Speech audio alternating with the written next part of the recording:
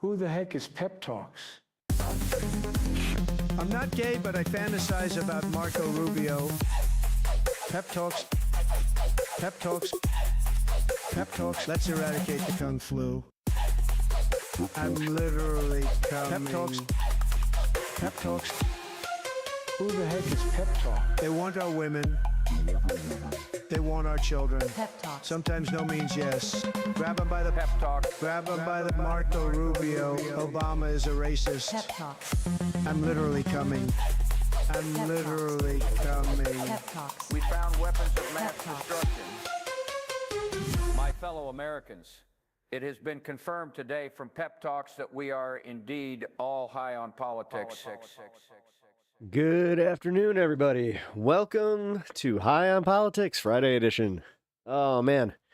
If you can't tell, I'm feeling, like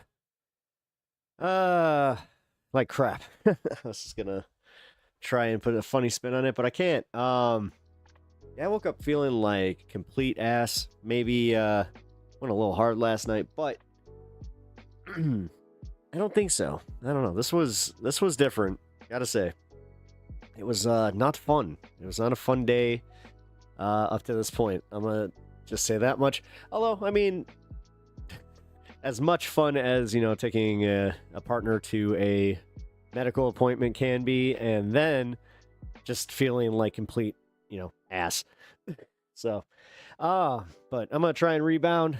Just hitting that go live button has already kind of helped a little bit. My voice is a little bit shot, though, so bear with me.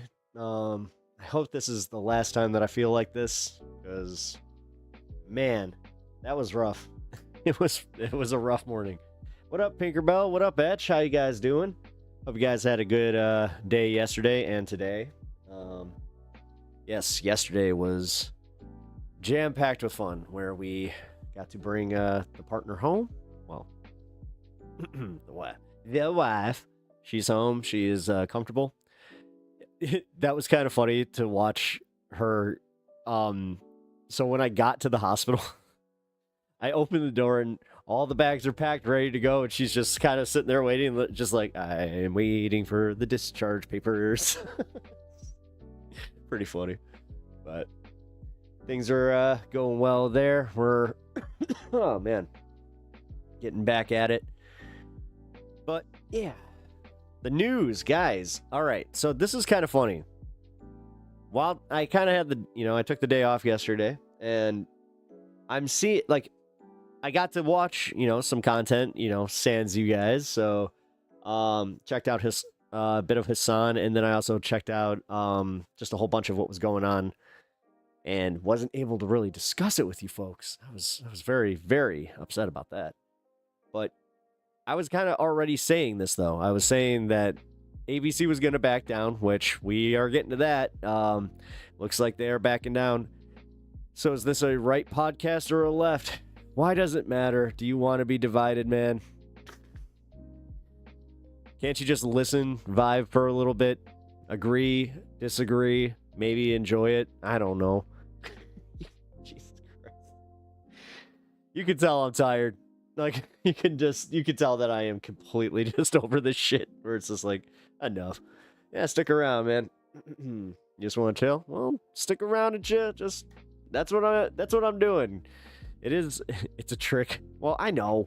Most people that come here and just ask right off the bat, I mean, no insults, sir. No worries. I understand. I'm listed. Guys, hold on. I am listed as a political channel. Hold on. I gotta walk that one back a little bit. No, welcome to the show, Joe. I really appreciate having you here. Love the posters on the wall. Oh, thank you, man. I appreciate that. See, we're already starting on a positive note. I like that. Once I get to the politics, then you'll be like, whoa, I either agree or I completely disagree. This is wild. Oh, man. Actually, you know what? Hey, cheers to you, Joe. Thank you for joining the show. Yeah, if you do find yourself enjoying it, hit that like button, and then you can subscribe if you find yourself having fun. Yeah, and guys, come on. Let's hit that like. Come on. Let's get this. Let's get the stream out there. Come on, come on. I'll do the. Don't make me do the YouTube thing. I'll do the YouTube thing if you guys. I'm gonna go full Philly D on you guys. Phil DeFranco mode. I want to know what you guys think in the comments. This is a Jesus. I'm sorry. I'm not trying to make too much fun of him, but man, is he. He's consistent, if nothing. I'll say that much. Oh, that tastes good.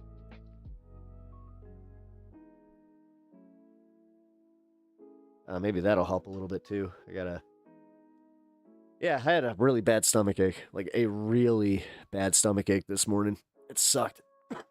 And it turned into, which end?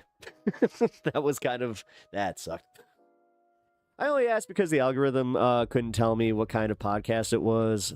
I got all excited, then felt like Homer Simpson at a lesbian bar by, I'm Democrat, by the way. Oh, then I think you'll vibe. I'm a Democratic socialist, so, you know, might be a little more left than you, but I'm also, you know, I don't even want to say, because if you use the terms that are out there now, it's just, it's all built to divide us, folks. We gotta stop. That is one thing. I had a little bit of a, oh wait, it's a political stream, not really a podcast. Oh yeah. I'm not really a podcast. I am a streamer. But I do more of a radio type of show where I always try to incorporate theater of the mind when I can, when I'm not watching, you know, the occasional video. Occasional. I also like to go through some of the YouTube algorithm and see what other people have to say, kind of add my takes to it. But no, I think you'll have a good time. Thank you for joining, and yeah, definitely hit that subscribe button, because it helps me a lot. I'm a smaller YouTuber, so I vibe with the idea, idiots hear socialism and think Soviet Russia. Dude.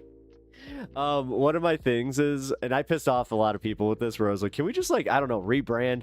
They're like, what do you mean? I'm like, just using the term socialism, it's just the whole, like, I grew up during the Red Scare, so it's kind of like a bunch of Republicans, the second they hear that, they're just like, Rah! Red Stars, no! I mean, dude, I actually have an uncle that is that, like, anti-commie, that he used to criticize the red stars on the Chicago flag. So, I wonder if he's still like that. I haven't talked to him in a long time, but hey, I did that on just a baseline observation where I'm like, whoa, if there's like one thing that they're getting pissed at, maybe, just maybe, we can do something. Like, I make the joke where I'm like, we could call it super fun, happy something. I don't know. It's just, I don't actually have the answer. I just have the criticism where I'm like, oh, we're still using these terms, and then we hold on to them, and it's like, no, we must, the rebrand must come with the understanding and blah, blah, blah.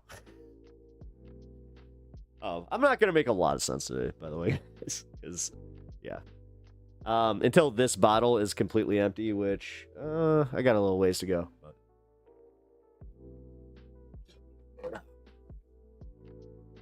Liquid IV is keeping me alive right now. I am not sponsored by them. I don't care. It is something that if you do not already have that in your life, make it a part of it. Like, Liquid IV rules. Maybe I could get a sponsorship. I don't know.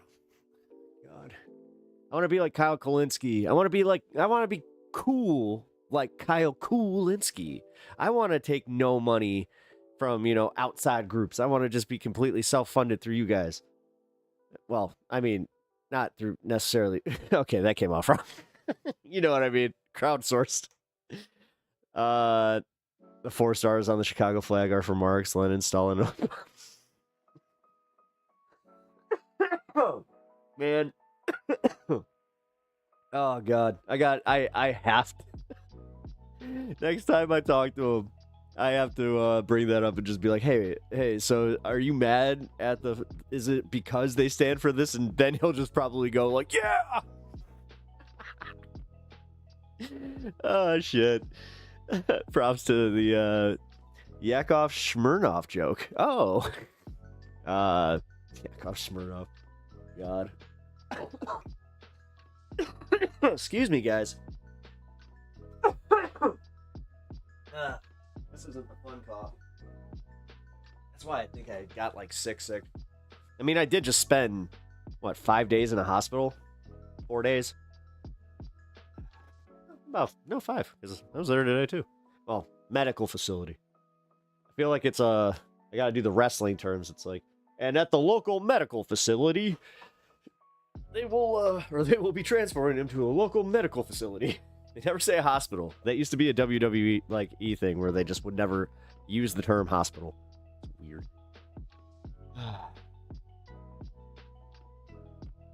You never took time for your illness? I didn't. I just kind of I was thinking, I was focusing on the wife, focusing on the stream, and yeah, I really didn't take much time for myself, so that might have had something to do with it. Oh man, so medical facility and hospital isn't the same thing. I mean, they technically are. I mean, right? I think so. Right, Cayman? Also, welcome in. But yeah, I think they are. It's just, again, the fact that they never use, well, it's kind of like the open secret that they don't use the term wrestling in WWE, or they didn't during the Vince McMahon era. He had a literal thing where he would call it, it's not wrestling, it's sports entertainment. It's like, okay. They're not wrestlers, they're sports entertainers. It's like, okay, we get it.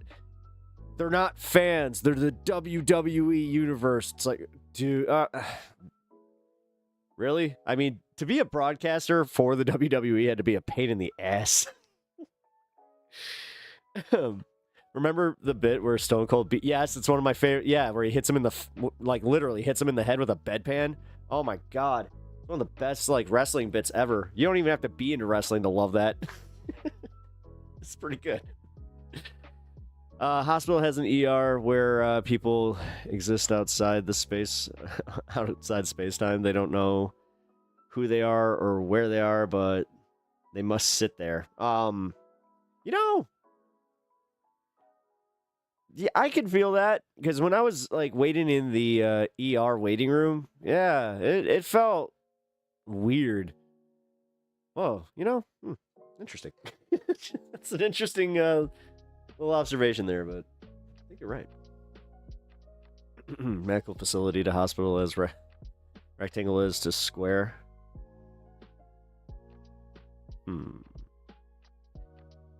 Okay, so I could have just said medical office, because that is different.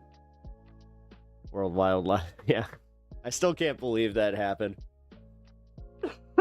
All these years later. Do you know that it's actually been called the WWE longer than it was called the WWF?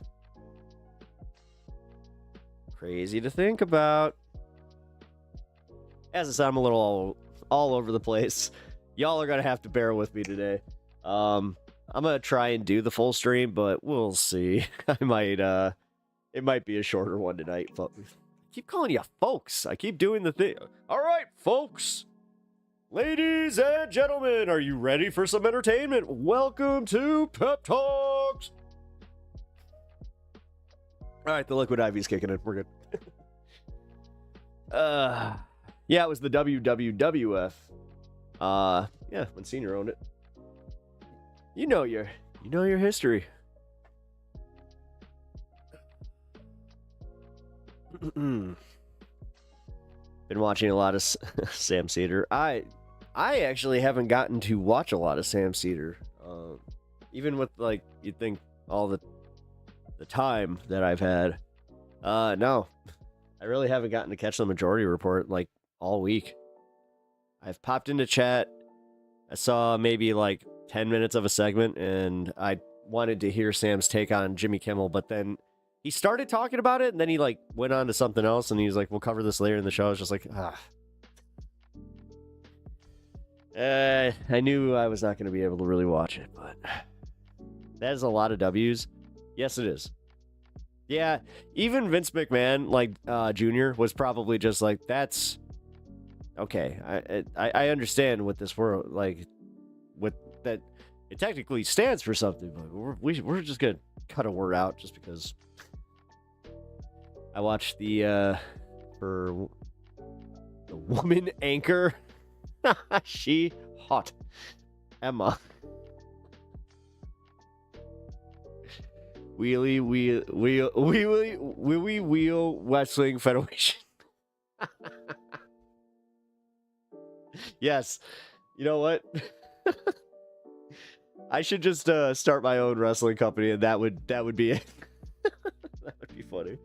Oh, Joe, I'm glad. I mean, I'm glad you have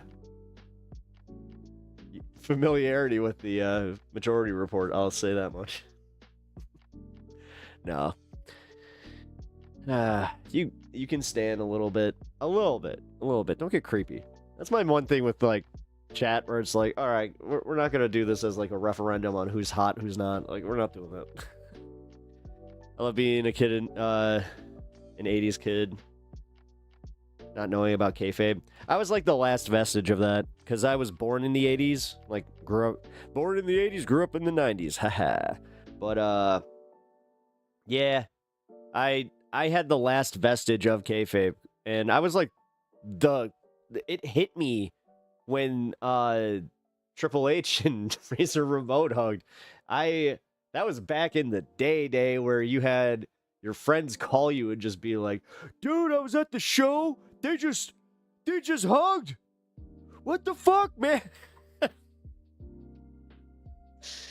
Yes. Oh, what happened to that one guy? It's still real to me, damn it. Do you think it's still real to him? I know that there was like a Daily Show. Wait, somebody did like a faux news segment and caught up with them. Man, I gotta look that up. Born in the 70s, grew up in the 80s. That's why I love Stranger Things. Nice. Yeah, I mean, I love Stranger Things because Stranger Things rules. Oh, it's close. We're getting there. What is it, like October 1st or something? Oh, man. Yeah, we're almost there. Taker kept his character the longest. Kinda. I mean, yes. Yeah, okay, hold on. Up until, Macho Man died. Because, let's see. Oh, yeah, he was a few years, like what? Not even 10 years after Macho Man? It's time! It's time!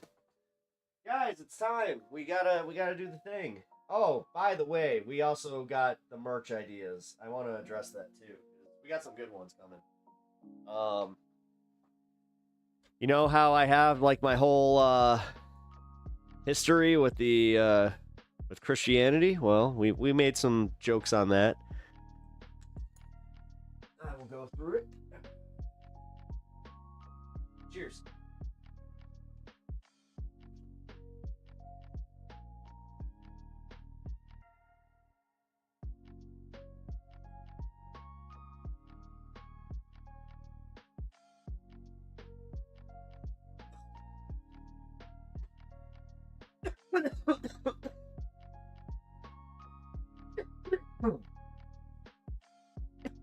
Now that was a good cough. Takers from a bygone era. You know what's weird? I'm not sure if you guys ever have that, where you were watching something and somebody debuted, and I got to watch Taker's debut. Where it felt like he was truly the new era, but because I was so, steeped in the before times, I have that this weird thing where I'm like, yeah, Undertaker's still technically a newer wrestler. It's like, no, he's not. What are you talking about? Fuck, I remember I had that with CM Punk too, where it's just like, yeah, CM Punk's technically like the post Attitude Era, God, anyone that was post Attitude Era, you're just like, yeah, they're still kids. Yeah, they're not. I'm not so young anymore. Oh man. Oh, and I'm bringing that up for a very specific reason, because of not bouncing back the way that I used to. Jeez. When I get sick, it sucks. Jake the Snake, Honky Tonk Man, Andre the Giant, Hulk Hogan. Hulk Hogan. How are you going to forget? The Iron Sheik. Baba. You know, that is not going to do. I rubbed that jabroni Hulk Hogan's face in your face. So ugly. His face so ugly. His ugly will rub off on your face. That's essentially... that was essentially an Iron Sheik frickin'. Yeah. Oh, you met Iron Sheik? Yeah, dude. I never got to meet Sheik. I did a Ric Flair meet and greet at a like car show though. That was fun. Let's see. Obviously CM Punk. Met him multiple times, and then just a whole bunch of like, you know, indie dudes who, you know, some of them became bigger, some of them worked behind the scenes. It's cool, whatever. I'm not gonna make this a wrestling Stunlock podcast because I do want to talk about the Jimmy Kimmel thing because I totally stunlocked off of what I was saying. You never rode Space Mountain, really? Oh, I got to do that. That's cool. I got to ride it with the lights on too. I was one of those ones where there was like a really bad storm or something, so they had to bring the ride in and they had to turn the lights on. It took the magic away immediately. But it was also cool because it was just like, ooh, this is a lot smaller than I thought it was. That was, again, when the magic was just, oh yes, this coaster felt a lot larger. But then you realize that it's like, it kind of wraps in on itself like it's a big bow. Pretty cool. Oh, dude, I'm really into like the roller coaster stuff. If you guys like those types of channels, I can recommend those. Because yes, I like the ones that like they have the footage of the rides before they were decommissioned. Oh, they're the best. Made me do it again though. I still locked off Jimmy Kimmel. I am trying to talk about this because man, I broke that story. Well, technically. Jay Sands. You know what? Shout out to my viewer, Jay Sands. I have a formal apology to make to him. Yeah, they were right. They were completely right about what was going on. They reported on that 10 full minutes before even like any of the normal publications jumped on it. And then the normal publications that jumped on it first was Variety and Hollywood Reporter, which I made my piece there because of how they handled the Howard Stern thing, where they're just like, Howard Stern retired and put Andy Cohen in charge. It's like, oh, you couldn't even wait 15 minutes to get through the bit? Ah, that's kind of funny. What's up, Bryant? How you doing, man? I was just telling everybody that I'm not feeling great. I feel like complete crap. So, if I seem a little off, then you know why. Trying, like I said, to just power through this liquid IV. Playing Zelda, oh, nice, Tears of the Kingdom. That's one of my favorite games of all time. Actually, I think I have that like loaded up right here. Funny enough, in my Tears of the Kingdom LED switch, which I still use. It's weird when you get like a Switch 2. There is this like part that it's almost, I almost said something you could have clipped there. It's almost like it's too large for certain games where it's just like, this doesn't feel right. Tears of the Kingdom is actually kind of one of those, in my opinion. But I need to get the upgrade because apparently it runs a lot better, which now I'm starting to think they did that on purpose, didn't they?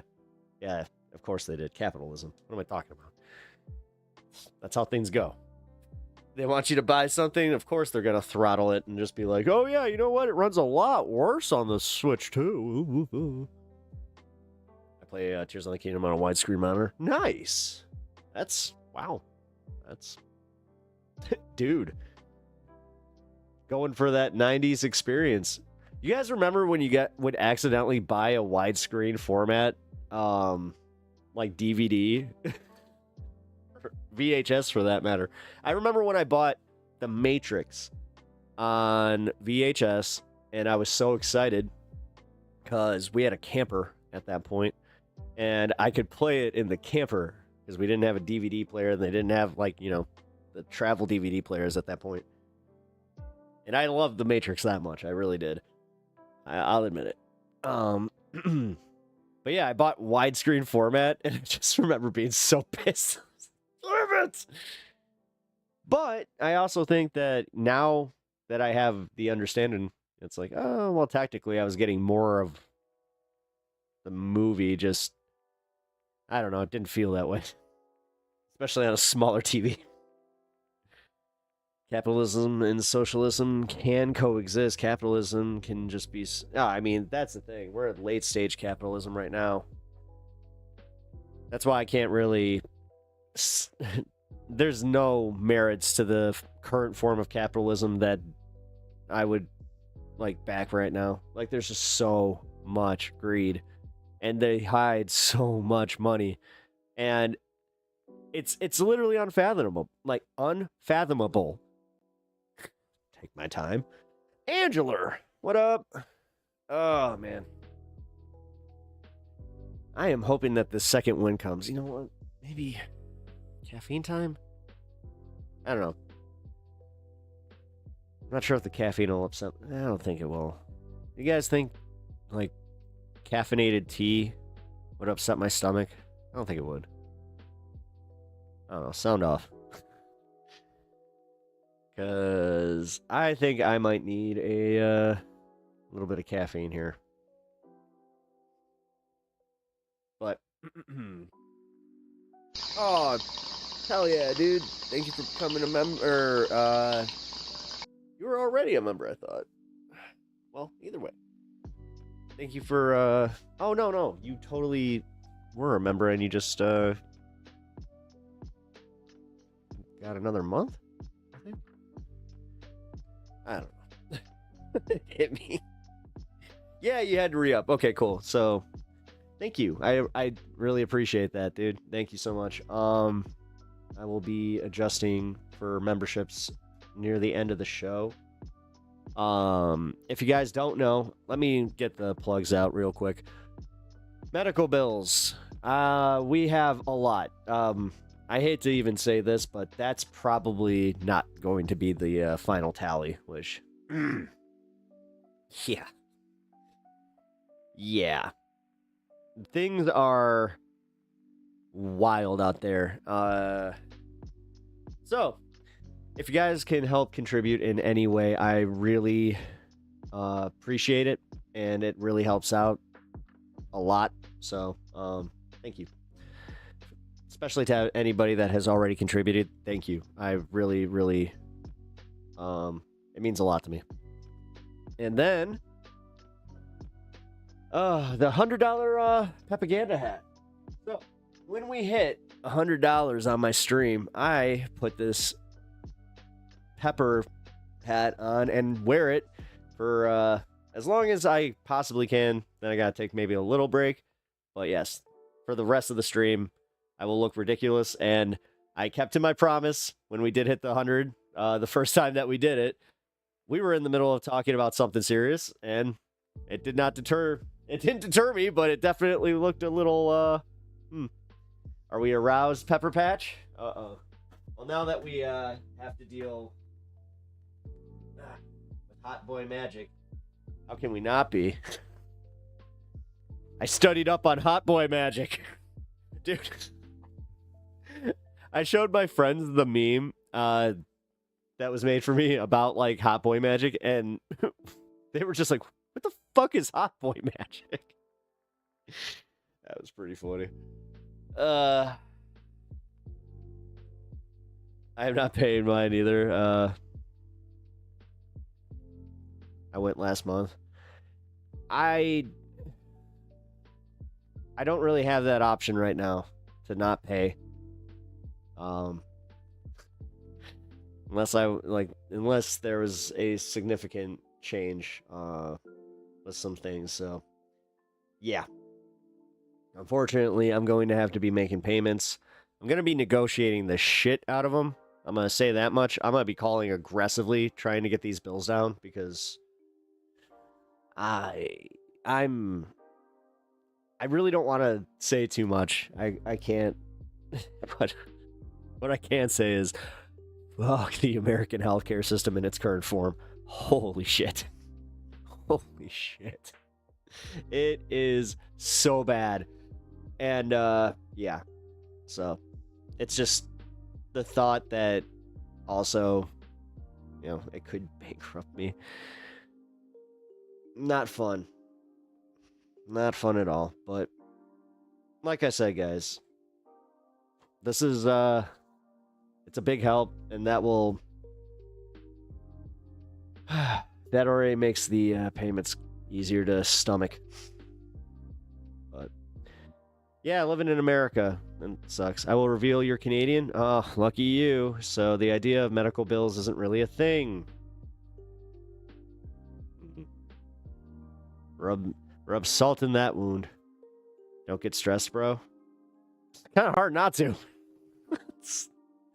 I'm trying not to. Like, I'm trying to hold it together and not completely snap. Joe, you're new to the show, so yeah, I've had a lot going on. I share pretty much my entire relax, guy. Nice pull. But yeah, I share like pretty much everything. I'm an open book, and yeah, you know, had a my mom died unexpectedly this year, and then, you know, I have a 16-year-old dog that is still here, by the way, guys. So, you know, that's good. This is good, but also gonna have to say goodbye. And then, yeah, having just unexpected medical bills was just, and you know, a partner that was in distress. Actually, it should be the other way around on that one. Having the partner in distress is the icing on the cake. It really is, man.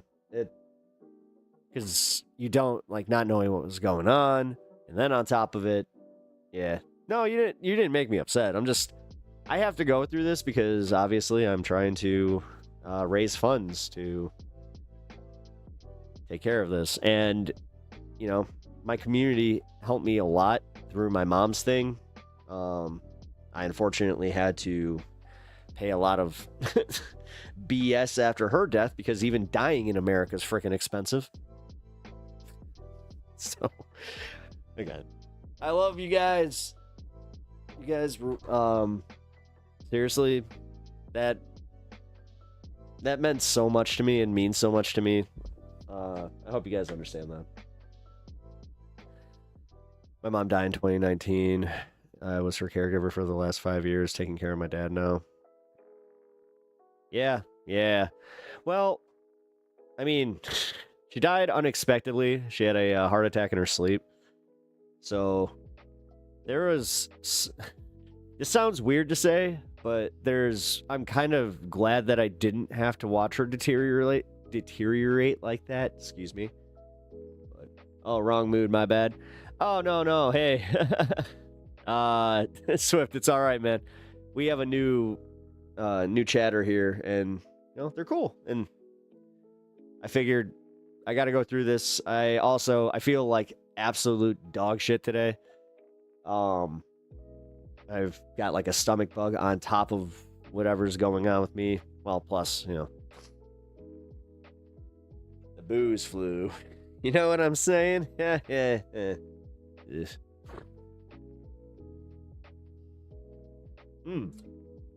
Also, I had to say goodbye to my third space last night.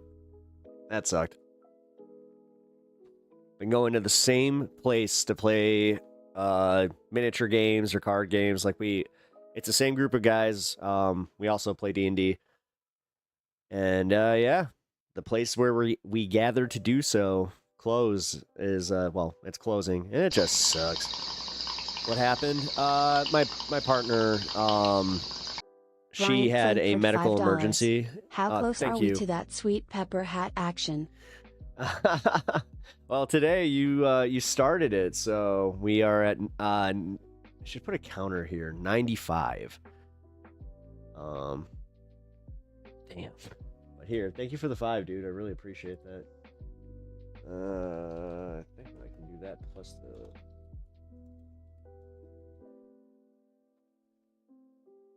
membership. Give me just one quick second here.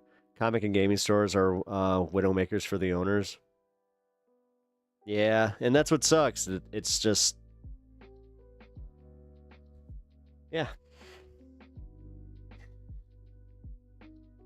I didn't think I'd be as emotional as I was, though, when it closed.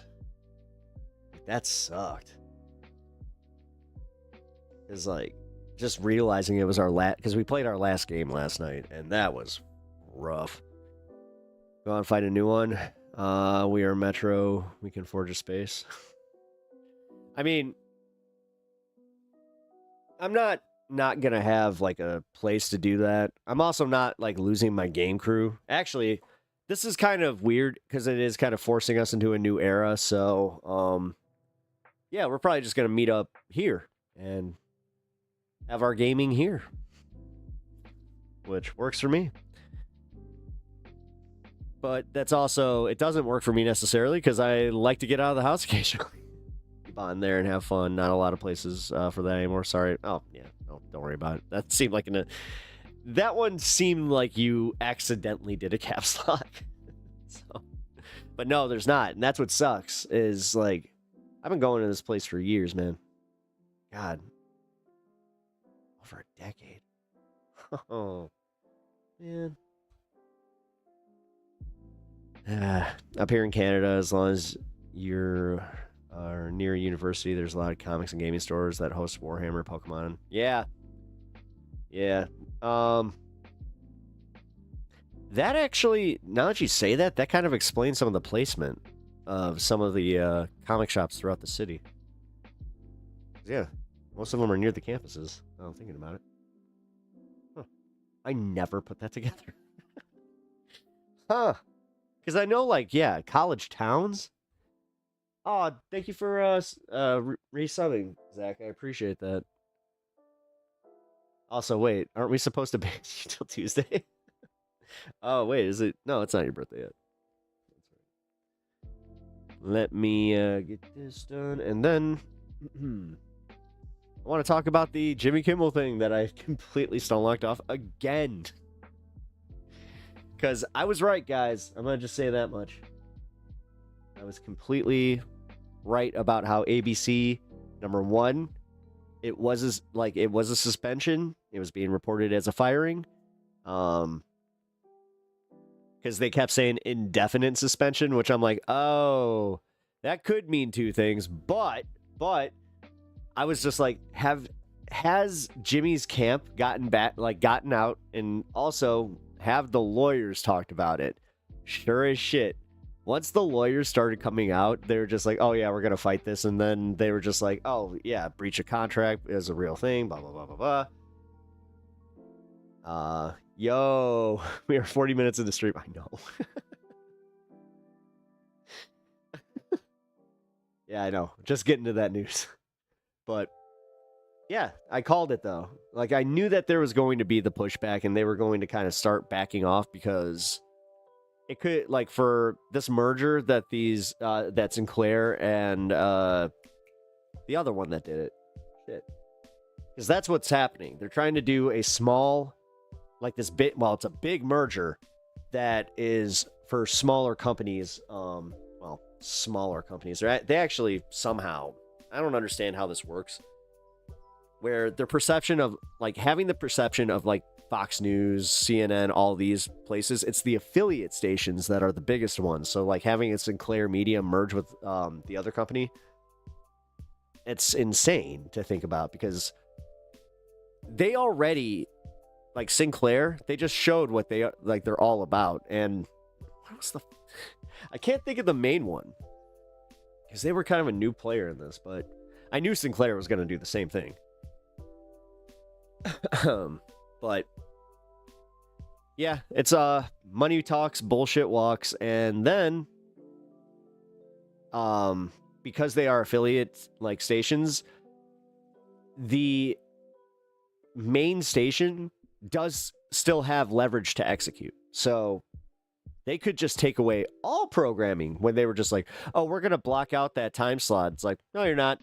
We're going to block out all your time slots. We're not going to allow you to carry our stations.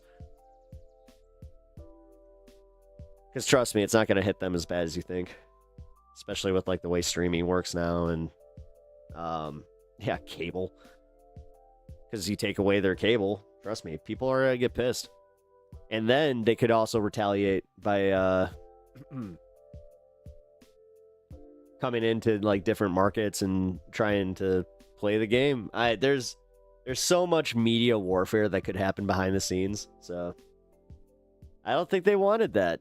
And plus the FCC chair legitimately he's a tyrant who doesn't understand what he's talking about, and he has absolutely no regard for the freedom of speech. So when you have people like Megyn Kelly and Tucker Carlson coming out just blatantly saying like, no, nah, you know, I'm glad he got fired, but fuck you. Like, that was wild. Like, what are you guys doing? But they could also say, hey, you know what? I'm not glad that he got fired. That's fucked up what you did. Like, they could just say, it's messed up what he said. It sucked, but he had the freedom to say it. That's kind of how that should be said. I'm glad someone is pushing back at least. Well, here's the main one. And it hasn't been fully reported yet. That's why I'm trying to be careful here.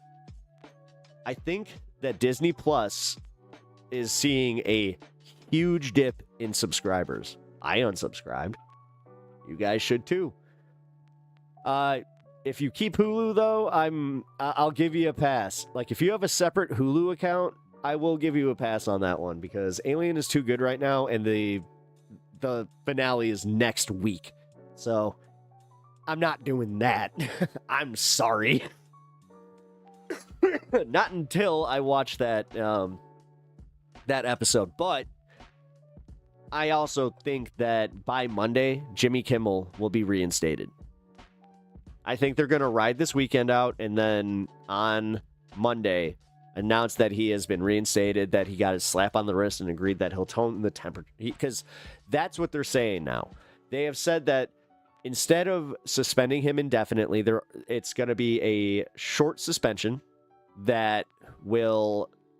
that was just like, yeah, we want him... they're saying, we want you to turn down the heat. Which... What? Or turn down the temperature. That was their wording. But honestly, you just said it. No, Jimmy won't come back. It depends, because you don't want breach of contract on either side. But wait. No, because it's an indefinite suspension. Had it been a blatant firing, then he would have the opportunity to not come back. But no, he's still under contract. That's why, guys, I hate how boring things are, but I know business speak like this, and it sucks, because especially for a guy like me, where it's like, oh, why do we gotta play legalese? God damn it!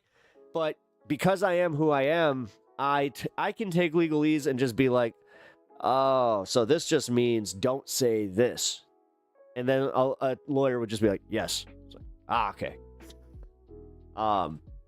But with media law specifically, yeah, with an indefinite suspension, if they bring him back and he is still on the books, he's still getting paid, he doesn't really have much leverage. He could just keep saying whatever the fuck he wants to say, but that's also, he's got to play that one a little carefully, because there is a, for the public interest, that is the language.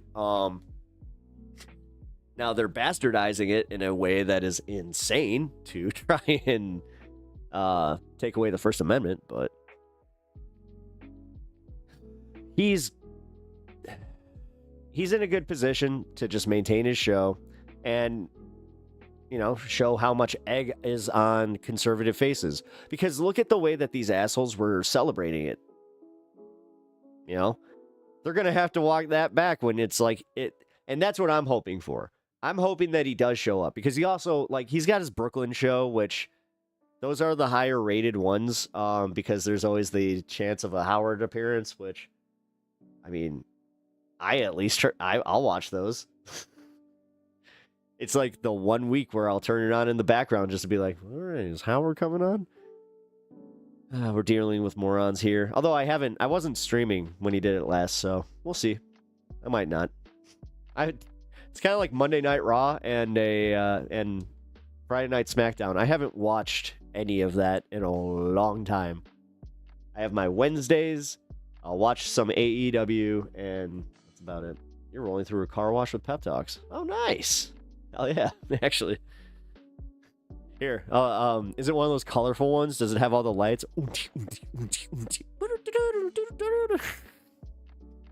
The system is down. The system is down. The cheat is grounded. Hashtag bring back strong bad. You know what? Maybe that's what the world needs. In these dark and harrowing times, the hero that we need was underneath our noses all along. What? What are you talking about? I was just here trying to get Homestar Runner. Come on, cheat.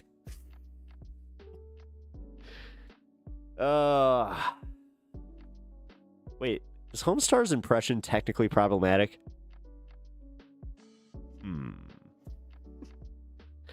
We can debate that one later. On USA Network and TNT. Well, that's the thing. Like, having cable now just doesn't make any fucking sense.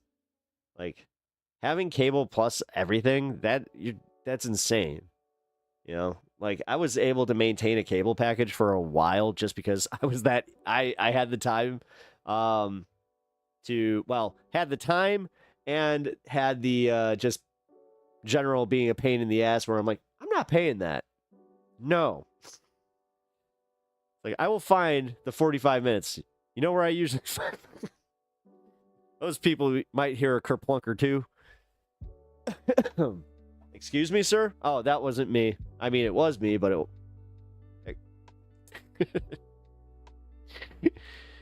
Sir, we brought your bill down by 20%. Oh, yeah. All right. I'm subbed to one service. Really? I always respect that. I unfortunately am not. I'm subbed to God. Well, let's see. What do I got? Like 4? Something like that. Fiber internet is the best. Totally not just saying it so I make more money. Actually, Zach, is it actually that much better? Because I don't know. I've been thinking about getting it. I have the opportunity, so I'm thinking about doing it. I don't know your name, Fearless Leader, but you have given me a stream where I feel chill. Oh, I'm Pep. Nice to meet you, Joe. You can call me Pep. I'm technically Pep Talks. That's my channel. Yeah, here. I'll actually give you the link to the channel. Definitely hit that subscribe button, 'cause that helps me. And I'm not kidding. Like, especially like with bigger YouTubers, I think that's kind of the downside. And I'll admit that I saw this.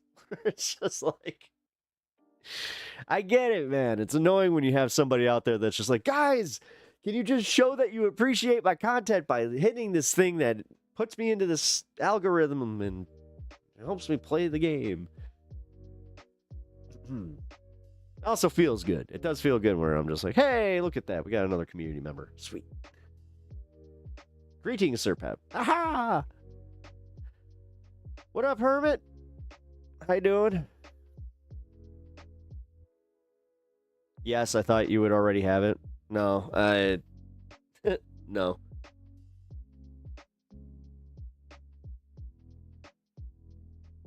No, I've been using whatever is the Chicago buried lines. That, yeah. Streaming is a crazy, weird business model. It is. There are times that I kind of wish I had like a structured show, or not even a structured show, but it would be just by the merit of having like a company behind me, like working for a radio station or something like that. Just knowing that I have, you know, enough income to just be like, this is what I can do. But yeah, streaming is a weird business model in the fact that it's like the algorithm could literally just one algorithm tweak and boom, everybody's YouTube pages are done. That's why Kyle Kalinske was like panicking with this new adpocalypse, because a channel his big, or a channel as big as his, what the fuck just happened there? Yeah, that could have major consequences because he survives on ad revenue. Like he doesn't have he doesn't have, you know, subscribers. He has subscribers. God, it's the word I'm looking for. Sponsors. He doesn't do the sponsorship content. He doesn't do any of that. Which I already did something that Kyle could truly just be like, I have never had a sponsor. It's just like, well, I have. Check out Ground News. Although, yeah. We'll see what's up with that. He uses Google Ads only. Yeah. Well, I mean, oh yeah, he's not on Twitch. I forgot about that. So he's only got that one source. Huh. Well, no, he's got Patreon. Hold on. No, he's got the Patreon thing, and he also does get, like, well, membership revenue and super chats and all that stuff. I can see this as a job, but you'd have to be controversial in some ways, which is sad. Dudes like you, Pep, should have the numbers. Oh, man. Thank you. I appreciate that. Really do. I'm trying my best. I've only been doing this for not even a year. We're getting there. But even for doing this for only a year, I've got, like, I don't know, man. I kind of did, you know, pretty well. I'll just say that. After you realize how hard it is to kind of break out on these platforms, it is kind of, you know, it's one of the few pats on the back that I can give myself where it's just like, haha, you did it. Good job. And now look at me. I'm on This Space. I also have a second show that is on a different stream called This Space on Tuesdays, where I do an hour. That one's a little more streamlined. This week, I hate to say it, because with everything that was going on, I had nothing prepared, and I was just like, I guess I could just do two of the segments that I had pulled up for the show that day for High on Politics, which I try not to. I try to like do more of a theme thing where I try to do two topics and just set like about a half hour per topic. Welcome into the internal logistics of Pep Talks. Shake my hand real quick. That's my favorite way to say smash that like. Yes, because that's going to translate real. Shake my hand real quick. I mean, hit. You see the thing that looks like this? Hit it. All of a sudden, when I said hit it, now I got freaking it takes two to make the thing go around. Gotta head out. I would be back.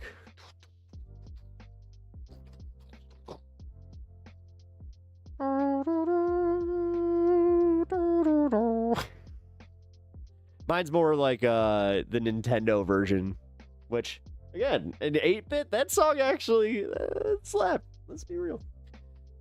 Jay Black always says shake my hand. Really? That's funny. But Joe, thank you for joining. I appreciate that, man.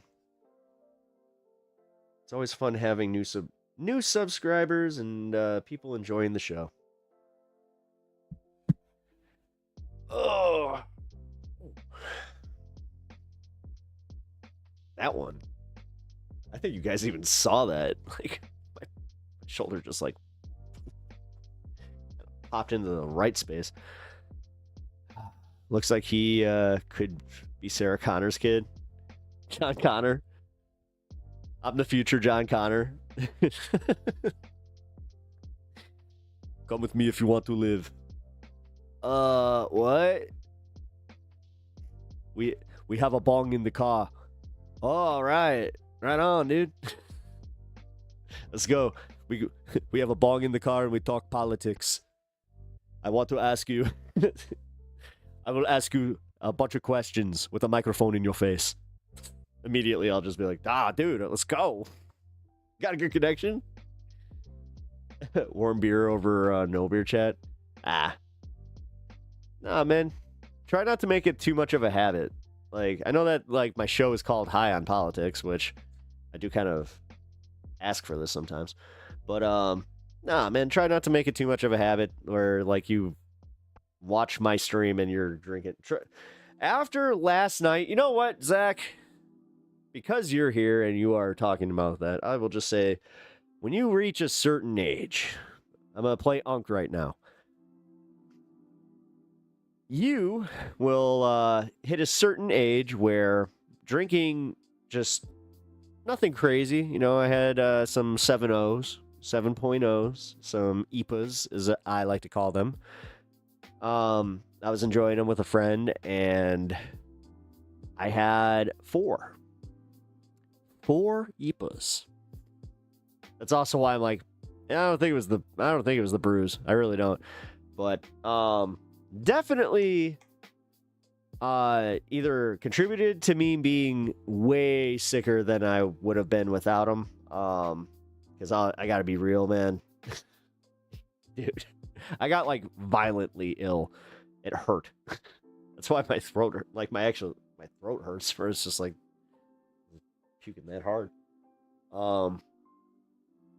But yes, you don't bounce back the way you once did, even with those. Because like dude, when I was your age, I would just be able to like, you know, well, I didn't really drink until I was 24, but in my 20s though, like if I did like get too hammered, I could just puke and just be like, all right, I'm good. You know, kind of bounce back. Yeah, don't drink and drive. Smoke and fly. Good call. Paw pet. Pet paw. I mean, we do call my pops that. We call him Papa Pep. Funny enough.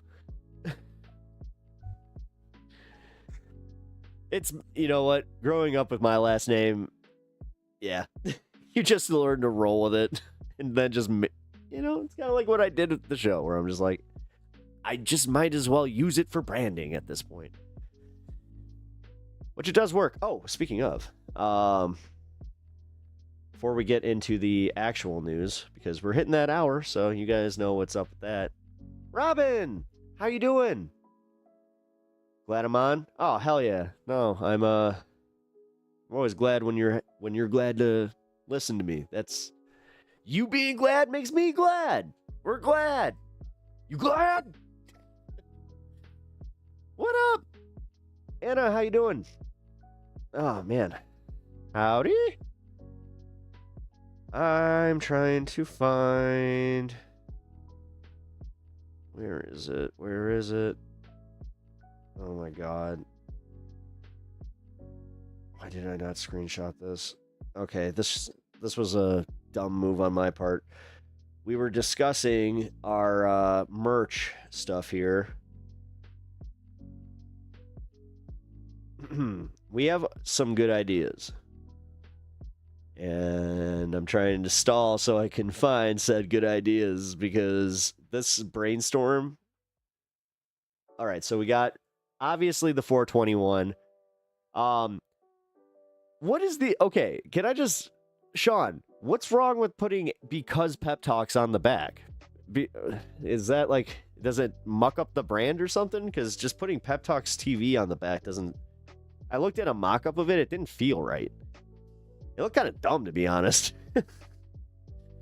And not having my like name on there, then it's like, it's got to be something. So, because Because that was one. Come on, come on, come on. We're almost there. Ah, here we go.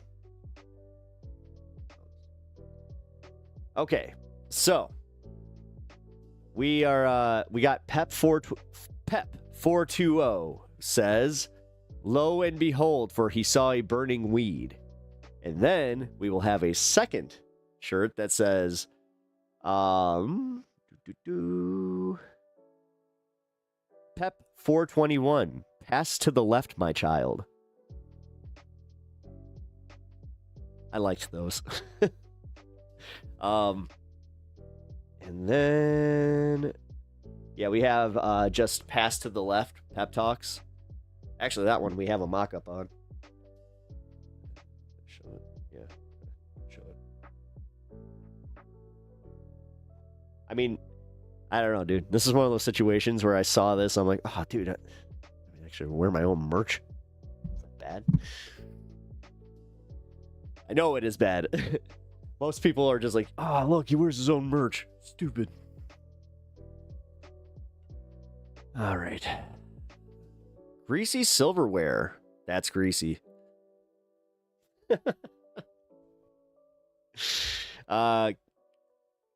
Kiwiana. Morning. Oh, I thought, okay. Whew. I thought that was an emote of somebody like throwing up. I was like, oh, you too? Yeah, I had a very, very bad, very bad morning. I was just talking about it, but 10 watching, 12 likes. We did it! Woohoo! That is good. That is good.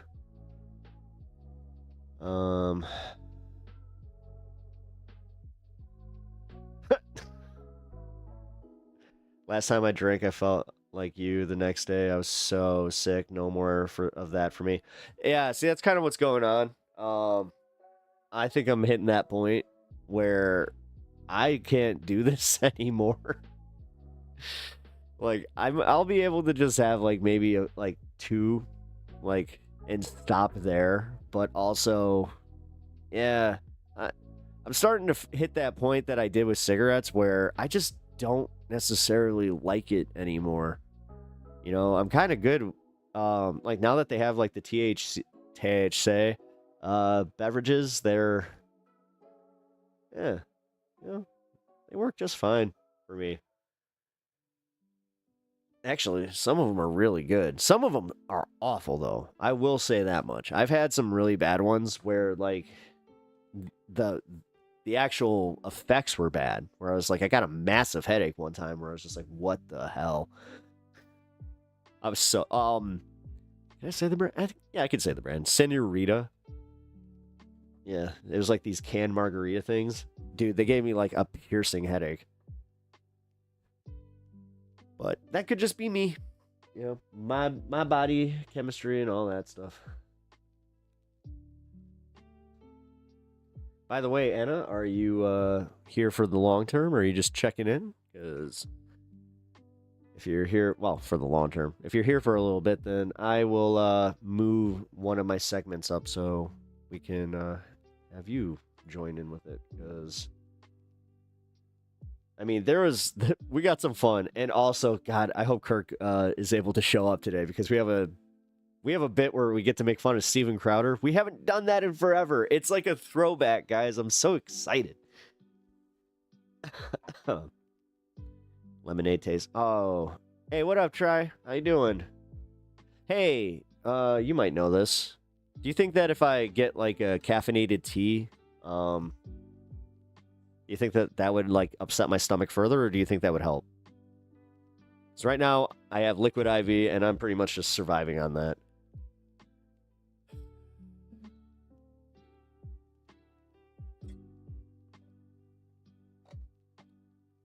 Nobody likes cigs? That's not true. Crowder is in the news? Dang. Not really in the news. He's on a panel. He was on Piers Morgan, which...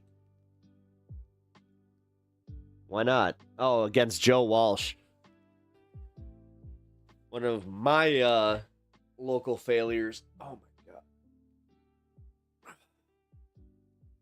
Oh, let's get to news.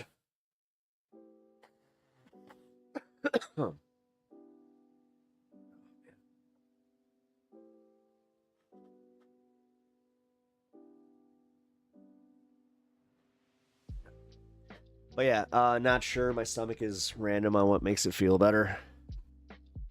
I have ginger tea. Wait a minute. I have a ginger tea. I could totally... Here, you know what? Ask if she can make me one of those real quick.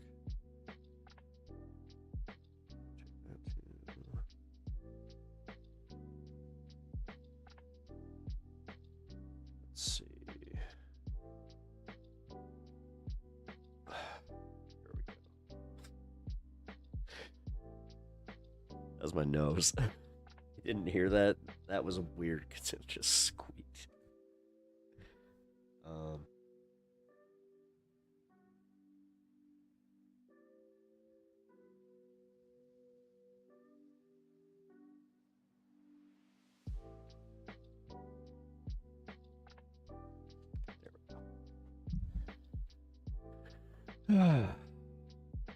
No, you just, I kind of got reminded that I have a ginger tea.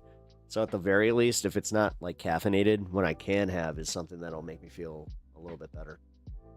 Stopped smoking in 2013. I would dream about smoking, wake up puffing with my hand. I mean, yeah, if I didn't have, like, this, you know, well, not this, but specifically, you know, the green, then I think I would have had an issue. I was able to avoid a lot of, like, it was mostly like oral fixation type of shit. Oh, hell yeah. Oh, that does it. Thank you. You know what? That will...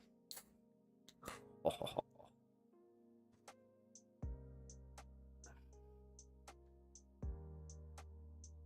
Cheers, guys. Nectar of the gods.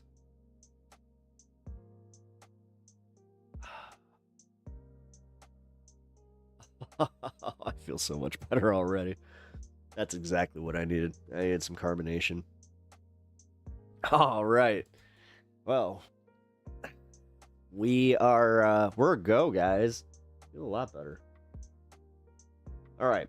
So, let's get to the news. And I also want to say about the news that it's not as dour as we were making it out to be, or as I was making it out to be. I have to address that last week, was it even last week? I feel like it was, but it might have even been earlier this week. Was it like Monday? Shit. I had a little bit of a crash out where, yeah, I was feeling just completely overwhelmed by this stuff. And then the media circus behind it.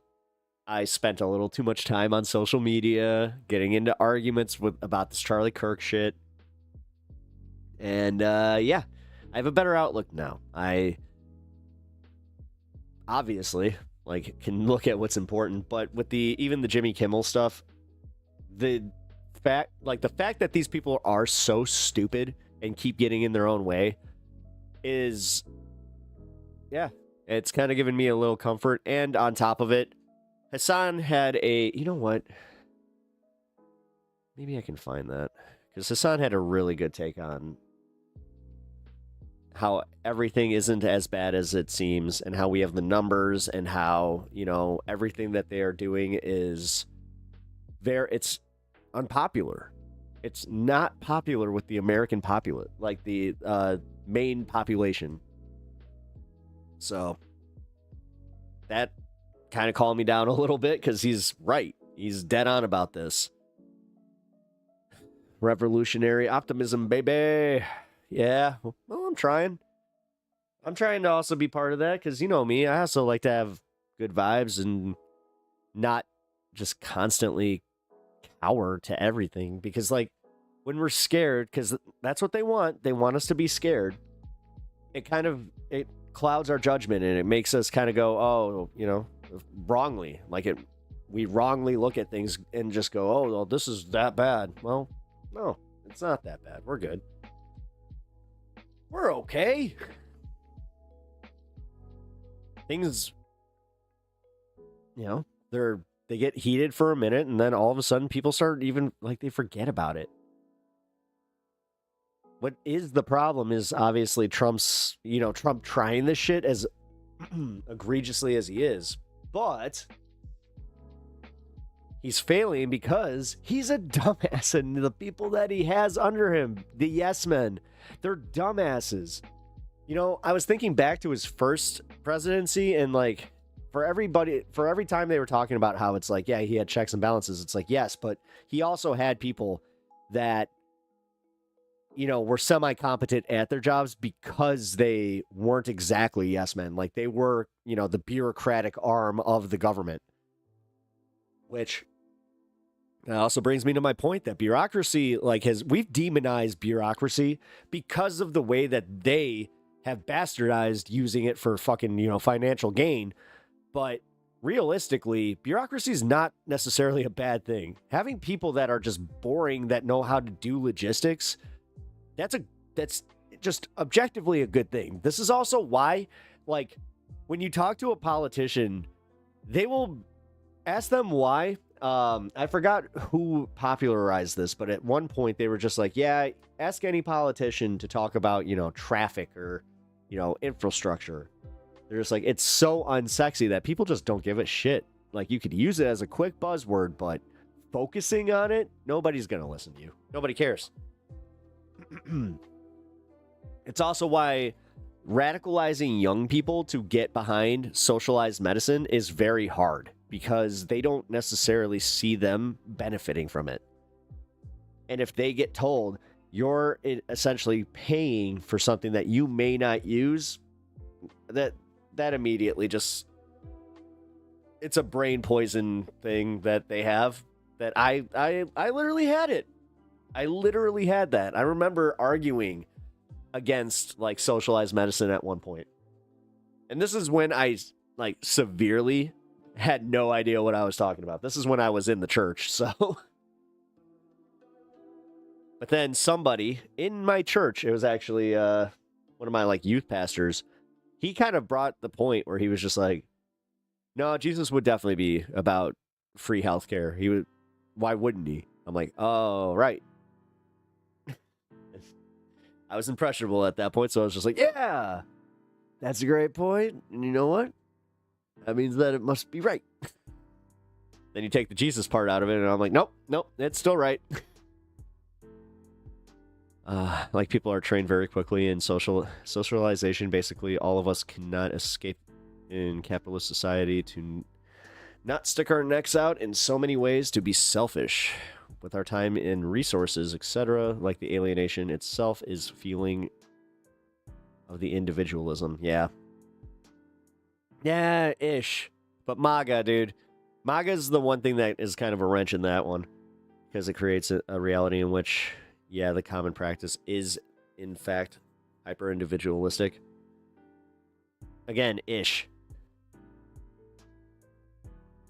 Oh, damn. Kentucky Ballistic is double fisting. I'll be back. I gotta go watch this lunatic for a minute. Oh, that's okay. Yeah, give me a shout out in chat.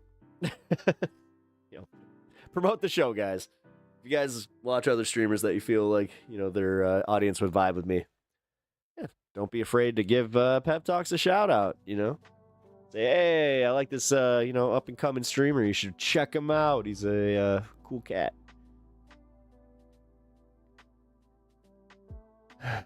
But that's not what's squarely before you. It obscures all, of course, all the universe of possible other ways we could be and live.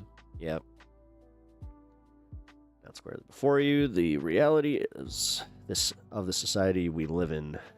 Well, yeah, and that's part of the problem. Always reconciling with the fact that we live in this, capitalist shithole. I want to stream and make videos, but I need someone to draw an avatar for me.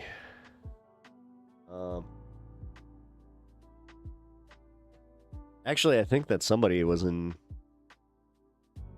the Discord, Zoa. I know that they were taking commissions, so. I would offer, but I really don't have time right now. So I have to be completely use Canva. I'm assuming you meant Canva, not Canvas. Yeah, I would say use the free. Yeah, use Canva. It's awesome. That's pretty much how I make everything.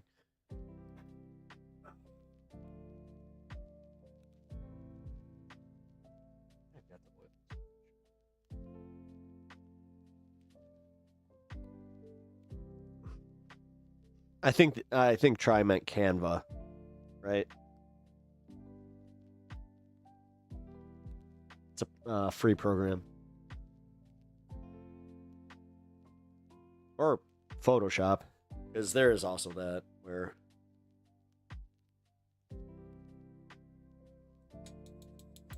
honestly, I will even give you the pass to do like an AI cleanup. If you were to like take a picture of yourself and then have it generate like a, you know, oh no, hire an artist. What am I talking about? Take that back. I take that back. Always support a local artist or somebody that can actually do, you know, the piece for you.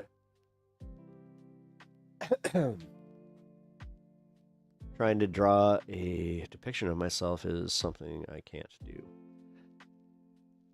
Well, no, I understand you can't do that. That's why I'm saying, like, I was about to say I'd never. Yeah, I kind of figured. So that's where I will say, yeah, if you can find somebody that, because I hate to say this, but commissions are, you support your artists. You got to support your artists, but there are artists out there that price themselves out of jobs. So that's the bitch about being an artist, is like, usually it's not about the money, it's about the art to, you know, then make the money. So you don't really know how to price your, like, I'm speaking from experience. I don't even, like, I did that with this where I didn't know how to price it. Now I kind of do. I'm happy with my pricing, by the way, because I keep telling you guys this. They recommended to use $5.99 as the starting point for memberships. I was just like, no.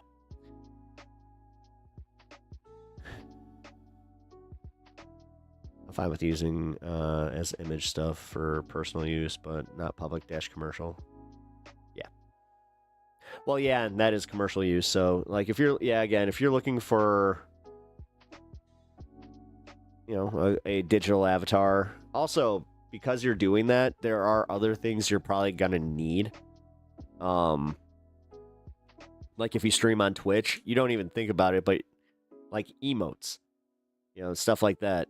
I was lucky enough to have a mod here that she did that in her spare time. So let me, yeah, I was about to say, I'm gonna do a smoke. Give me 1 sec.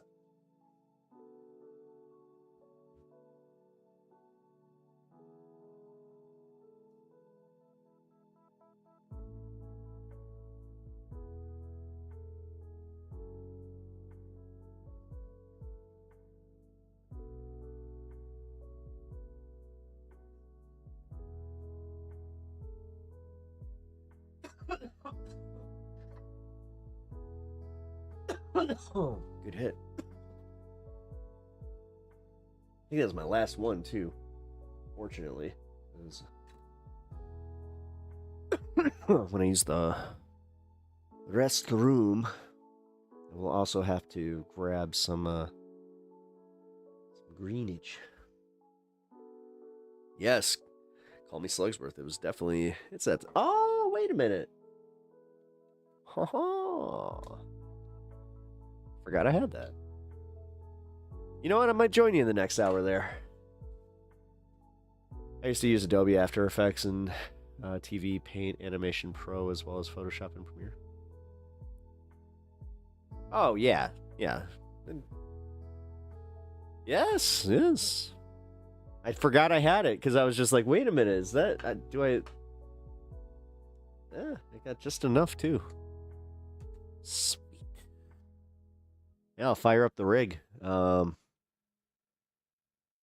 do that at the 220. All right. Well, I promised news. Let's get to the news. Cheers. Hell yeah. All right. This just happened. So we watched that Kat Abu Ghazaleh video about her being at the ICE detention facility protesting. So that got heated, where even the mayor got arrested. And they were firing tear gas. So here, give me 1 second. There we go. The pup is back. Oh, by the way, you guys can donate $2 to give him a treat. Luke Bowers, it's starting again at 6. What, the protest?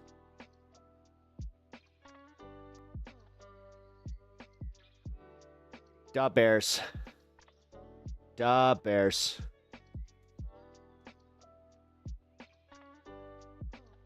Yeah, if I was into football. Yeah. The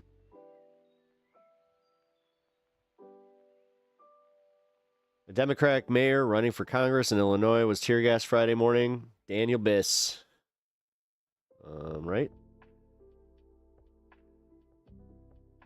At least one other person who identified herself on social media as Kat Abu Ghazaleh, a former journalist, also running for Congress, landed on the ground during the encounter after she was pushed by federal law enforcement in camouflage uniforms and face coverings. Abu Ghazaleh has been attending the protest for 3 weeks. She told CNN, "Oh, that explains it." Oh no, I feel kind of bad now. Also, welcome in Luke Bowers. How you doing? Welcome to the show. Abu Ghazaleh. Oh, there we go. Sorry. Yeah, that kind of, if you guys didn't know, we missed our first interview scheduled, and that would explain why. No. I'm not going to... I was about to be like, they could get better about emailing, as somebody who's not exactly great about emailing. So I'm going to just... She talks her shit and shows up to protests. Yeah, no, she's awesome. That's why... You know what? Here. There. And then you can do the QR code to help her campaign. There you go. She at least deserves that.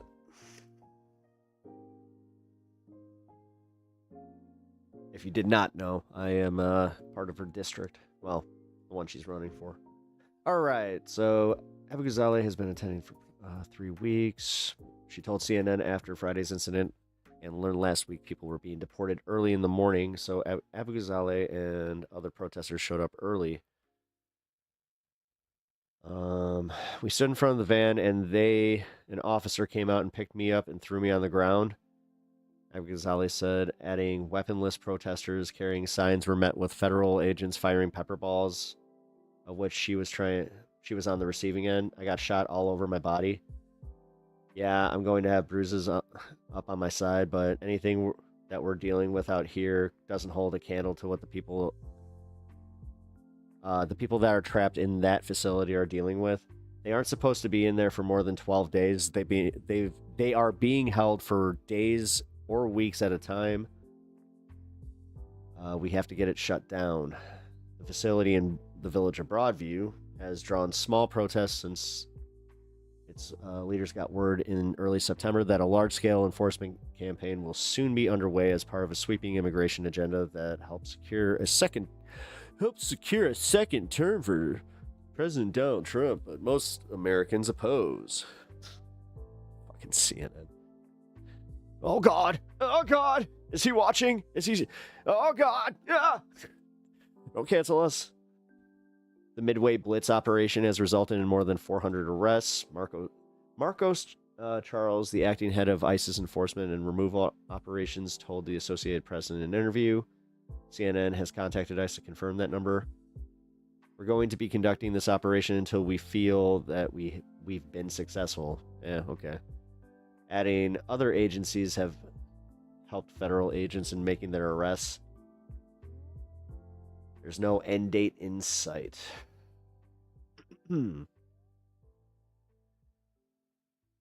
ICE previously said that the operations resulted in the arrests of hundreds of people.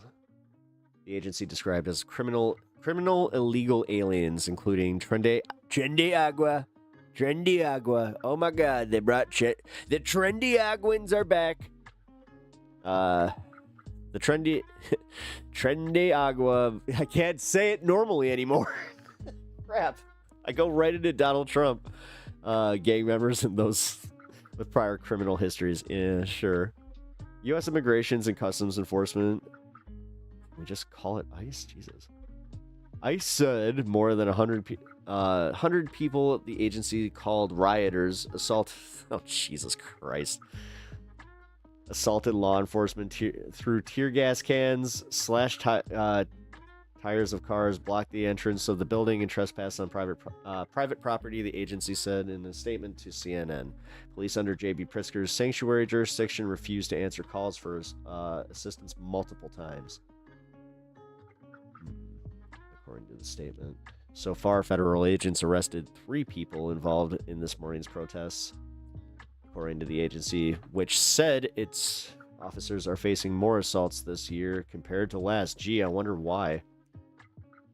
It's almost like last year, they didn't have this going on, and there wasn't this fucking, bloodlust for just anything that looks authoritarian.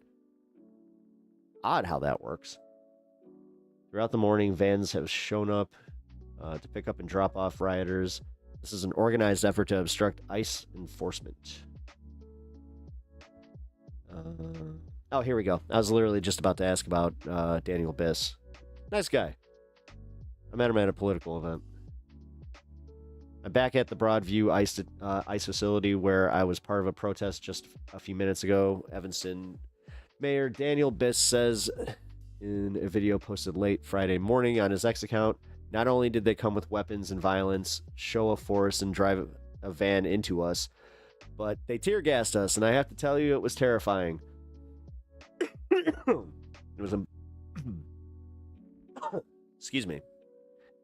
It was impossible to breathe and really, really scary, he goes on, but the point is, they are trying to intimidate us, to stop us from standing up and being part of a nonviolent resistance, and we will not be intimidated. Here's a picture of them getting tear gassed. The Department of Homeland Security decries the protesters. Desperate politicians want their 15 minutes of fame, and they're willing to do it off the backs of our law enforcement. Oh, you bunch of pussies. Cry harder. Well, you don't like us. Agency posted it Friday morning atop a news broadcast of the Chicago ICE protests. They are putting them at further risk to get on TV just to get a viral tweet. It's pretty despicable. Recently, 2 officers had cars used as weapons against them. Gee, again, when you don't identify yourself, you jump out of a random vehicle and we're just supposed to trust that you are, federal agents when you don't identify yourself or show your fucking face. Yeah, man. Yeah. I just gotta say, that's totally fucking, that's wild, guys. I can't see why that would happen. The men and women of ICE put their lives on the line to protect the people of Illinois and all Americans. Yeah, Trisha. Protests outside Broadview facility continued midday Friday with a handful of demonstrators holding up signs, cell phones towards a fence topped with barbed wire. They're expected to continue through Friday evening. Evanston is a progress. Yeah, it is.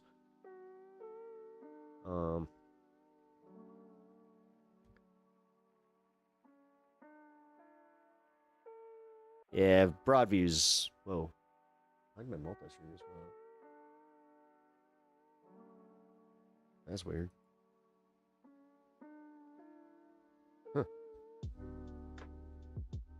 I just lost all of my chats. Sorry, guys. I don't know what the hell happened there. Cat's alright, but the Angry Ginger had a less than successful conversation with her once. She wouldn't interview unless the questions were predetermined. Oh.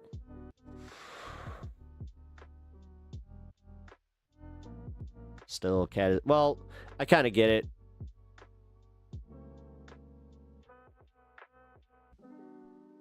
I could kind of get it. I mean... Yeah, hold on, because I'm thinking about another person that I'm going to be interviewing coming up. They did have like a request that I just kind of... Here, you know what? Let's see. What was the exact language they used?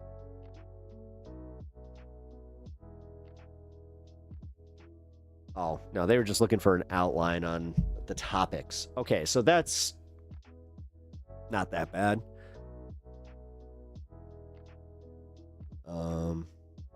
Still, Cat is great. Anyone putting in the work is already 10 steps above the average American. I'm not holding a grudge. It was just really weird. No. I understand that. I mean, dude, I have my issues. Like, one of my predetermined questions is, you being from Texas, did you choose this district specifically because it was going to be an open district? Or would you have gone to New York had you had the opportunity there?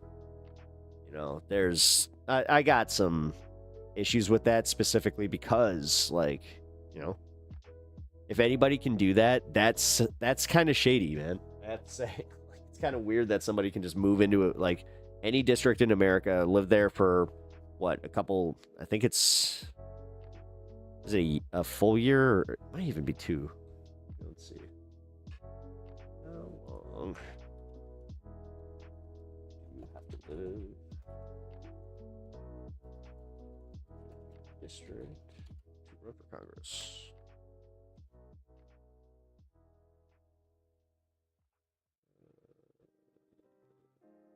Residency at the time of the election. Yeah, that's. Yeah. I don't know, man. Maybe this is just like that Chicago boy in me, where it's just like, you know, if I don't hear somebody like be able to answer the Cubs Sox question immediately, you're disqualified. And then it is just like the Texans. No. That alone makes her awesome. Oh, I didn't know that. I did not know she was Palestinian. Like, I do know. I saw some of her older stuff because I looked up her Media Matter stuff, and I was just like, let's see what she covered. And I also got into the lore of why she left Media Matters. Which...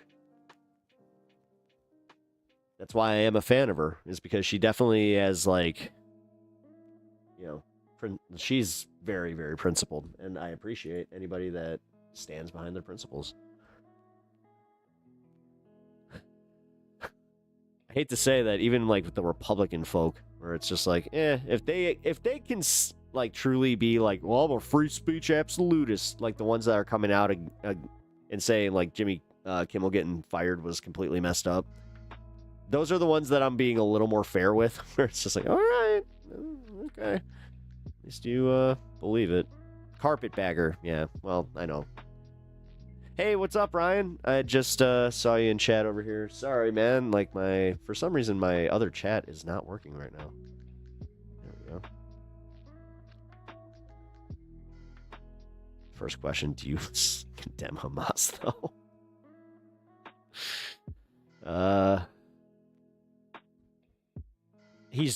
Dude, Seth is joking.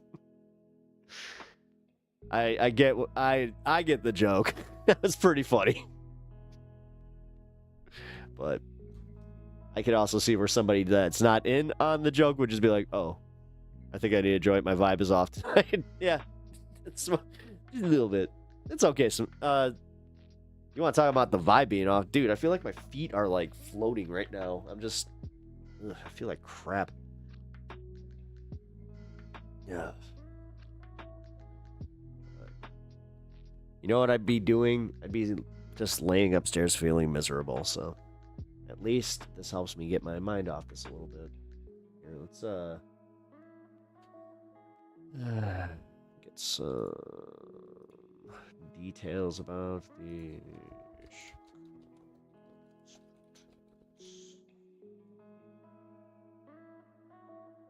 In Chicago today, a protest against President Trump's immigration crackdown. A large group of Catholic clergy led what they call a people's mass outside the Great Lakes Naval Base. Now, the base will also be used by ICE agents as a staging area for deportations. Immigration reporter Camilo Montoya Galvez shared what he learned after spending a day with ICE agents in Chicago. All right, well, stay safe. ICE agents gathered in a parking lot in the early morning. Their plan was to arrest 2 men who they say are in the U.S. illegally and have serious criminal histories. At the first location, they discovered their target was not living there. During the second attempted arrest, no one opened the door. Police! Marcus Charles leads ICE's deportation branch. The community leaders in Chicago in these sanctuary areas have been giving information to these Dude, even their bags, like their badges, like they just look fake. illegal aliens, telling Like they know. them not to answer the door. Charles would not say how many federal agents are involved in the Chicago immigration operation. He stressed his agents are going after criminals, not day laborers. You're not targeting. Dude, Governor Pritzker needs to get on this shit, or like our legislation. Oh my God, I can't talk. My local legislators, there we go, need to get on this. Home Depots. No, we are not targeting Home Depots. Today, there were protests outside an ICE facility near Chicago, following Friday's fatal shooting of Silverio Villegas Gonzalez. Officials say Villegas Gonzalez tried to evade arrest, injuring an officer. ICE says Villegas Gonzalez was in the U.S. illegally and had a history of reckless driving.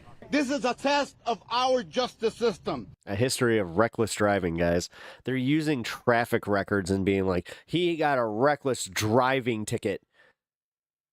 Bro, you realize how fucked that is? Will ICE follow the law, or will they Hey, Chewy. keep operating That's Chewy Garcia. He's the guy that I've been talking about a lot. like a secret political police? Tension between protesters and Homeland Security agents escalated Friday. Chicago area minister Quincy Worthington is calling on all sides to de-escalate. It feels like the tensions right now are really high. Yeah, I think they're extremely high, and I, from my perspective, I feel like that's a result of dehumanizing our opponents. He says dialogue is needed now more than ever. Camilo Montoya Galvez, CBS News, Chicago. The fuck? What is this? Washington Examiner. The fuck? Click that. Did I?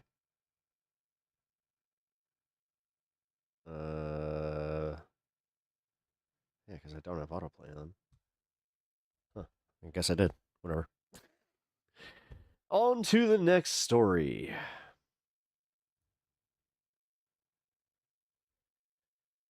Well, wait a minute.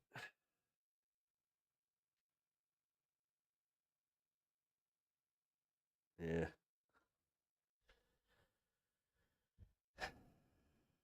You win TV? Oh, nice, dude. Hey, good for you. I am too, but I'm also feeling like, dude, I feel like ass. Oh, this sucks so bad. I just also realized that, yeah, I think that I can eat now, so what I'm going to do is I'm going to start this up real quick, and I'm going to go grab a snack. Oh, excuse me. We have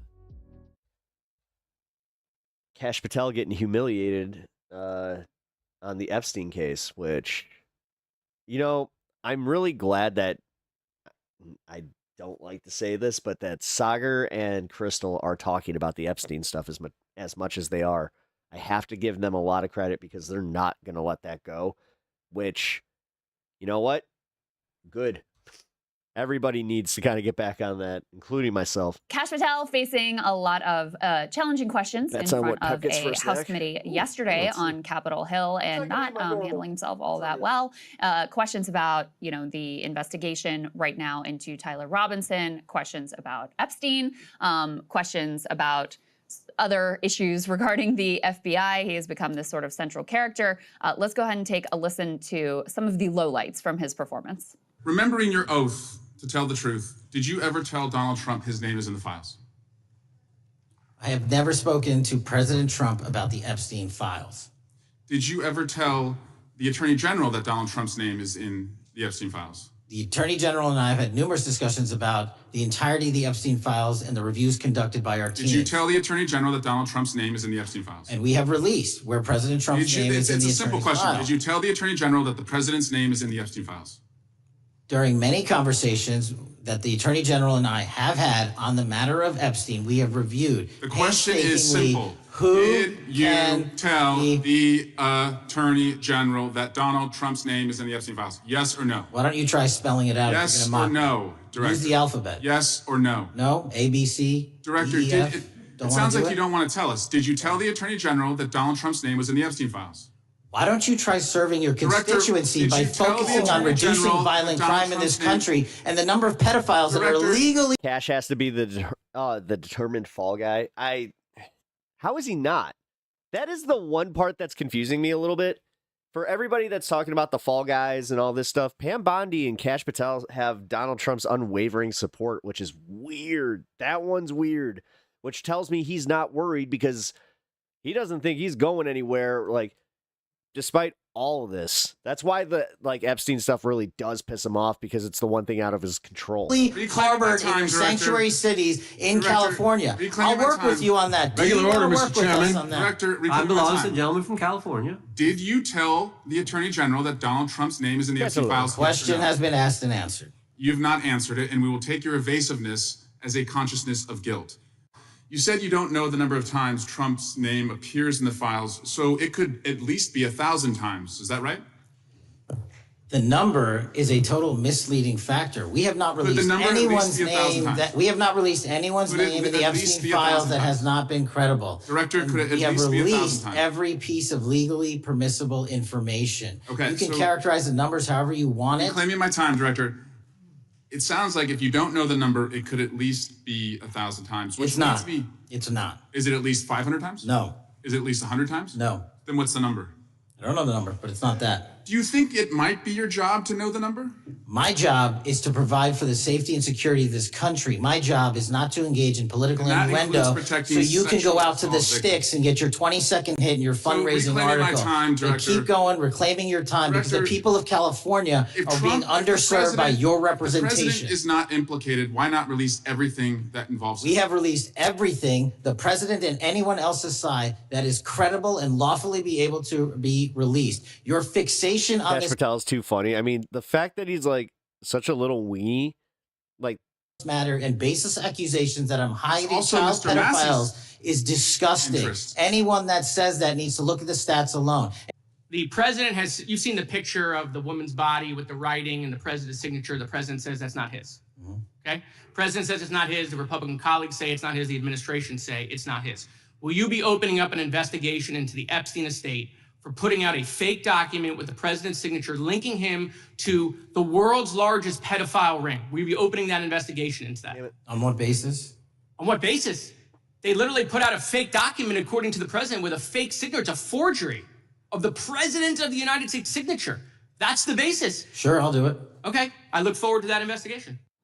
Yeah, I'm sure we won't be holding our breath on getting back to us on that one. Crashing out, man. Won't answer the question. He's not even remotely artful at this either. Oh, no. You know, he just tries to divert and start screaming about California and reciting the ABCs. It's like, dude. And we're gonna get to some of the MAGA world skepticism into much better. I needed that. To the Tyler Robinson investigation. a big part of why there are so many conspiracies proliferating, especially like on the right in particular, is because of Epstein and Kash Patel being at the center of that and losing all credibility with anyone who's remotely paying attention. So that's part of why Democrats continue to hammer on Epstein. That and, you know, I mean, before— This is your team, Sagar, don't play. This is why I don't like him, where he plays the, I'm an independent technically. It's like, dude. Kirk was assassinated. We're digging into that birthday book, which was quite shocking. Trump's thing in there actually being one of the less shocking things, amazingly. But, Well you know, said. there was a whole Epstein news cycle. And there has been so much trust broken with people Do not who recognize your name. Welcome to the show. cared about any sort of accountability, justice, transparency, et cetera. How you doing? And that bleeds over into assessment of his handling of anything else that comes before him.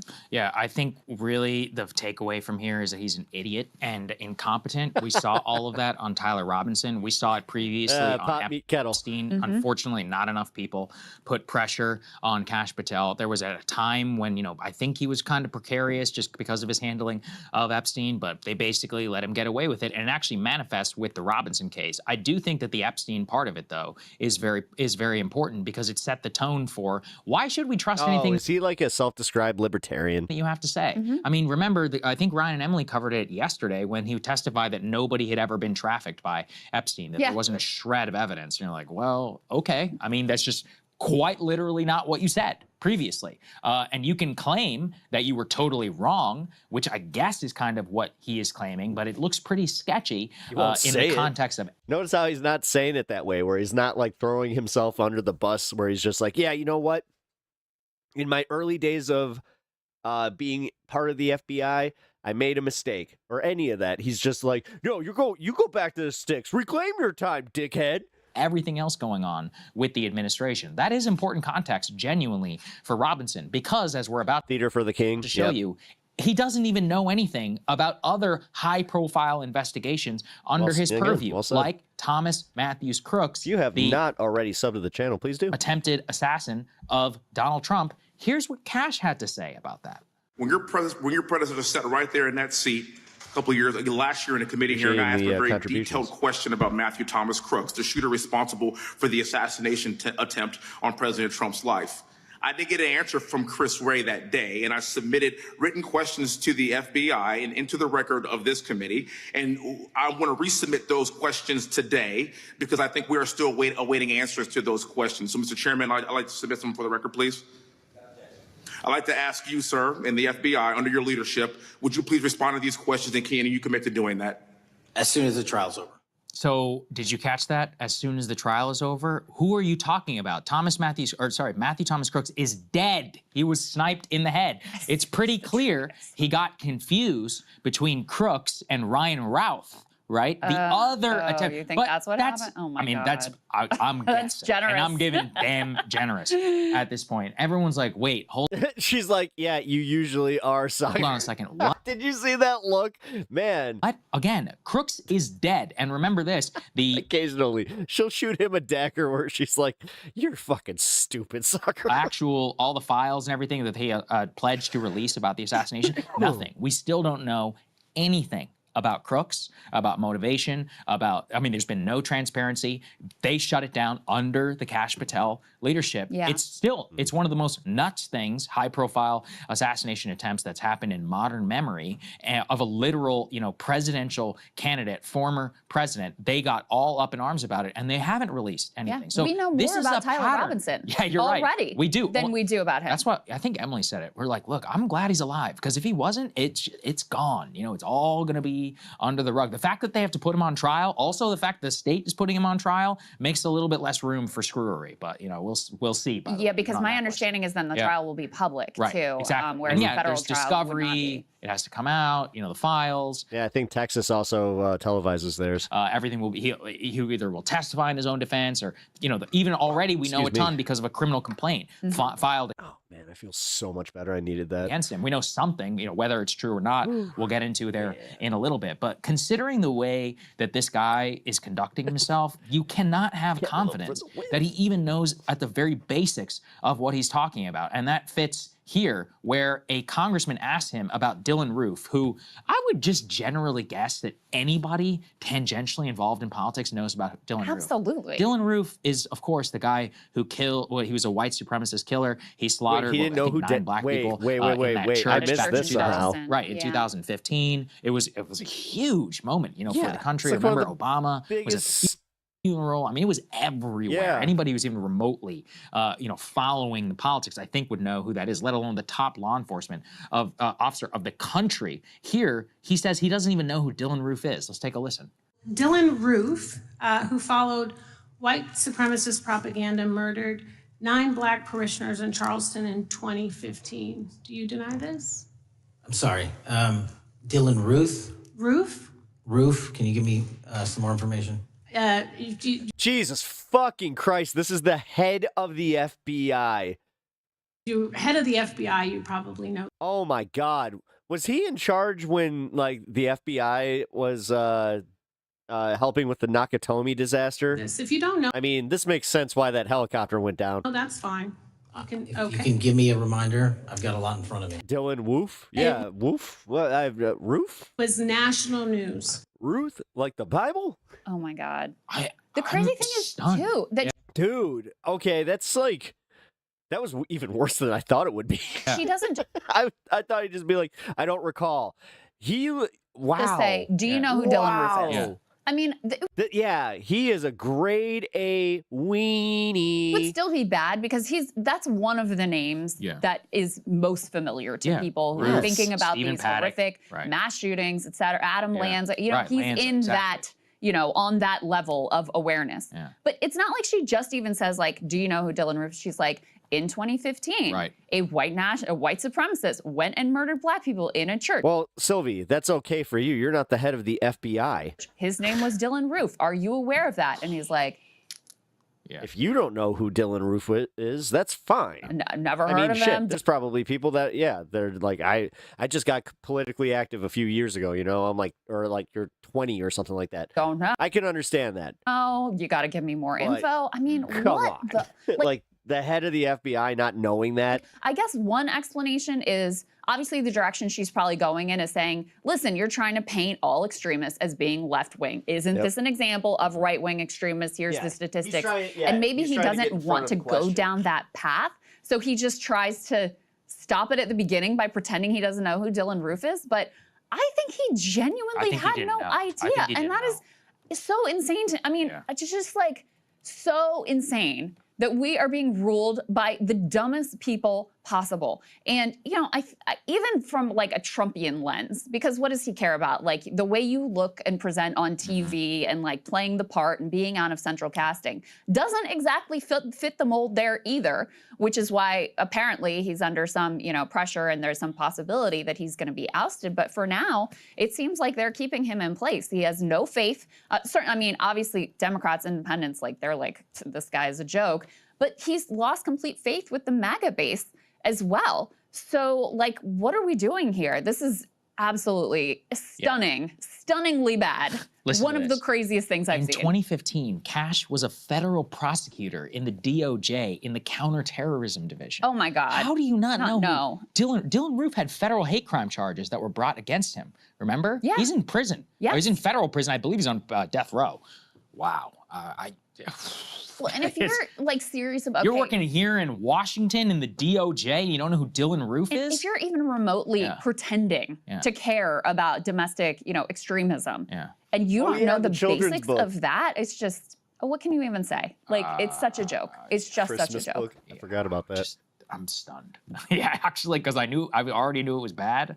With this, I don't even know what to say. Hey, if you like that video, hit the like button or leave a comment below. It really helps get the show. When you lost Sagar, you know you done fucked up. Here we go. Hassan Piker, welcome to 7:30. Now, you were live streaming when Charlie Kirk was killed. Can you describe that and also what your immediate thoughts were about what the consequences would be? I was live streaming, covering the day's news as I do every day. And if... Oh, shit. Hold on. This might actually be... First, I didn't believe it, and then we immediately started scouring the internet to find if there was any footage from the incident, because I knew that there Ms. Kiff banned for joking about Kirk. Really? would be people filming, and we found some. And then there was, I mean, complete confirmation after I saw a close-up incident shot. Oh my God, I can't believe I just saw that. Oh my God. And obviously I was horrified. And watching that unfold to someone that you were supposed to sit next to publicly in a public setting, only in a couple weeks, it made it even more real. Someone that I knew, someone that I was not exactly friends with, but a counterpart on the ideologically opposite side. As you're watching that, you've got a lot of people live commenting. Boz, I actually do links through the Discord. How do you manage what they say? Yeah, I mean, we are very desensitized to violence, I think, in general. So there are always going to be people that especially under the guise of anonymity online, people to just say things without really thinking about it, being careless. And I wanted to stamp that out immediately. First, because I feel like it reflects poorly on them, it reflects poorly on everyone involved, but also because I think that instantly I knew that this was going to be something that the administration will use against those that they've declared political dissidents. And unfortunately, my fears were realized shortly after when Donald Trump came out, only a couple hours after announcing Charlie Kirk's untimely demise, and make a statement about how they were basically going to start prosecuting and persecuting political dissidents, the left, as he said. Since then, we've had J.D. Vance, other senior figures in the administration say that they're going to go after what they call terror networks. Oh, this is the Australian public broadcast. Who they say are behind this. So I'm good. What are you expecting, or what do you fear from them? I don't know. I don't know what that political prosecution is going to look like, considering that we have a First Amendment in the American Constitution that actually makes the government attempts at doing things like that wholly unconstitutional. So I don't know. It's not like this administration is shy about eroding constitutional protections or going after people's civil liberties. So who knows where they might take it? I just hope that the broad American appetite for anger and vengeance will be soothed by how fast they get distracted elsewhere. Is it actually safe to be in the public sphere right now? I mean, I have a policy of not letting fear dictate my life, and I'm going to continue abiding by that policy because, like I said, time and time again, this is an unfortunate but all too common side effect of this field that I'm in. And I don't just do rallies, political rallies. I don't just do public events where I go out and speak or even debate people. I also go to protests, protests where I get shot at by the American police. So I'm no stranger to putting myself in harm's way. And it's unfortunately something that I have to do in order to do my job properly. So I'm most likely going to continue. I'm just waiting out this initial period of unrest and anger and resentment and taking extra precautions. But I will probably... I mean, of all the people he should, because, dude, do you know how many times I've already seen him getting listed by people that are just like, hey, just asking for, reasons. Who's the top left-wing streamer? It's like, probably go back to business as usual. See what you're doing there. Hopefully when the temperature is lowered a little bit. Charlie Kirk's language included offensive statements about Muslims, about black and brown people, about immigrants, about transgender people. But since his death, he's been praised for his openness to debate.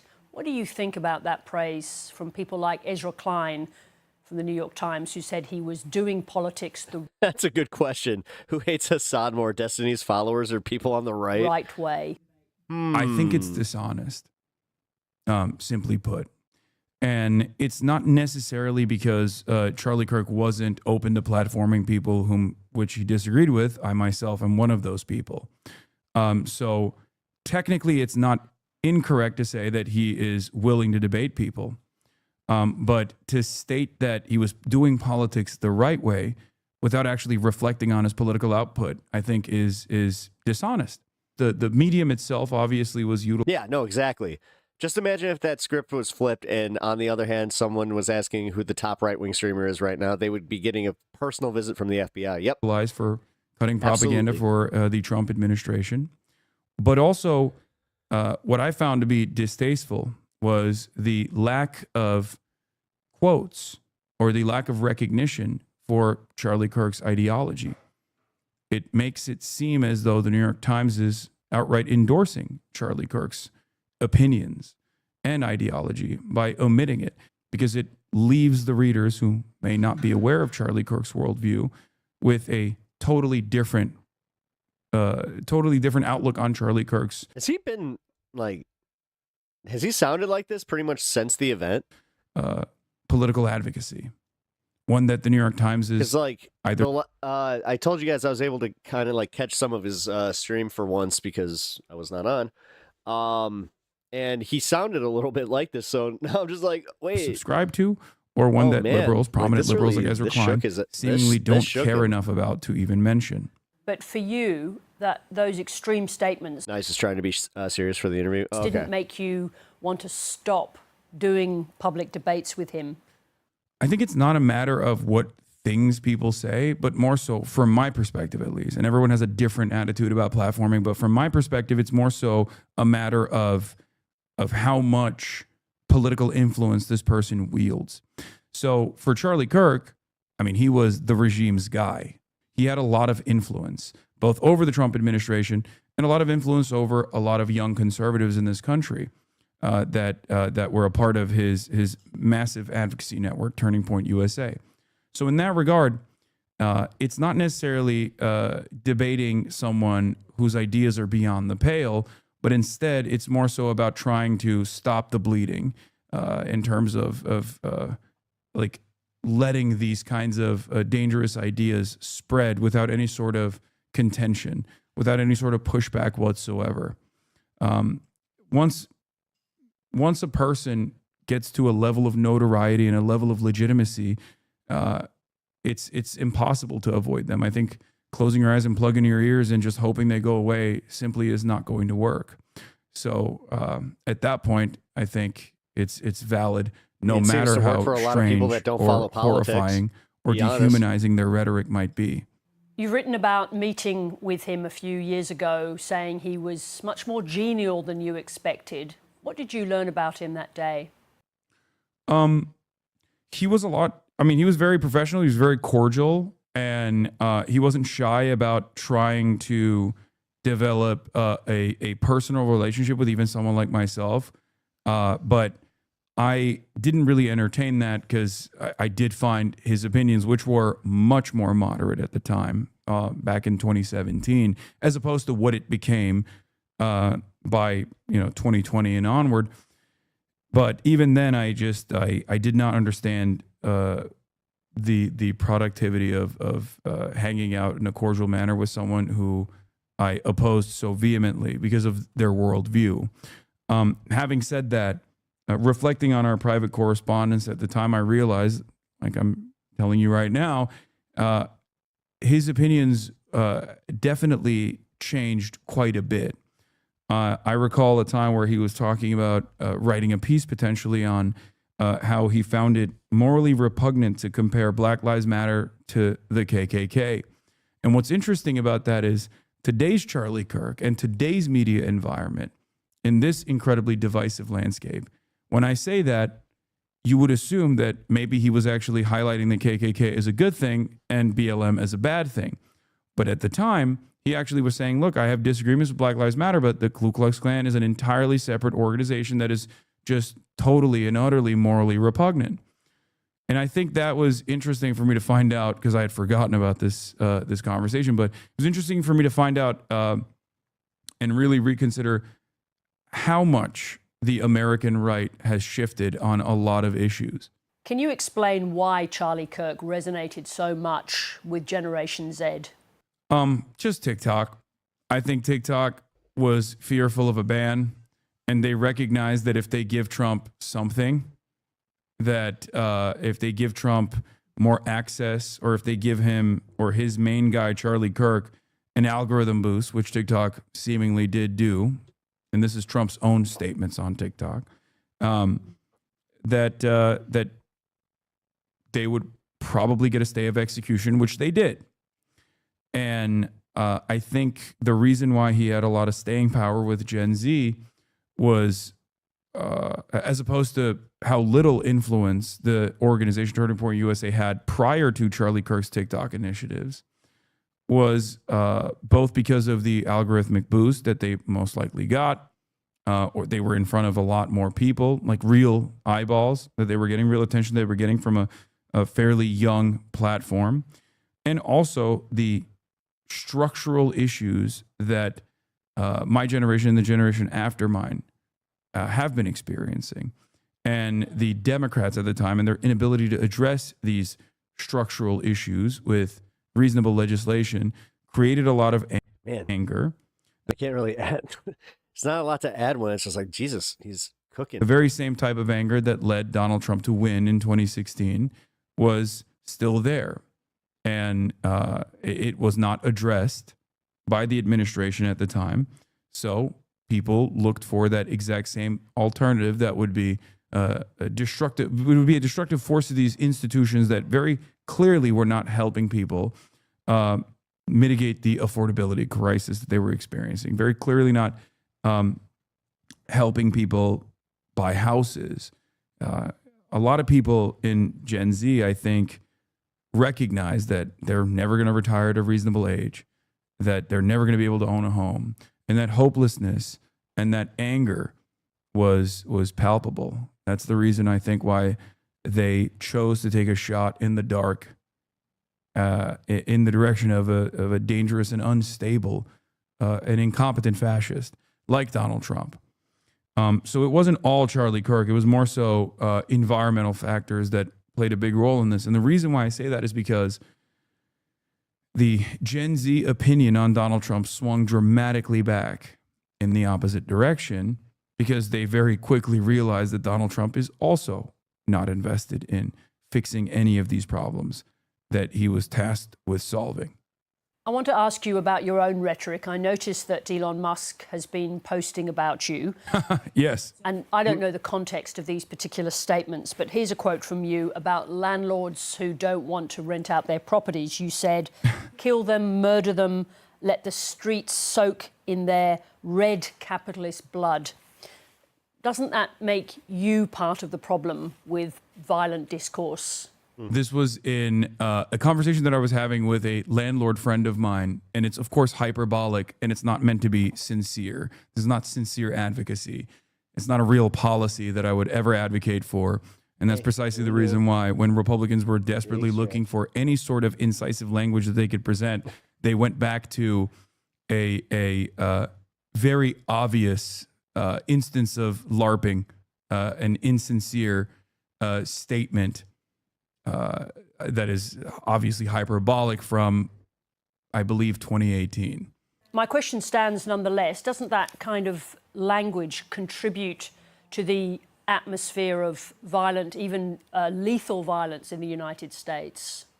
I don't believe that my insincere statements that don't reflect on any of my beliefs whatsoever in 2019 has led to any sort of real world violence whatsoever.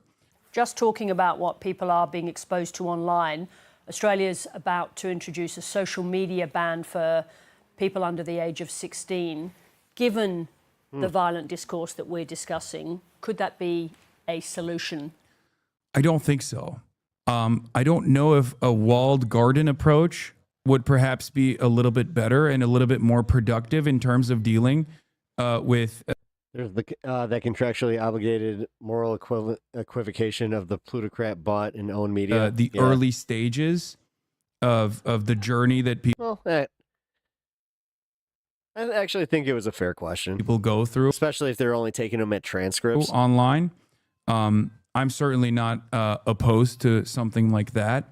But as far as an outright ban of social media, I'm not so certain that this would be appropriate or productive, because I feel like sheltering the youth from a way to communicate with one another and a way to learn what's going on around the world. Enough Jesus for everyone is probably not the best idea either. DJT is an arsonist working for Republican white male supremacy. Hassan Piker, thank you very much indeed for talking to us. Yeah, thank you for having me.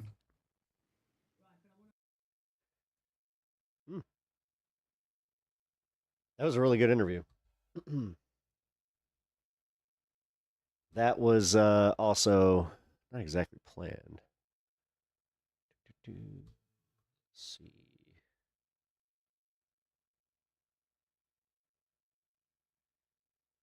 I don't know who any of these guys are. Ms. Kiff got banned during a sponsored stream while Hassan was banned on his day off. Is so diabolical. Wait. Hassan got banned?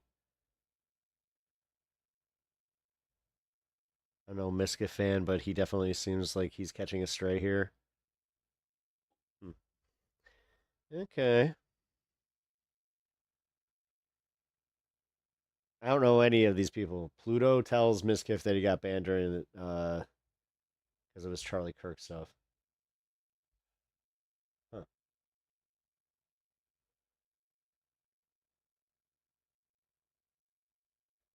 Okay. Not exactly in the know on that one. I'll admit. Show my age just a wee bit. At least I'm not like, what's a Miskiff? All right. I've thought about that before, but don't you think that he has moved people either from the right or from apathy to vote for Dems? Oh, you guys are kind of going back and forth. Well, with that being the thing, I'm going to go to the next thing.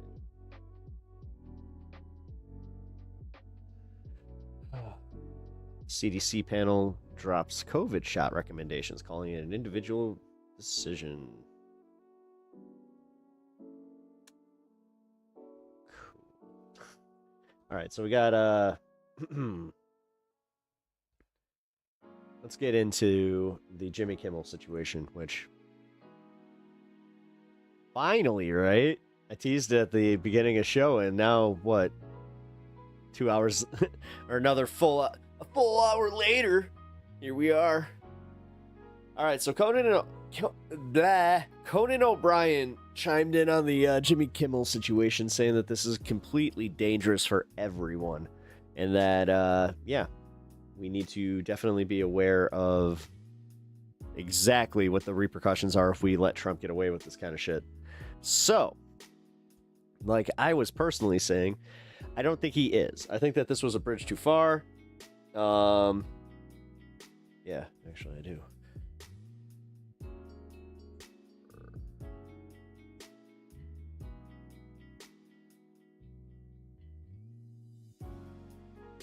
Get some more fruit. Woohoo. She's just like, do you want some grapes? I'm like, yeah. Some grapes. All right, so Conan O'Brien, let's get to this. Is there any path to reinstatement for Jimmy Kimmel, who honestly occupies a very particular celebrity niche in LA? He does, and I actually have some brand new reporting for you, Casey, just hearing from a source that yesterday Jimmy Kimmel had a meeting with Disney executives in the Century City law office here in Los Angeles with his lawyer, his manager, and Disney executives. Yeah. Why do you think? All right, I called it. Why would the language change all of a sudden where they're like, yeah, because number one, everybody was saying that he was fired and nobody was retracting it or saying anything differently until this. executives. I am hearing that there was no resolution, so we don't know what the path forward is yet. But as you said, I have heard from my sources that Disney is hopeful. They would like to find a way I feel like absolute shit, BRB, to take a shower. I mean, I'll tell you what. Him back, but obviously a lot of questions there that have to be answered, so that remains to be seen. But just now, we're not just hearing from the late night host that you just showed, we are also hearing from Conan O'Brien. Let me read you his tweet, and then I'm going to tell you why this is really significant. He says, quote, "The suspension of Jimmy Kimmel and the promise to silence other late-night hosts for criticizing the administration should disturb everyone on the right, left, and center. It's wrong, and anyone with a conscience knows it's wrong." Now, this is not just another comedian speaking out to support Jimmy Kimmel. This is Conan O'Brien, who hosts the Oscars for, well, ABC. He hosted the Oscars last year. Or earlier this year, rather. He has already announced to host the Oscars next year in 2026. And part of the reason why Conan was hired to host the Oscars after Jimmy Kimmel had hosted for so many years is because he is a rather apolitical comedian. When I interviewed the head of the Academy before the Oscars, he told me that was one of the reasons why they love Conan. He's a great comedian, but he's also apolitical.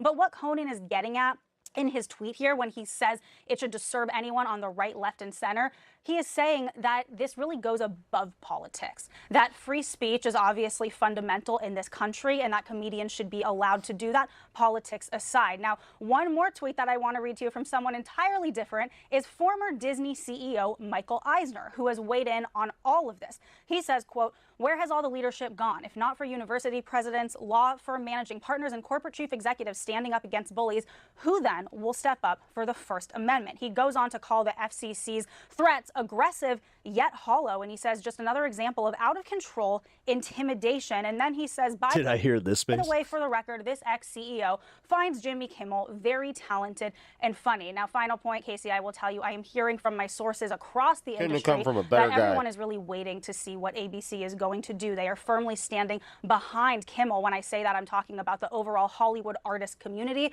and the artist creative community wants Disney to take a stand and to defend Jimmy Kimmel.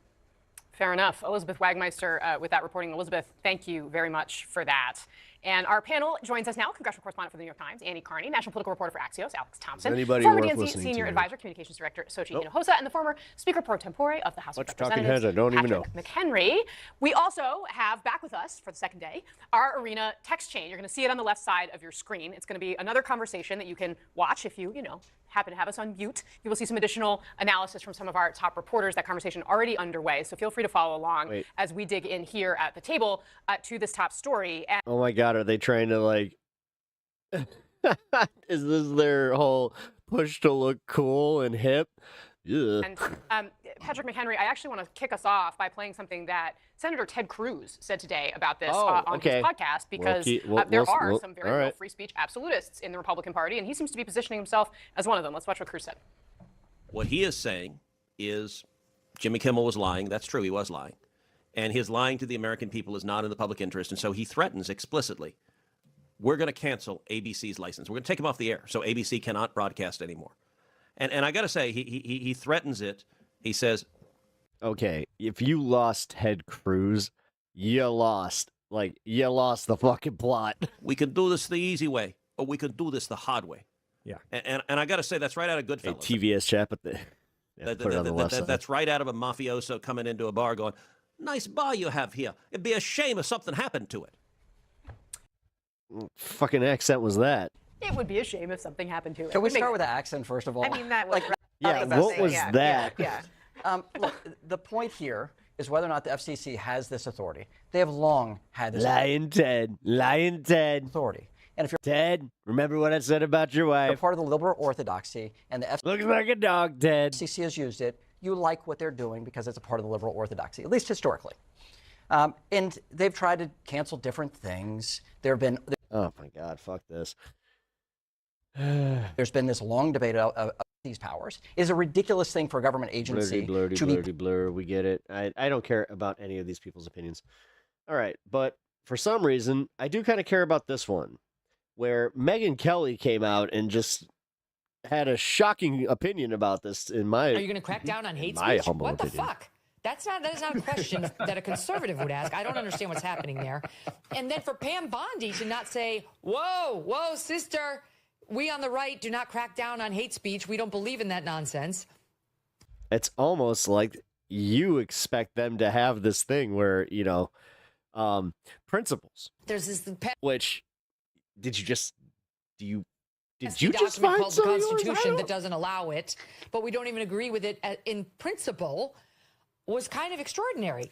And I actually tweeted out Word of the day. this morning, there's no way Pam Bondi does not know that hate speech is protected under our Constitution. She must have meant, like, because given what Stephen Miller said to J.D. Vance when he was subbing on Charlie's show yesterday, Stephen Miller was talking about how we've got to crack down on these groups around people like the assassin who encourage it or know about it or who, like, are part of it but don't actually pull the trigger. My supposition on Twitter was, X, maybe she's talking about conspirators. Still calls it Twitter. You know, people who are part of the conspiracy but don't actually do the act, but you would need to take at least one overt act, which would potentially make your speech part of a crime. I gave her too much credit. That's not what she was talking about. Because she came out with an X post this morning, Pam Bondi, and tried to say this: hate speech that crosses the line into threats of violence is not protected by the First Amendment. Yes, it is. I did think. Yes, it is. Oh, and so that ends there. All right. Well, Joe Rogan also is starting to have some questions about, like, the Epstein stuff. Finally, I want to get his. I hate to say this. I can't wait to hear what he has to say specifically about the Jimmy Kimmel stuff. Does he stand up for free speech and, like, comedy, or does he follow the Republican line of thinking on this one? I don't think he will, but we'll see. Razor 511. Hey, thank you for the follow. And what's up? How's it going? I think when I imagined it, that it was going to be like I was imagining, like, really DiCaprio. Dude, we watched Stavros just destroy her the other day. Trump, at least make her hot. What are you doing? But what was the transcript he had written out? He had it like. This is it. What does voiceover mean? It's like a script. It says, there must be more to life than having everything. Donald, yes, there is. So he wrote this? Supposedly. The voice, it says voiceover, like he's like a movie star, like he's in a script. Donald, yes, there is, but I won't tell you what it is. Jeffrey, nor will I, since I also know what it is. Who fucking talks like this? Donald, we have certain things in common, Jeffrey. Jeffrey, yes, we do. Come to think of it. Donald, enigmas never age. Have you noticed that?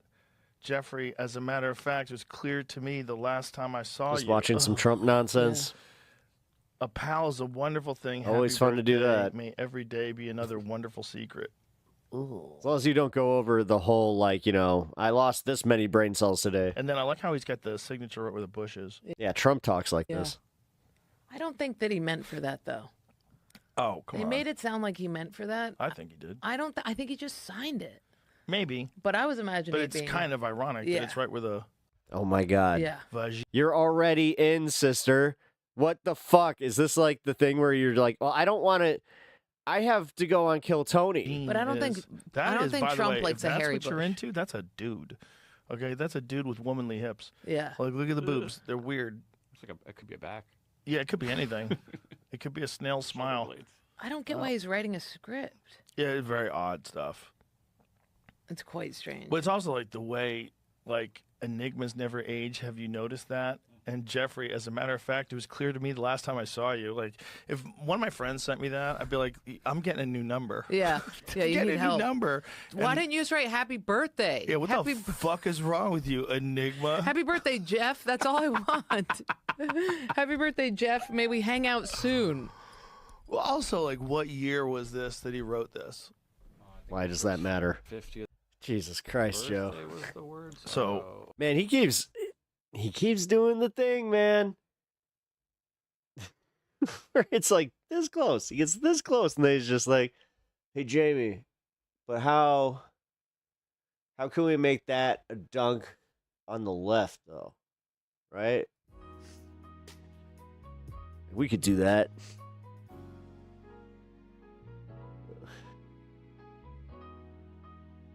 Alrighty. We're getting to the portion of the show where I'm gonna have to do a content warning. Pretty intense. Alright, so what is that guy's name? So David with the 4 or the A. If you guys don't know about this story, it involves allegations of grooming that also turn into possible, homicide kind of stuff like that. So if you guys heard the story of them finding a body in a tow yard in a Tesla, yeah, apparently they have found out who it was and the ties to this singer, and it's disturbing. So again, just a content warning for anybody that might, trigger warning. I don't like calling them trigger warnings. It's more so like, guys, if you don't want to hear about this, then you can come back in about 20 minutes and we will continue. Yeah, I don't want to hear this part. Okay, you're right. That's why I did this. So yeah, come back in 20 minutes. But I'm gonna watch the Fantano bit on this, because apparently the guy was an up-and-coming singer of some sort, where he had music included in Fortnite and he was getting featured in some bigger stuff. But this is fucked. I looked at the story. Trust me, it's gruesome. Yeah, it's bad. So with that being said, we're gonna watch the Fantano bit on this, because he is like the premier music critic that understands like this guy's niche, but also has a really good social commentary on this. So let's take a look. Hey everyone, Anthony Fantano here, internet's busiest music nerd. Hope you're doing well, especially considering that we are currently living in very dark, dystopian, and anxiety-inducing times. If you've been online in the past few weeks, most likely you've seen some pretty horrifying stuff. Things that are becoming so frequent and increasingly terrible, I'm not even sure where to start. But what I do want to highlight is how fundamentally unprepared the current day media landscape is to deal with these conversations and these stories that are currently going viral and instilling a lot of polarization. And again, there are many instances of this, but the latest of all of them that kind of inspired me to do this video is this recent music video from none other than DaBaby. Yes, that... Oh, DaBaby? What? Wait a minute. This is not the video that I thought it was. Oh, okay. Well, fuck it. Damn it. Hold on. I gotta pull up the right one. Although I'm now interested in the DaBaby part, but what the fuck? That was not it.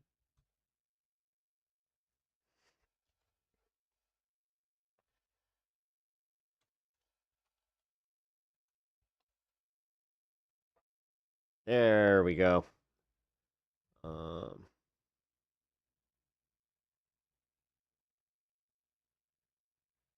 On September 8th, news broke that a badly decomposed body was found in a Tesla that was in an impound lot registered to the singer David. Now, David is a 20-year-old kid, ex-Fortnite pro. He has a grassroots type come up, making music on his iPhone. And on top of that, he was on tour. So because of his personality, everyone just assumed it couldn't have been him, right? Until some more news came out just recently that may change the entire story. Real quick, I want to say I'm making this vid because the story is really confusing. There's a lot of theories and misunderstood things floating around right now. I mean, you have people like XQC who are investigating this on stream, and it's probably not the best source, as well as people who are just straight up making things up or posting misinformation. So I'm going to separate this video into two different sections. The first is going to be stuff that we know for sure, and the second is just going to be like theories and speculation from all the fans online. Also, here's a quick trigger warning, because a lot of the stuff in this video is pretty disturbing. So with all that in mind, let's continue. If you don't know who David is, like I said, he used to be a Fortnite pro. He had a cool come-up story saying he wanted non-copyright music for his montages, so he started making his own songs with just his iPhone on BandLab. After uploading a couple songs to SoundCloud, he released the song Romantic Homicide. This song went super viral, and I'm sure you've all heard it. It's the "In the back of my mind, you died, that song. And this track absolutely blew up in July of 2022. And shortly after, he signed a record deal to Interscope. He continued releasing music and even opened for SZA on his tour. He also got to do the track Feel It for Invincible, a song that fans absolutely love. Even recently, David just did a song called Locked and Loaded, which was a collaboration with Fortnite. He had a montage of his own gameplay as the music video. I'm saying all this to say he had a very organic come up, a family-friendly vibe. All right, so with these allegations, I'm assuming that his career is pretty much over. And a likable personality. So you just literally only made music so you could make a few more dollars. Exactly. Okay. That was it. How did you make your first song? And I looked up how to make music on iPhone, and this app called BandLab comes up. I click on it, I put my Apple earbuds in, and I use my sister's closet as a studio. That's why when the news first broke, most people just assumed he couldn't have possibly done it. I even said to a friend when it first came out, I was like, I feel like the Fortnite kid who's pretty normal didn't do something like this, because that was always the impression that I got from him, but that may not be the case. When the news first came out, it was reported that there was a body in his car that had been there for an extended period of time before being found. It was too badly decomposed to be identified. Apparently, the car had been at the impound lot for a few days. This was after the car had been abandoned a few days before that, without ever being reported missing. According to NBC, a spokesperson for David said he has been informed about what's happened, and although he is still out on tour, he is fully cooperating with the authorities. But he would have been touring for over a month before the body was decomposed, according to his tour dates, which is why, like I said, most people figured it couldn't have possibly been him. On top of that, the LAPD said it is one of several vehicles owned by the musician, with many different people using any of the vehicles at any given time. The police didn't arrest him or anything, and he just went on to perform like normal the same night, handing out Labubus to the crowd. On the flip side, though, Crocs and Hollister dropped their ad campaigns with him, which is understandable why brands wouldn't want to be associated with those types of accusations. However, things took a turn for the much worse when just recently the body was identified. And now some breaking news on a major story that we've been following. We have just learned the identity of a teen found dead inside of the trunk of a Tesla registered to the singer David. Investigators now say that the victim, Celeste,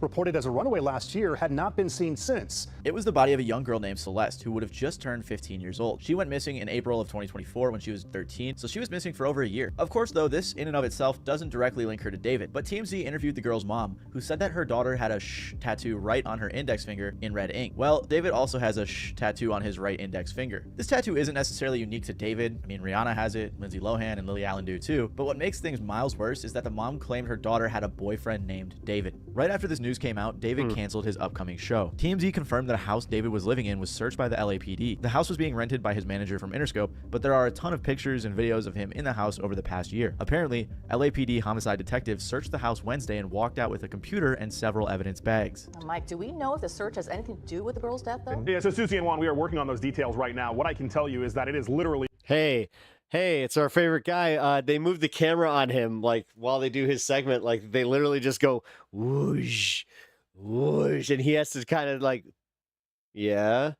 Oh, yeah. That's what's going on. Right where we know that the car was towed from. So remember how this all happened in Jared from Nicole? The car was towed from the Hollywood Hills. It wasn't until it was at the tow yard where the body was found. Oh, it looks like they're moving a little bit less. So we go back to where the car was towed from. Tonight, there's a presence of Los Angeles police detectives that are out there. We can see them in their plainclothes suits. We also see crime scene text. It appears to be centered at this home. Sky Cow was able to get a peek before it got dark. To be clear, LAPD has not said tonight if this investigation is related to the investigation of the girl's body being found, but they are like less than 100 feet away from where it was all found. So this is all happening in the same neighborhood. For reference, this is how close the house was to where the car was found, which I think is a lot more incriminating than it originally was led on to be. And on top of that, the police are saying that the car was driven through an alley, possibly with the intention of trying to avoid traffic cameras or something like that. So it's just crazy how close it was to the house that he was staying in. The only other thing we know for sure is that there was a photo taken of David just a brief walk away from where the victim lived. The person who posted the picture was alleging that David was paying people off, but there isn't any concrete proof on that. All we know for sure is that he was in that area. Kylie Uchis even said she's in the process of taking down the song she has with him following this news. So this is everything we know for sure, all of our information from official sources. However, as you can imagine, the internet detectives got straight to work. And a lot of this alleged information looks really bad if we're being honest. Again, I just want to clarify, everything going forward isn't like super factual. It's not confirmed by official sources. But if I'm being honest, most of this proof that we're seeing confirms that he knew the victim. First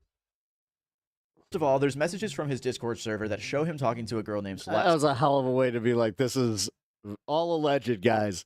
All alleged. I mean, good way of doing that. Just this interaction was from 2022, by the way, and it says she joined the server back in 2021. There were also people who had a convo saying they were pretty sure he had a girlfriend named Celeste in 2024. One of the strangest messages from his server was someone who said in response to him saying he was in a song crisis, drop the one with the missing girl Celeste.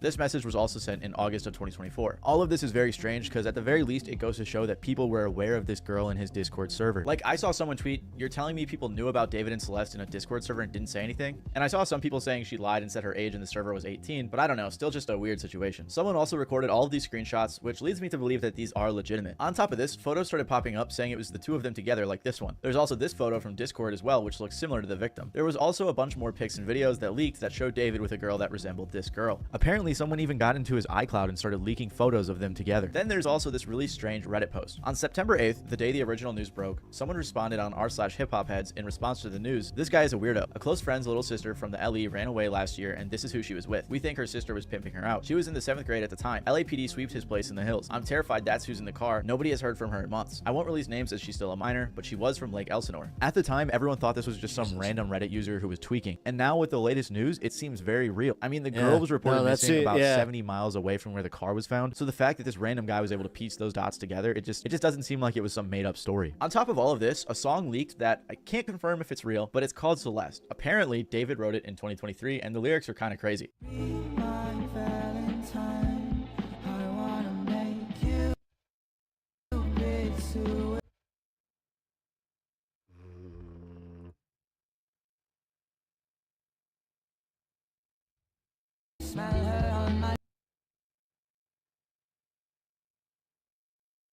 This very well could be AI or something, I couldn't tell you, but a lot of people believe that it is in fact real. There was also this weird tweet from 2022 where he said, "When I was writing this, I got a notification from you. As you were talking about wanting to be with your mom and your sister again, take me where I belong. But our circumstances won't allow us to be in our ideal situations. We gotta push through it, bro." This was from an old thread where he was talking about Romantic Homicide, his breakout hit. Another crazy coincidence was that the music video for Romantic Homicide was released on the victim's birthday. Fans also pointed out that the lady in the video resembled the victim. On top of that, the lyrics just look a little weird now. Everyone has been looking at his old lyrics under a new lens, and a lot of them don't look great. Like this one where he says, "He might have you, but I've got your ghost." Everything just looks so weird now with this news. Like, he apparently brings a casket and stuff to his shows, and his TikTok reposts just look terrible. Like, there's this one that reads, "Imagine we were two cannibals in the late 80s who randomly met, and then we fell in love and tried to be better and start a life together, then you died and I ate your bones." Like, why would you ever repost the fuck? That? Or this one that says, "Me watching her scream after I poured boiling water on her after she told a boy happy birthday because why you happy, he made it another year." Just weird stuff that's super weird to repost, especially under this context. The latest thing to happen was the alleged brother of the victim, who was followed by David,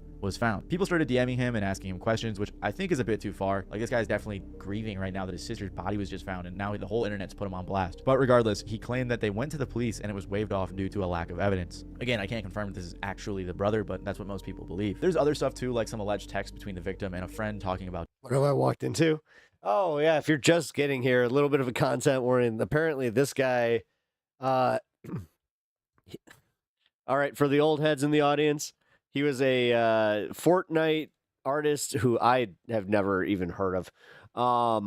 That apparently was big though, and with the kids, and it turns out that they found this body in one of his cars.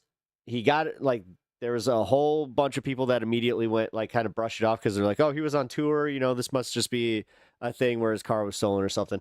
But more evidence has come out, and it's not looking good for him. It turns out that, you know, he allegedly had a like a relationship with this girl, and she was only 15 years old. And on top of it, it seems like there was a human trafficking side to this. There was a lot to this. David, or people talking about another guy who was in the picture that David also knew, but that's not super important. This is the main information. I mean, it seems like the main allegations are, you know, past the murder, is that he was grooming this girl and, you know, also like keeping her locked up. Like I said, though, this is all speculative stuff and theories that come from fans. Although, if I'm being honest, a lot of it looks pretty legit. Most of the public believes that he is guilty of being a pedophile and a murderer. And honestly, I'm not sure how David and his team could spin it in a way that make him seem not that way. However, some people do believe his innocence. Streamer and collaborator of David, Jason the Ween, who just made a song with him, was asked about whether or not he thought David did it. And on stream, he said he didn't think so. Situation with David? Yeah, he didn't do it. He's not a murderer? No. Thank God, bro, because I was still gonna listen to his music. I was just worried that I'd be an asshole if I did. No, listen, he didn't do it. He literally performed the next day. If he was a suspect, the police would have been after him. He's not a suspect. He's not just escaping the police clutches? No, and I'm gonna perform. We're gonna perform on the 20th, me and David. Tesla. I don't think it's him because he's been on tour. No, but also, I don't think it's him either. I think it's like almost obviously not him. Quick little update, Jason, among a bunch of other people, celebrities and influencers, Oh, that's interesting. But notice how you just were like, nah, dude. Nah, dude. Friends of David Nah, have dude. all unfollowed him, so his case is clearly getting much worse. But as of right now, with everything that's come out, people in general are assuming he's guilty. Like this person who said, TikTok, you will crumble for running to defend this not only a killer, but a pedophile. Or this person who said, he's 20 and she was 15. He's a pedophile and a murderer. Yeah, no, he needs to be locked up now. This person even said, I'm usually an innocent until proven guilty type of person, but with the amount of evidence against David, you're just delusional if you think he's innocent. I don't know about the delusional part, that's kind of harsh. And I don't want to jump to the conclusions in this video or make some false accusations, but I have to say the allegations look very bad for him. Even if he wasn't involved in her passing, it does seem like they dated or were very close based on everything we know, which at the very least, allegedly, would make David a pedophile. I don't know though, this whole situation just leaves me with a ton of questions. Like if the mom of the victim knew that she was dating someone named David, did she not know his age? And I'm not blaming her specifically, but it seems like the people around her knew a bit about it, like the guy from the Reddit post who apparently knew that she ran off with David. And I guess other people knew too, at least that's how he made it sound. However, on the flip side, the brother claimed that the police didn't do anything. So is that really the case? Did the police not do anything at all? I don't know. I just can't imagine there's a way in which David and his team can spin this without any sort of admission of guilt, at least acknowledging that he knew her or had a relationship with her, which is wrong. The only possible explanation that could make him innocent is the fact that maybe it was a setup, but even then it just seems so elaborate. I can't imagine that was the case. Maybe they were friends, but I doubt that was the case based on all the pictures that we've seen. At the end of the day, this is a super tragic story, and I just want to say rest in peace to the victim. I couldn't find anything, but if anyone knows of any resources available to help the victim's family that isn't scammy, please let me know and I'll make sure to pin it in the comments below. Other than that though, if there's any other major updates, I'll make sure to update you guys, so feel free to stick around and subscribe if you want. Okay. End of content warning, because I'm not really going to delve too deep into it outside of I personally from it seems like the internet did its thing, and you gotta just go based off if that internet stuff is real, you know, none of it's fabricated in the slightest, then holy shit, dude, he's cooked, right? Because like he just said, even if he's not guilty of, you know, killing her, then he's guilty of something else that is also going to just 10,000, well, you would think 10,000% ruin his career, but Jesus Christ, we're literally in the middle of this Epstein stuff, and it doesn't, like, Ghislaine Maxwell's getting frickin', you know, sent to Club Fed, and Donald Trump is sitting here, you know, doing victory laps because nobody's talking about the Epstein stuff right now. Thank God. Thank God. They're talking about other things. It's almost like the Charlie Kirk thing worked. I don't know who's talking about what now. Oh, man. Okay, now. What is this about?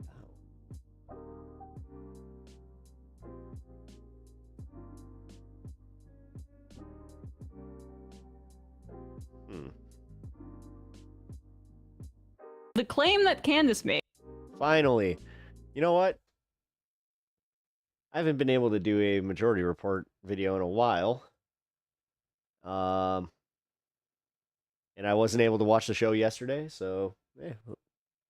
Fresh watch. And again, she's a liar, and I really don't trust her on this. But in terms of like, sorry for all the this little segment of watching shit too, guys.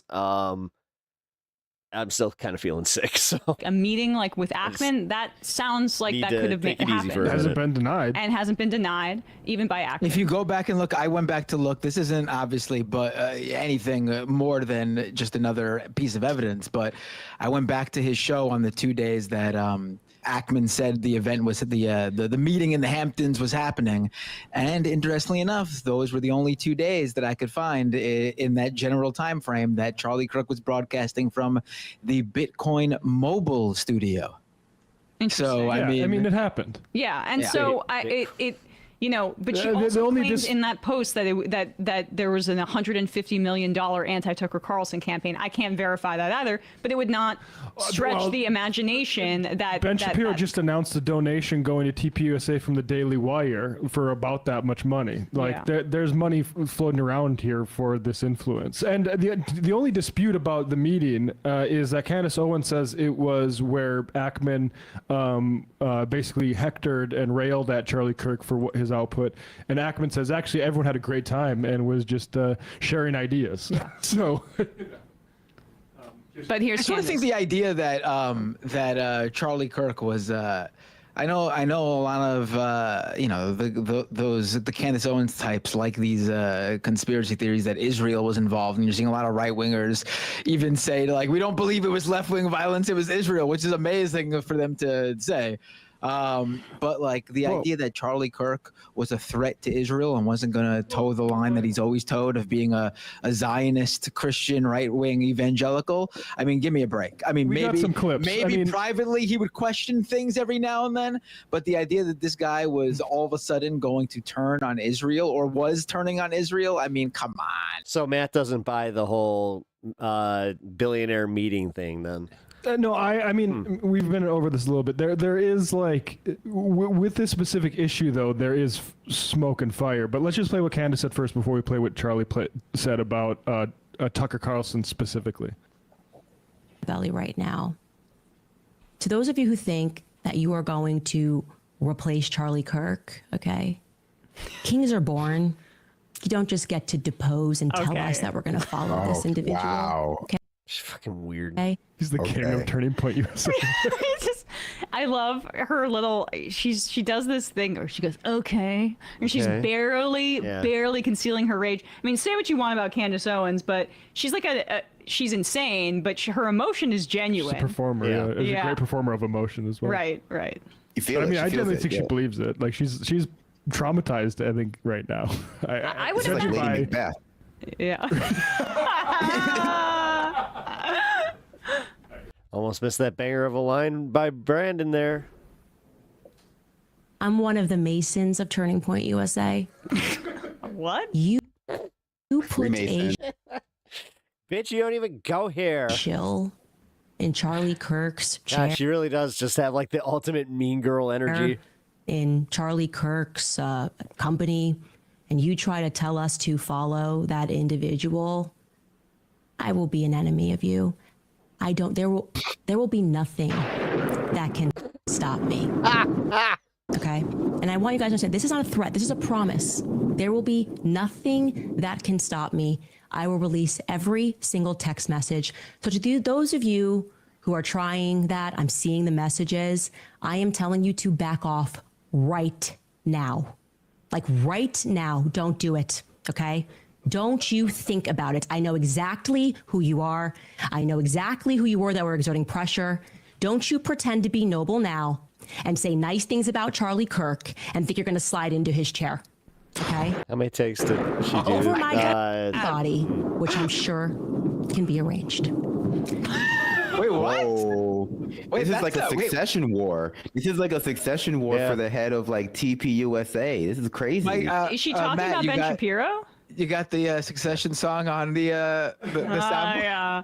No, but like, I mean, I don't know who she's talking about there, but clearly they're presumably Ackman. Presumably Ackman. Oh, interesting.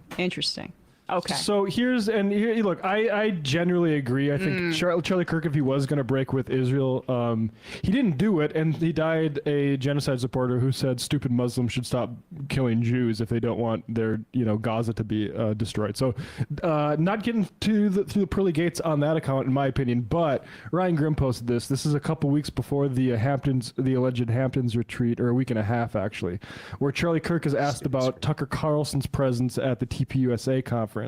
And this just goes to show some of the tensions. Just making sure I wasn't blocking Matt. Between Zionists and not Zionists on the right. So, like, let me ask a question. If we were to remove, like, if people said what Tucker said is anti-Semitic, I don't hold that view. But it's like a lot of people on Twitter are, like, calling us out and, like, whatever. That's not going to happen. But if we were to cancel Tucker, would anti-Semitism increase or decrease? I think increase, because that means any supporter of Tucker Carlson's statement therefore makes them anti-Semite. Still an association, 100%. Exactly. But the binary that's presented is that if you don't passionately talk about it, you are a hater. Yes. That's probably destructive for everybody involved. So for me, I'm trying to find this new path, which is, I love Israel. I visited there. My wife and I had the best experiences ever. I saw where Jesus rose from the dead and he walked on water. But Sounds also like I'm a guy who's American, ready to turn. and I represent a generation that can't afford it. What'd you say, Binder? I said, sounds just like a guy who is ready to turn, right? I mean, that's what I sort of really hate about this whole thing. That the idea that that's going to be the correct position, that Israel was wrong, obviously, because they are committing a genocide. Why does this feel like a skit? And by pretending Charlie Kirk was going to change his mind, or was changing his mind, or was leading the charge, and Netanyahu looked at him as a threat, then it changes the whole legacy of Charlie Kirk somewhat, right? That he was turning to the right side of history or whatever, when it's just not true. I agree, but we're not. At first, I hated Charlie Kirk because of his statements, but I heard that he rejected Israel's offer to fully align with them. Excuse me. I think he was brainwashed by the Israeli narrative, and when he learned the truth, he was cayed. I think that's the conspiracy on the right that you're referring to. We're basically, I think, saying something separate. You know what's weird? A lot of right-wingers are also in agreement on that. The text messages, those text messages were damning. I'm not saying where they were just like, "Oh, the FBI wrote these." The idea that Israel was, yeah, and I meant damning for the FBI and the authorities. I'm addressing what they're saying, not you guys. I know you guys don't believe that. No, I'm sorry I know. If you thought I was saying that. No, I want us to just be clear. That is not what I'm saying, but it is interesting, a window into the pressures that were already existing that has been exposed by what they've revealed. And Charlie was a load-bearing sort of pillar on that. And now where does that pressure go? It's kind of confused. Who can really deliver the Gen Z, especially in millennial right, the way Charlie Kirk can on this issue? No one. Right. No one has the credibility. So it is fast. And so Charlie Kirk had a lot of responsibility, and I would say he failed to act responsibly on that. This has been going on for a long time. Charlie's a big boy, or was a big boy. He should have known better. And the fact that in certain instances on PBD, he's saying words like ethnic cleansing about Gaza, and then still is saying this shit. Well, let's let this play a little bit. And I just want to say the name that we haven't said yet is Fuentes, and he's reaching the same kind of age cohort of audience. So Netanyahu and those folks probably saw him as a bulwark against that strain on the right, the neo-Nazi strain, basically. I saw where Jesus rose from the dead and he walked on water. But also, I'm an American, and I represent a generation that can't afford anything, and that we are flooded with illegals, and no one speaks English, and our hospitals are clogged. I think we need to have the prudence to reject the Jew hate. Okay, we're not going to put up with that. That's dumb. The hospitals are clogged with... Wait.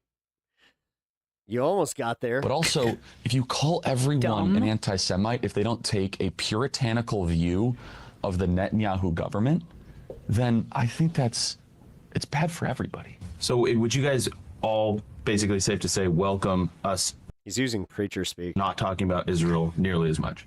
Yes, 100%. Every day. A coke that is often sounds like chorus. A third way. But no, I mean, this is a pressure that Charlie Kirk was not unique in experiencing. This is experienced from his counterparts on the liberal left too.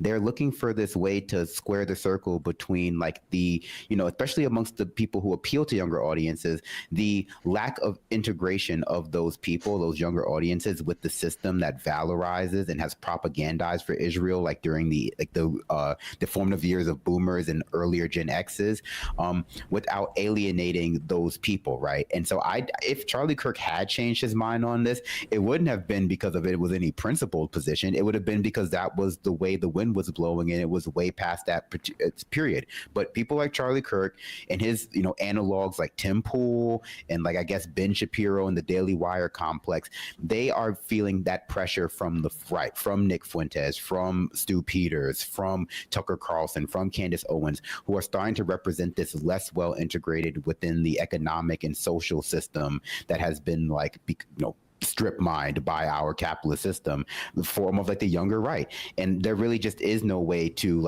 bridge that divide. And it's not just for people like Charlie Kirk or what the other young Zionist supporters. It's also for liberal influencers too. This is a divide that is appearing all across America, and Charlie Kirk was not unique here. It's all over the place.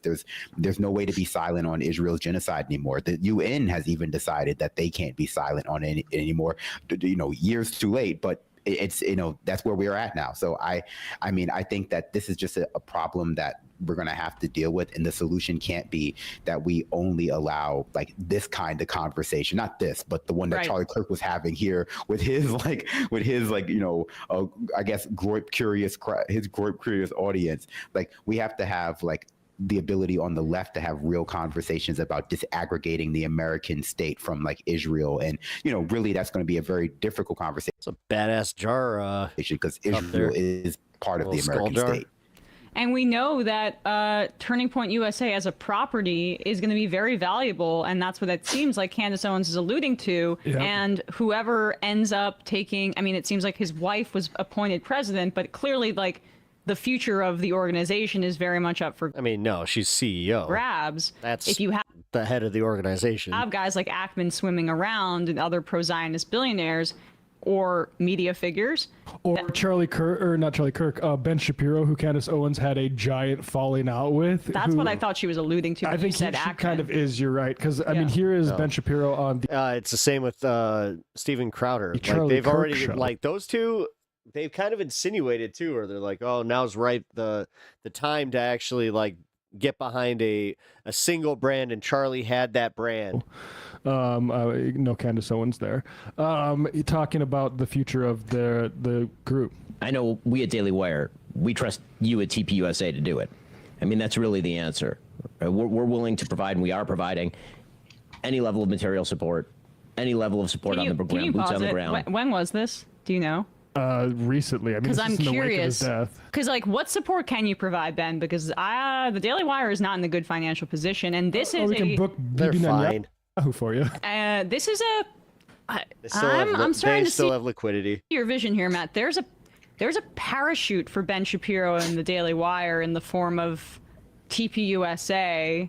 I think it sinks both of them. I mean, honestly, I think the merger think that might be right. I think because like the wind is just not blowing the direction that Ben Shapiro's going in. Charlie Kirk might have been more like better able to like weather the storm. Ben Shapiro is a hardcore ideological Zionist, and his Matt Walsh and like Michael Knowles like flunkies are also just not very smart. And so I think they would just ride the brand to the ground. And I think Candace Owens would. You've heard what she's willing to do. So I think that she would be the one who metaphorically ends this particular charade. So I think go for it. Yeah. I think they should go for it. I think Ben Shapiro should head it, and I think they should ride it till like the wheels fall off. Interesting. Yeah. I'm all right. We can play it. Let's play this. You to do what Charlie would have wanted to be done here. And I think that the reason that everybody trusted Charlie, the reason we're all mourning Charlie, is because nobody did it better. You spelled out two of Charlie's goals. He said, he wanted to bring people back to Christ and bring people back to church and back to biblical values. And he wanted to keep the MAGA coalition together. And expand it. And the question is how you do that. And the answer is you focus on the first, and the second is a byproduct. Okay, the answer is that, as Matt says, you have to unite around something. And yeah, we can unite in the short term around the fact that there are a bunch of people who hate our guts and want to murder us, which of course is true. But long-term unity, big movement change, which is what Charlie was really trying to drive, and why he went to talk to people who disagree, is about building around those core values.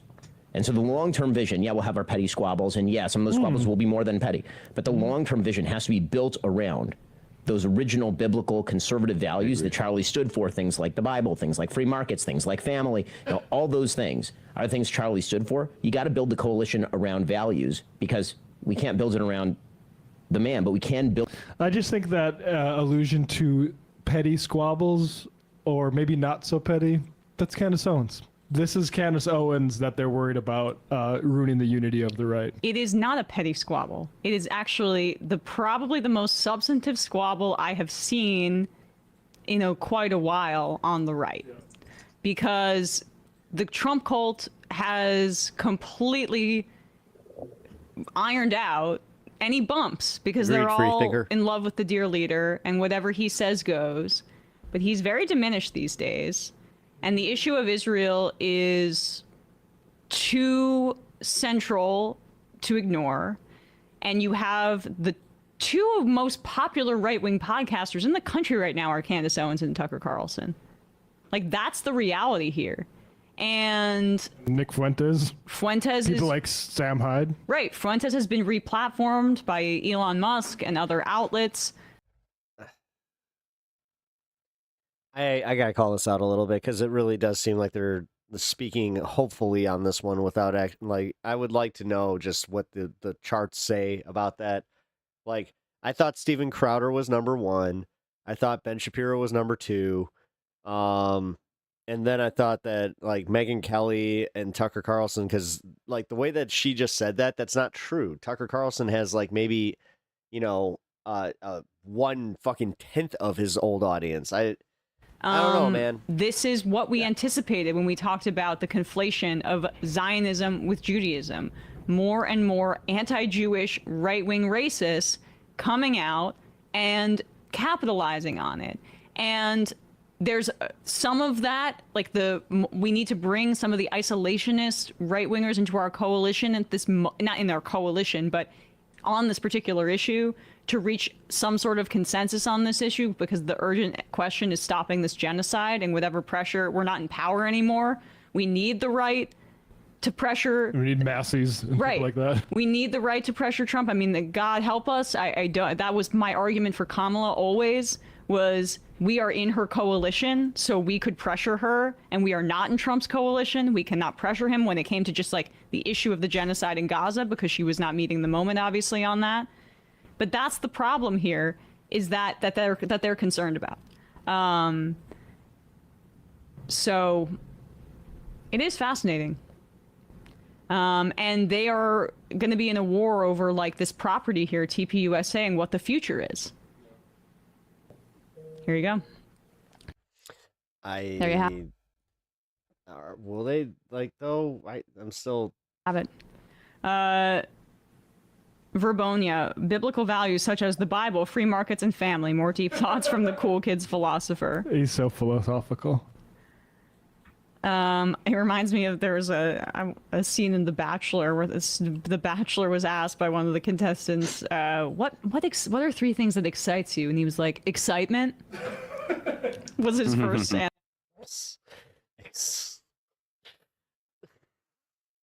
Real winners on that show. What excites you? Excitement. Alright. That's pretty funny. Oh, God. All right. Well. Perfect. Got one more I want to watch with y'all, and then, but before we do that, I do kind of want to chill for a minute. So, how y'all doing? Sound off? Oh my God, we are 1 like away from 30. Come on, who's it gonna be? Who's it gonna be? Hit that like button over on YouTube and make yourself number 30. I forgot where I was, but I was the 100th like. Oh, it was on this space. It was for left past 10.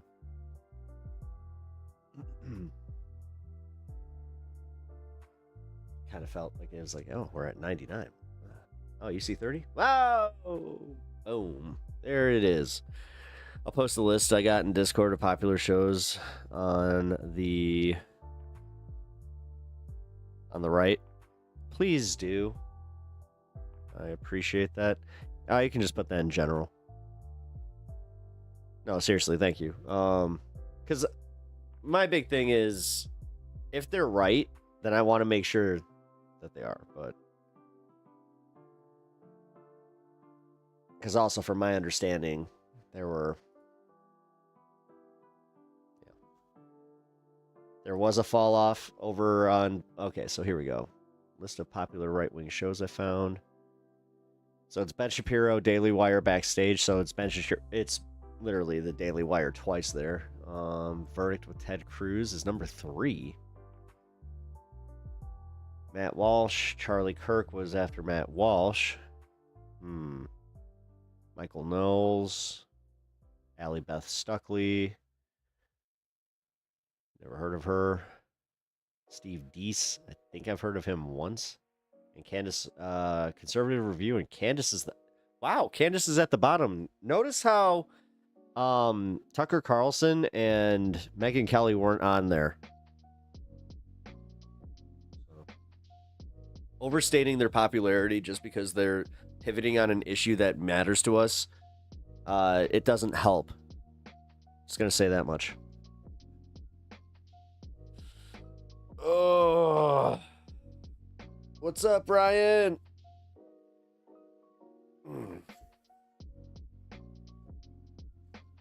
Because the biggest thing is I just don't like seeing it where it's like, oh, that's easily disproven and clippable. Two things that are not great for the, when you're making internet content and trying to prove a point. So, oh, hey, we're at 4:55. Hell yeah. I think Israel is an ally of both Russia and the United States. That's kind of a new one. Why do you say the Russia part there? What's your take on that? Got a shower, changed my bed sheets at 3 a.m. I still feel like a POS, but now a cleaner POS. Oh. That's, dare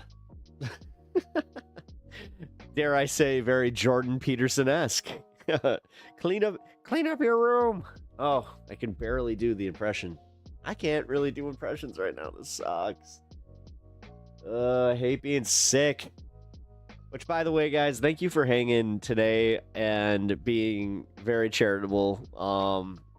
And I understand. I know that I have not been as engaging with the video, and kind of transforming it because, dude, my head hurts so bad. More than likely, I will go to the 420 and maybe call it at around 4 hours 30 minutes today because yeah.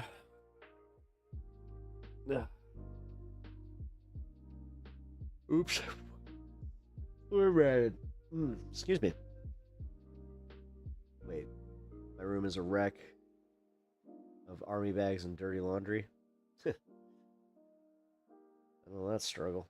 Charlie Kirk show, the Ben Shapiro and Candace Owens with Megyn Kelly show. Wait.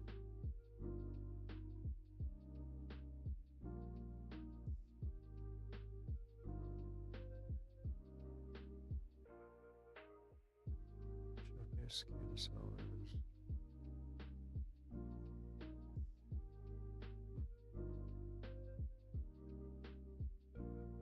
Oh, you made a mistake. Those sources are old. Their list is actually pretty accurate. This is from... Okay, so Charlie Kirk was 1, Ben Shapiro 2, Candace 3, and then Megyn Kelly. Okay. All right. Well, then if that's the updated list and they're going based off that, then yes. Okay, cool. Then I retract my annoyance.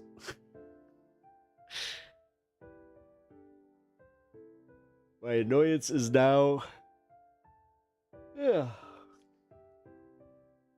That they just said. We looked up the list. Here it is. That's all they needed to do. I don't know.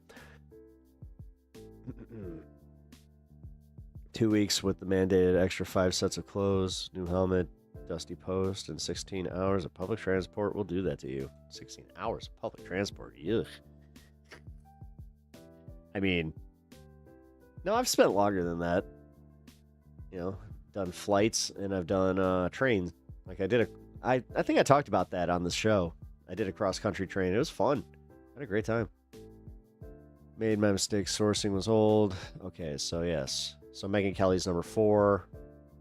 Candace 3. Okay. Interesting. Poor Ted Cruz getting knocked out of the top. Damn. Was not fun. I can imagine. Now, not at the risk of sounding like, old man Rivers, our ex-president who loved him some trains, but hey, Jack, yeah, I read the Amtrak. It's great. Yeah. And by the way, have you ridden the Amtrak? No, the Amtrak was cool. It was one of those. I felt like I was in a old 20s movie because I got my own room on the car. It was really cool.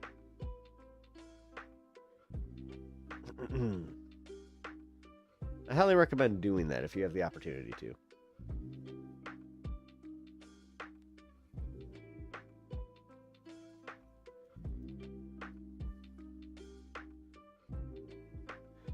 Okay, I need to take a quick bathroom break. So what I'm going to do is stand here, and I'll be right back.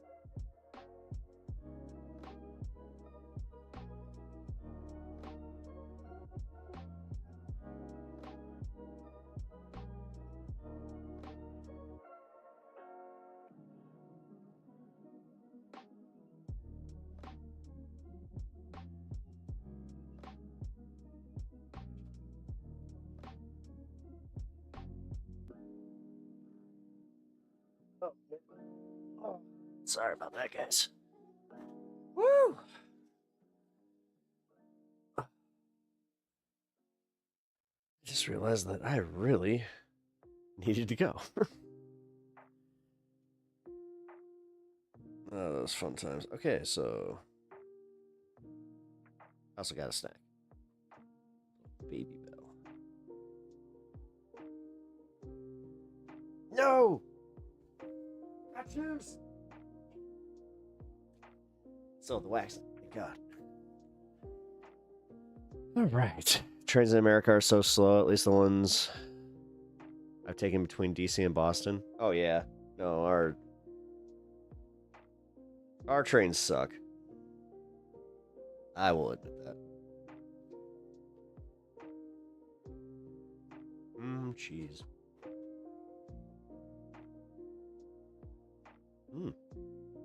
I've never had the Baby Bell Gouda. It's pretty Gouda. Kill me. All right. Watch Gouda. I'm breaking all my rules today. I'm just like, you know what? I'm gonna do a little bit of just laid back content. Snack when I need to. And yeah. Whew.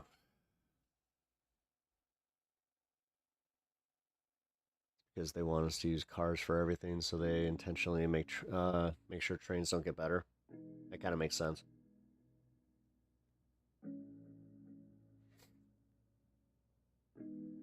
And excuse me. I live in one of the most walkable cities in America, so if trains suck, people use cars and keep buying cars. Trains are good, then people ride the train and they don't buy the car. It's the same with the buses. It really is. It's very much the same.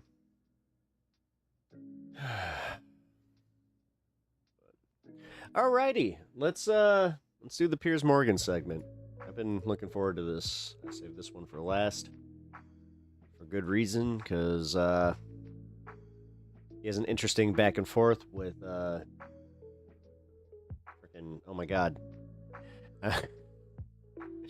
Don Lemon. I almost called him Don Lime. No shit. Because it was an old joke I used to tell that wasn't funny. That would make my mom at least chuckle. I'm sure we all have those, though, where it's like the, inside joke with somebody and you're just like, I'm going to try this out on everybody. Oh, it didn't work. But, yeah, let's take a look at this because it gets unhinged. I saw a few clips of the Steven Crowder bit where I was just like, I can't wait to watch this with you guys. Oh, man, Kirk, I hope that you're listening, and if you're not, if you're playing the VOD, number one, what up, dude? And yeah, this one was kind of for you. I think anyone watching that. What are you talking about? And so, if you will allow me, please. What please are you stop talking about? Okay, Did you invite me here to interrupt me, or are you gonna let me? I think you're being a complete dick, if I'm honest with you. Okay. I do. Well, that's very kind and respectful of you. It wasn't intended to be kind or respectful. I don't like the ad hominem attacks.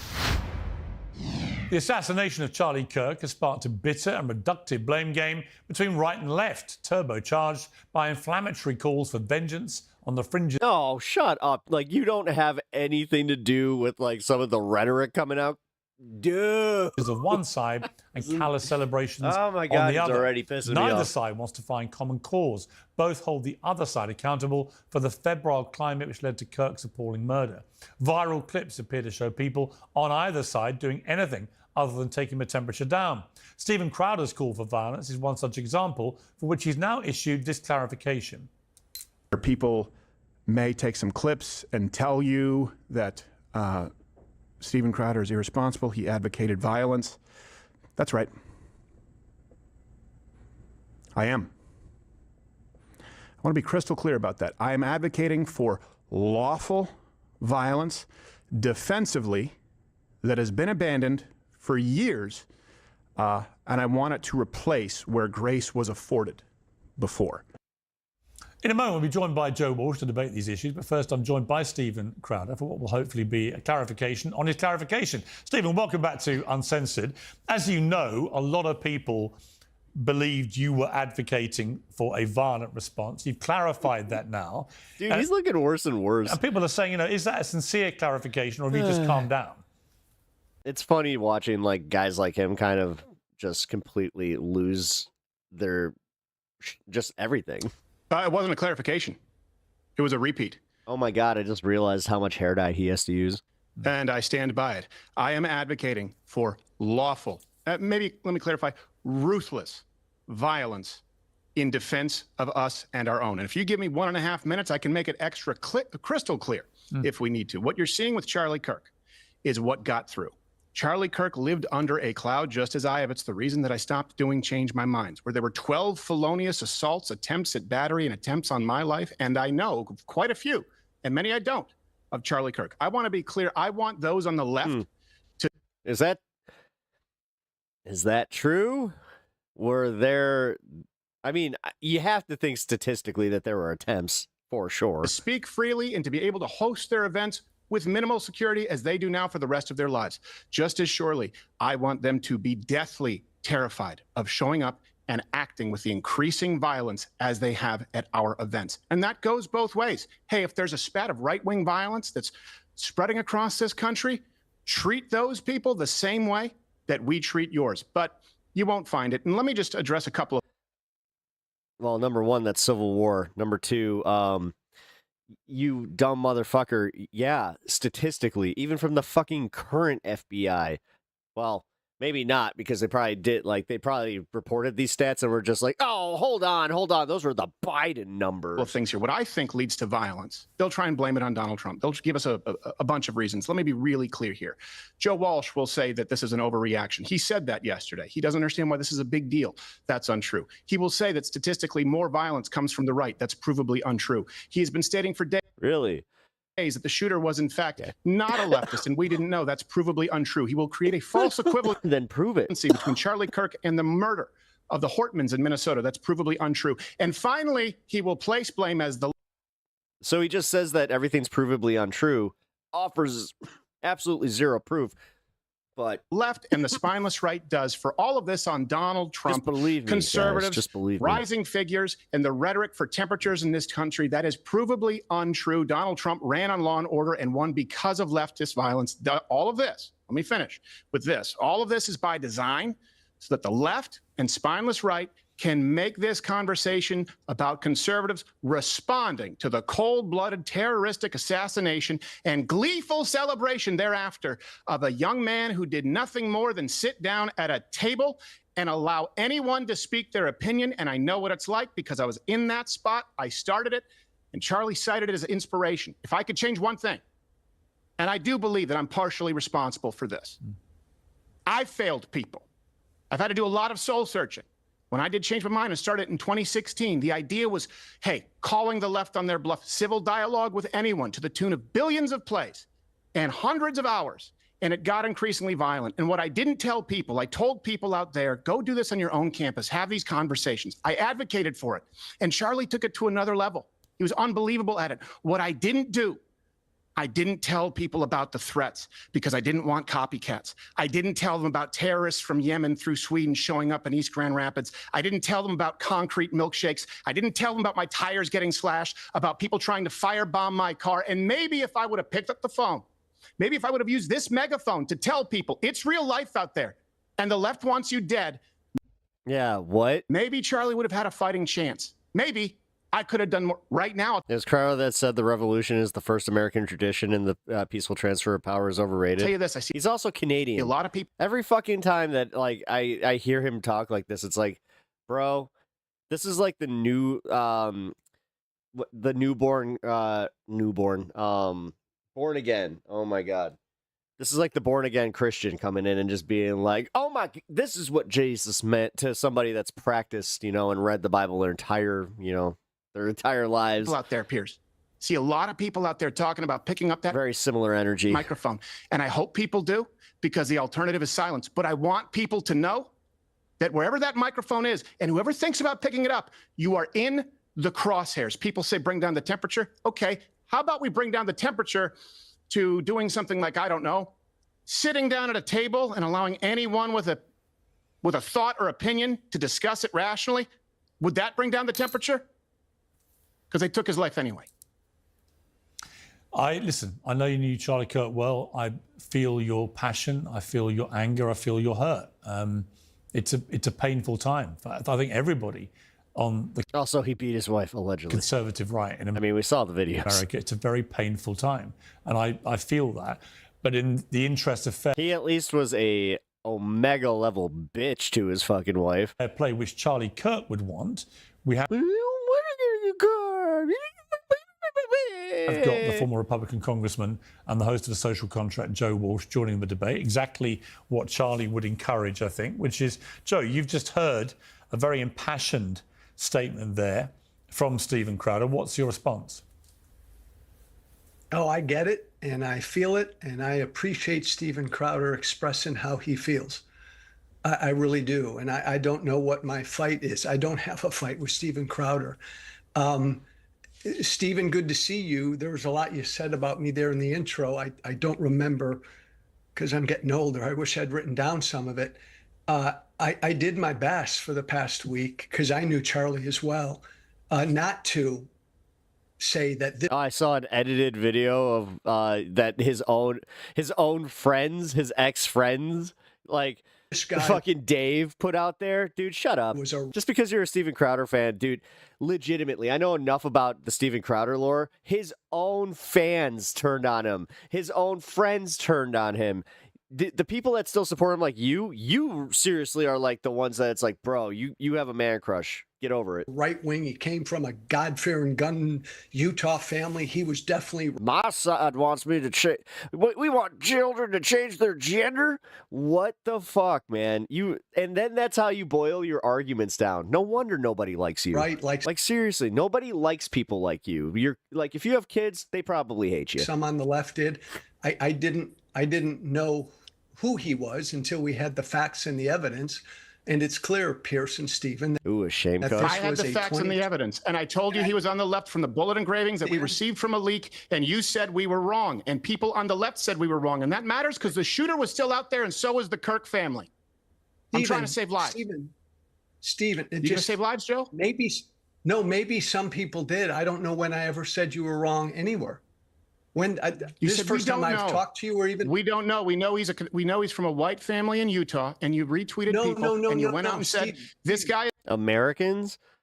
Oh, so you're one of those one party like fascists. Like you're literally somebody that read the Constitution, wants to crumple it up and just be like, nope, too woke for me. He's not a left wing extremist. He is. Okay, go ahead. You did say that. Well, I still fight for your rights to say that bullshit, even though. From the moment Charlie Kirk was assassinated. Kind of like, I don't know. It's almost anti-American of you.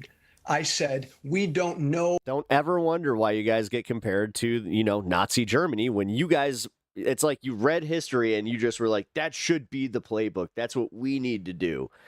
Who did it? And once we found out who did it, we don't know why he did it. So let's all wait to figure out why he did it. But we did yesterday. know. Let me, Stephen. And I remember you saying that he sold his soul to Trump before the body was cold, and criticizing his wife. Stephen, let me finish, brother, please. And then we find out in no uncertain terms, by the way, Pierce, which I think all of us could have guessed, this was a political assassination. This 22-year-old young man hated Charlie Kirk, and so he picked up that gun and he shot him. Clearly, and as you've said, Pierce, it's clear that of late he had become and your side lied and said the shooter was trans. Get fucked. Radicalized with leftist ideology. There, now we know it. This will go down in history as an act of left-wing political violence. Yes. I mean, I would say, Stephen, that is an honest statement from Joe. But it's not.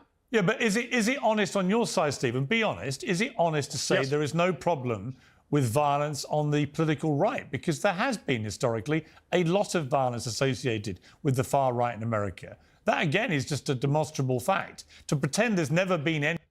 No, it's not. I say otherwise. By is what? to be disingenuous, Demonstrable fact by what? No, it's not to be disingenuous. It's absolutely correct. And I understand because I've seen Joe and people of his ilk retweeting these out there. It either comes from Cato Institute or it comes from a recent Economist article.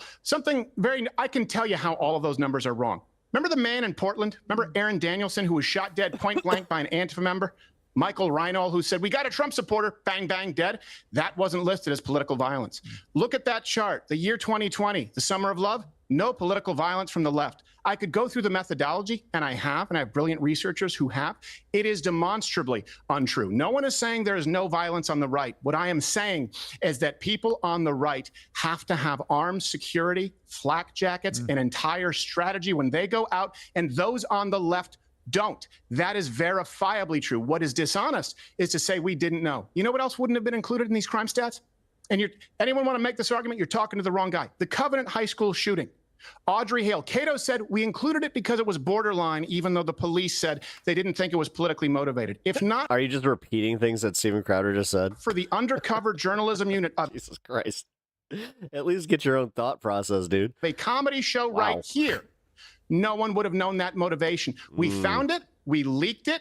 That's why BLM literally, they went and endorsed Trump. That's kind of weird how they did that. I thought you guys were so proud of that endorsement.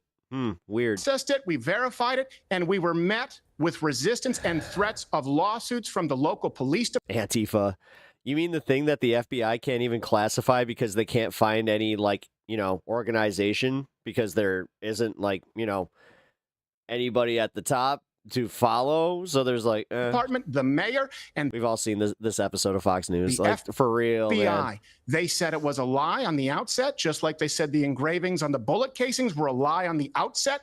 The left lies. They label you fascist. They label you a totalitarian. And how do you deal with those people? Well, you don't do it at the ballot box. We all know that.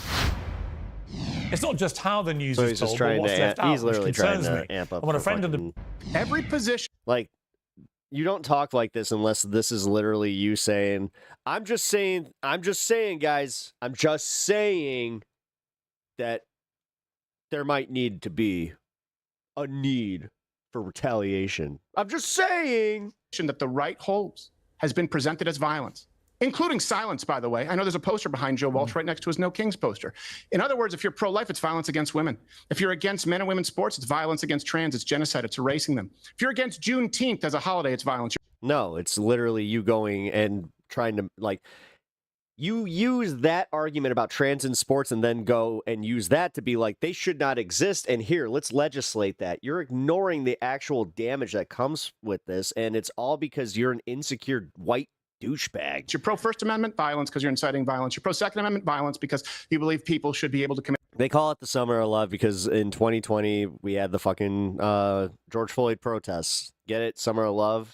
Gun violence. And then if we remain silent, that's also violence. And so people deal with the right with violence. Here's my challenge. Find me one example of a Charlie Kirk on the left, not an elected official. I'll allow any speaker, any comedian this century, one example of somebody who was murdered, assassinated, hemorrhaged out in front of his family in cold blood and gleefully celebrated thereafter. And the polls show that a majority, according to YouGov recently, of Democrats think it's somewhat too acceptable. 38%, 77% of Republicans. Yeah, also a black dude that was fucking killed by fucking authoritarian cops. Republicans said not acceptable at all. Okay, let Joe What I'm respond. saying is that Charlie Just the facts. It doesn't matter what his personal history was. Kirk was hunted. He was Jesus Christ. hunted. Like, you're just okay. You're never, not once have these motherfuckers actually been like, yeah, you know what? It is wrong that he was being racially profiled, but you know what? He had X, X, Y, Z here. It's always just like, yeah, he deserved it. Like, you guys seriously, and then you want to put all this hate and inhumanity like out into the world and then cry bully the second that you get, a little bit of pushback. We are being hunted. Dude, we get it. You jerk off to trans porn. Again, you have either kids or just in general, everybody hates you. So that's why you're just a lonely asshole that watches Steven Crowder and jerks off to him. And I don't want to see any more just admit it, dude. dead friends. Violence, absolutely. Lawful, ruthless, defensive violence. Okay, Joe. Pierce, I'll just be brief again. The data is pretty clear, and historically it's been pretty clear that there's political violence on the right and the left in. You do. When we say you're... Because the FCC is stepping in to try and cancel a fucking TV host, but you guys are disingenuous enough to be like, not freedom from consequence, because you have no moral consistencies. Because again, comedy's legal. You literally fucking go out there and say it, and then all of a sudden you're just like, oh, I don't like what the meanie bo beanie lefty said. Cancel him. This country for years, and I could argue, and I would argue, but I won't hear that there's historically been more political violence coming from the right. But suffice to say, I think you and I, Pierce, would agree, there's a... Yes, that's literally, like, that's something to cry about, dickhead.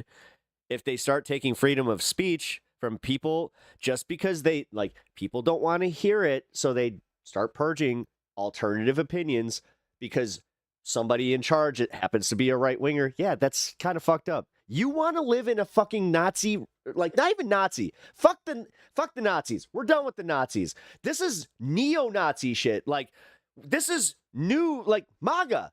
Just own it. MAGA is authoritarian fucking fascists. So now you guys get to do it, except you, instead of red armbands, you put on red hats and did it. And also, you're the dumbest fucking people on the planet. You just don't know how to do critical thinking. And this all these talking points, you're literally recycling every single word. It's almost like you're a bot that goes through all these little fucking Charlie Kirks and the Fox Newses and just is just like, I have personality now. I will go to leftist chatter and I'm going to troll. Ha ha ha ha ha ha.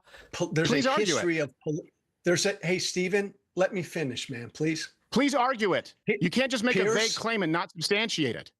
Pierce, you and I would agree, for the sake of this conversation, that political violence is in fact a both sides problem. Stephen, you would acknowledge, I think, that there is political violence on, and there has been political violence on the right as well. So why don't we all just condemn it all? That's what we all should do. Yeah, Steve? No, I don't. I don't agree with the premise. Well, Nazi, are you doing Nazi things? Racist, are you doing racist things? Sexist, are you doing sexist things? Homophobe, do you say homophobic shit? Yeah, they do mean something because they obviously bother you. You obviously know what you are. You just don't want to, you don't want to be the bad guy. Like, honestly, if you lived in a reality where the Nazis had won, you would be just like, yes. And I'm having to agree with a nebulous premise because you presented no facts. Fucking A, the very source that you cite. And by the way, I'll make all of mine publicly available. Hold on, I'm finishing now. Let's do it like grown-ups. You can cite your sources online. George Floyd riots, not included. Daryl Brooks, Waukesha. Facts don't care about your feelings. Cool. Not included. Antifa. Jesus Christ. Oh my God, did somebody like program this just with a bunch of like buzz arguments from fucking Ben Shapiro? Not included. Man shot dead for voting Trump, not included. Wow. Those numbers are not to be trusted. It's like they went through like Reddit and was just here. There is someone parroting it. I'll answer your question if you answer one of mine after. Go ahead, please. Melissa Hortman, the Democratic state legislator in Minnesota, last 3 months ago, gunned down by an anti-abortion Trump supporter. Yes or no? Wrong. How do I know? Because Vance Bolter, the man who did it, wrote in his letter that it had nothing to do with Trump or being pro-life. He blamed Tim Walz. And here's what you also don't see. That is not an argument, numbnuts. The argument is that he was a Trumper. Not that he was like, I'm doing this for daddy. What the fuck? Did you? Hey, I could do that too, Steven. Did you know that? See anyone at the Hortman funerals or vigils spitting on them? Or pantomiming being shot in the neck? Did you see anyone celebrating the death of them gleefully? Yes. Did you see so many professors doing so, showing children a snuff? Really? Point me to one. Yes. Point me to one person spitting at their vigil. Let me guess, you're going to go to Mike Lee? Utah Senator How do I predict Mike everything Lee you say all the time? Attack. How? Donald Trump. He didn't mock the attack. But I would. Okay, let me jump in. Anyone spit at the Stephen, vigil? let me jump Anyone in. celebrate the Stephen, murder? let me give you an example. Pierce, I don't. Hang on. Go ahead, Pierce. Hang on. I would give an example where the right behaved very badly, and that was over the attack on Nancy Pelosi's husband. I saw the gleeful responses after that from the right, the memes, the literal jokes from you. Mockery. Dude, you did a skit. I remember it. I thought that was very distasteful. Would you agree, Steve? If you want to argue an equivalency between a man getting I'm not hit with a asking hammer in his equivalency. It's not about equivalency. He literally he broke it down for you, dude. See, this is where you can easily just look at Steven Crowder and know that he has zero substance. I'm not saying equivocal. A man bleeding out in front of his child. I'm not saying they're equivocal. I'm just saying it's an example where I felt people on the right. That's what they were just saying. Showed a complete lack of humanity towards the man who'd been attacked because he happened to be married to Nancy Pelosi, a political opponent. And so it's not like this never. It's not like this has never happened. I don't agree. I don't think it's even remotely proportional. Let me ask a question here. This is why I'm giving this message, and this is why I hope people listen and protect their own. Joe Walsh, you're there. Since I answered your question, you're there, Utah, in the crowd. It's not a Mouser. It's not a 30-06. But it's a man winding up a milkshake for Charlie Kirk. We don't know if it's strawberry, chocolate, vanilla, acid, or concrete. Do you stop him? Do you hurt him? That hesitation tells me that you are not amongst us, and cowards are dangerous. That hesitation was literally a 6-second delay, you cocksucker. Having their ranks. Stephen, Stephen? Because it's not a Let me answer hypothetical. your It's happened. question. Let me answer your question. Do you stop him? Do you hurt him? I don't understand your question. I'm sorry. I honestly, I don't. Someone What do you winding up a mean? milkshake to launch at Charlie Kirk. You don't know if it's strawberry, chocolate, vanilla, acid, or concrete. You see him before okay. anyone else does. Do you stop him and hurt him? Yes, I certainly stop him. I do all I can to stop him. Yes. Good. There's a start. That's what I'm advocating. Every single person out there, because we have been living. What the fuck are you talking about? This was a sniper. You fucking retard. Jesus Christ. Sometimes I can't even process it. With Like, this shadow. What the fuck? Over us. And I know, look, here's the thing too, Joe. I understand your He's rhetoric. so full I of understand where you're gas. coming from. I mean, yeah, he is bloated. And I know that you met Charlie when he was 16, as I understand it, right? He was very, very young. And I understand that maybe you were somewhat of a mentor figure. It's because of the failure of Republicans like you that me and Charlie Kirk exist, who are willing to take back the territory that has been conceded. Yeah, I'll accept the word, use of that word in this case because that was really stupid. And we are willing to pay with our lives. We shouldn't have to be. Academia, media, the press, big tech shouldn't be dominated by the left exclusively all the time. Charlie Kirk shouldn't be out there alone, sitting in that chair, taking on all. Dude, all you have to say is, "Hey, Steven, did you change your handle to the #1 show the day after? Did you? Did you? Yeah." He shouldn't be inspired by people like me, who are comedians. He should have been inspired by people. You're not a comedian, though. Actually, every comedian I've ever known has said that you're not a comedian. So, haha. Like you. Instead, he was inspired to go. Dude, when Amy Schumer cooks you, you done fucked up. Go the other way. Maybe that's why he said he sold his soul for Donald Trump before the body was cold. Still want to do the no true Scotsman holier than thou thing? And Stephen, I'm assuming you would do the same, correct? If somebody were throwing a chocolate milkshake at a left-wing speaker, correct? No, the reason I bring it up is because we didn't. No, but he's asking, would you do the same? We didn't, and I've had them launched at me. No, but would you? And the reason... Hey, shut the fuck up. Answer the goddamn question. This is where it's just so fucking plain to see that Steven's got nothing. He just has bluster. Would you? No, I didn't. I didn't. Would you? And now I would. Now Would I would. you? Because now I would. Yes. Have I answered your question? Yes. Now I would, and I advocate that everybody else do the same by any means necessary. So Stephen, common ground. You and I, two Americans, would both stop any politically violent attack on any public figure or speaker that we saw. You and I agree to that. And you and I hope, would both agree that we should condemn all political violence. End of story. I am condemning, of course, all political violence. It is coming from one side, and the prescription is ruthless, aggressive, defensive, lawful violence on anyone who tries. If someone behaves in a way, for example, I've been sucked. Wait, Destiny got demonetized on YouTube? Punched. No shit. Here, we got to watch that after this. I've been collar dragged. I've had attempts on my life. I have been doxxed. If anyone behaves in a way where if they behave that way at a town hall, at a restaurant, you with your family. All right, I'll be on for a little bit after the 420. Would result in their severe ass beating.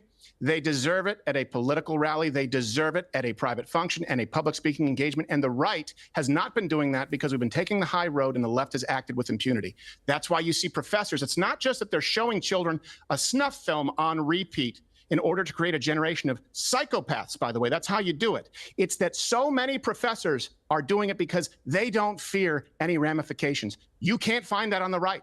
Find me one example of a Charlie Kirk, not an elected official, a person who did nothing more than express his opinion and allow anyone else to do the same, who lost his life. I also think in relation to that I saw Charlie Kirk's producer today getting quite emotional as he talked about the difference, for example, between the reaction to the murder of George Floyd, which I thought was despicable, and the murder of Charlie Kirk, which was despicable, is that one precipitated nationwide rioting and lawlessness as people were so enraged they took to the streets, and the other took to people going to church. You know, also call me when Charlie Kirk died with a speedball. He mugged a woman with his toddler in the house. I thought it was an interesting. George Floyd hurt people. I thought it was an interesting observation, Joe, in terms of the difference. And I appreciate that, Pierce. Let me sneak in one more thing before Stephen goes off.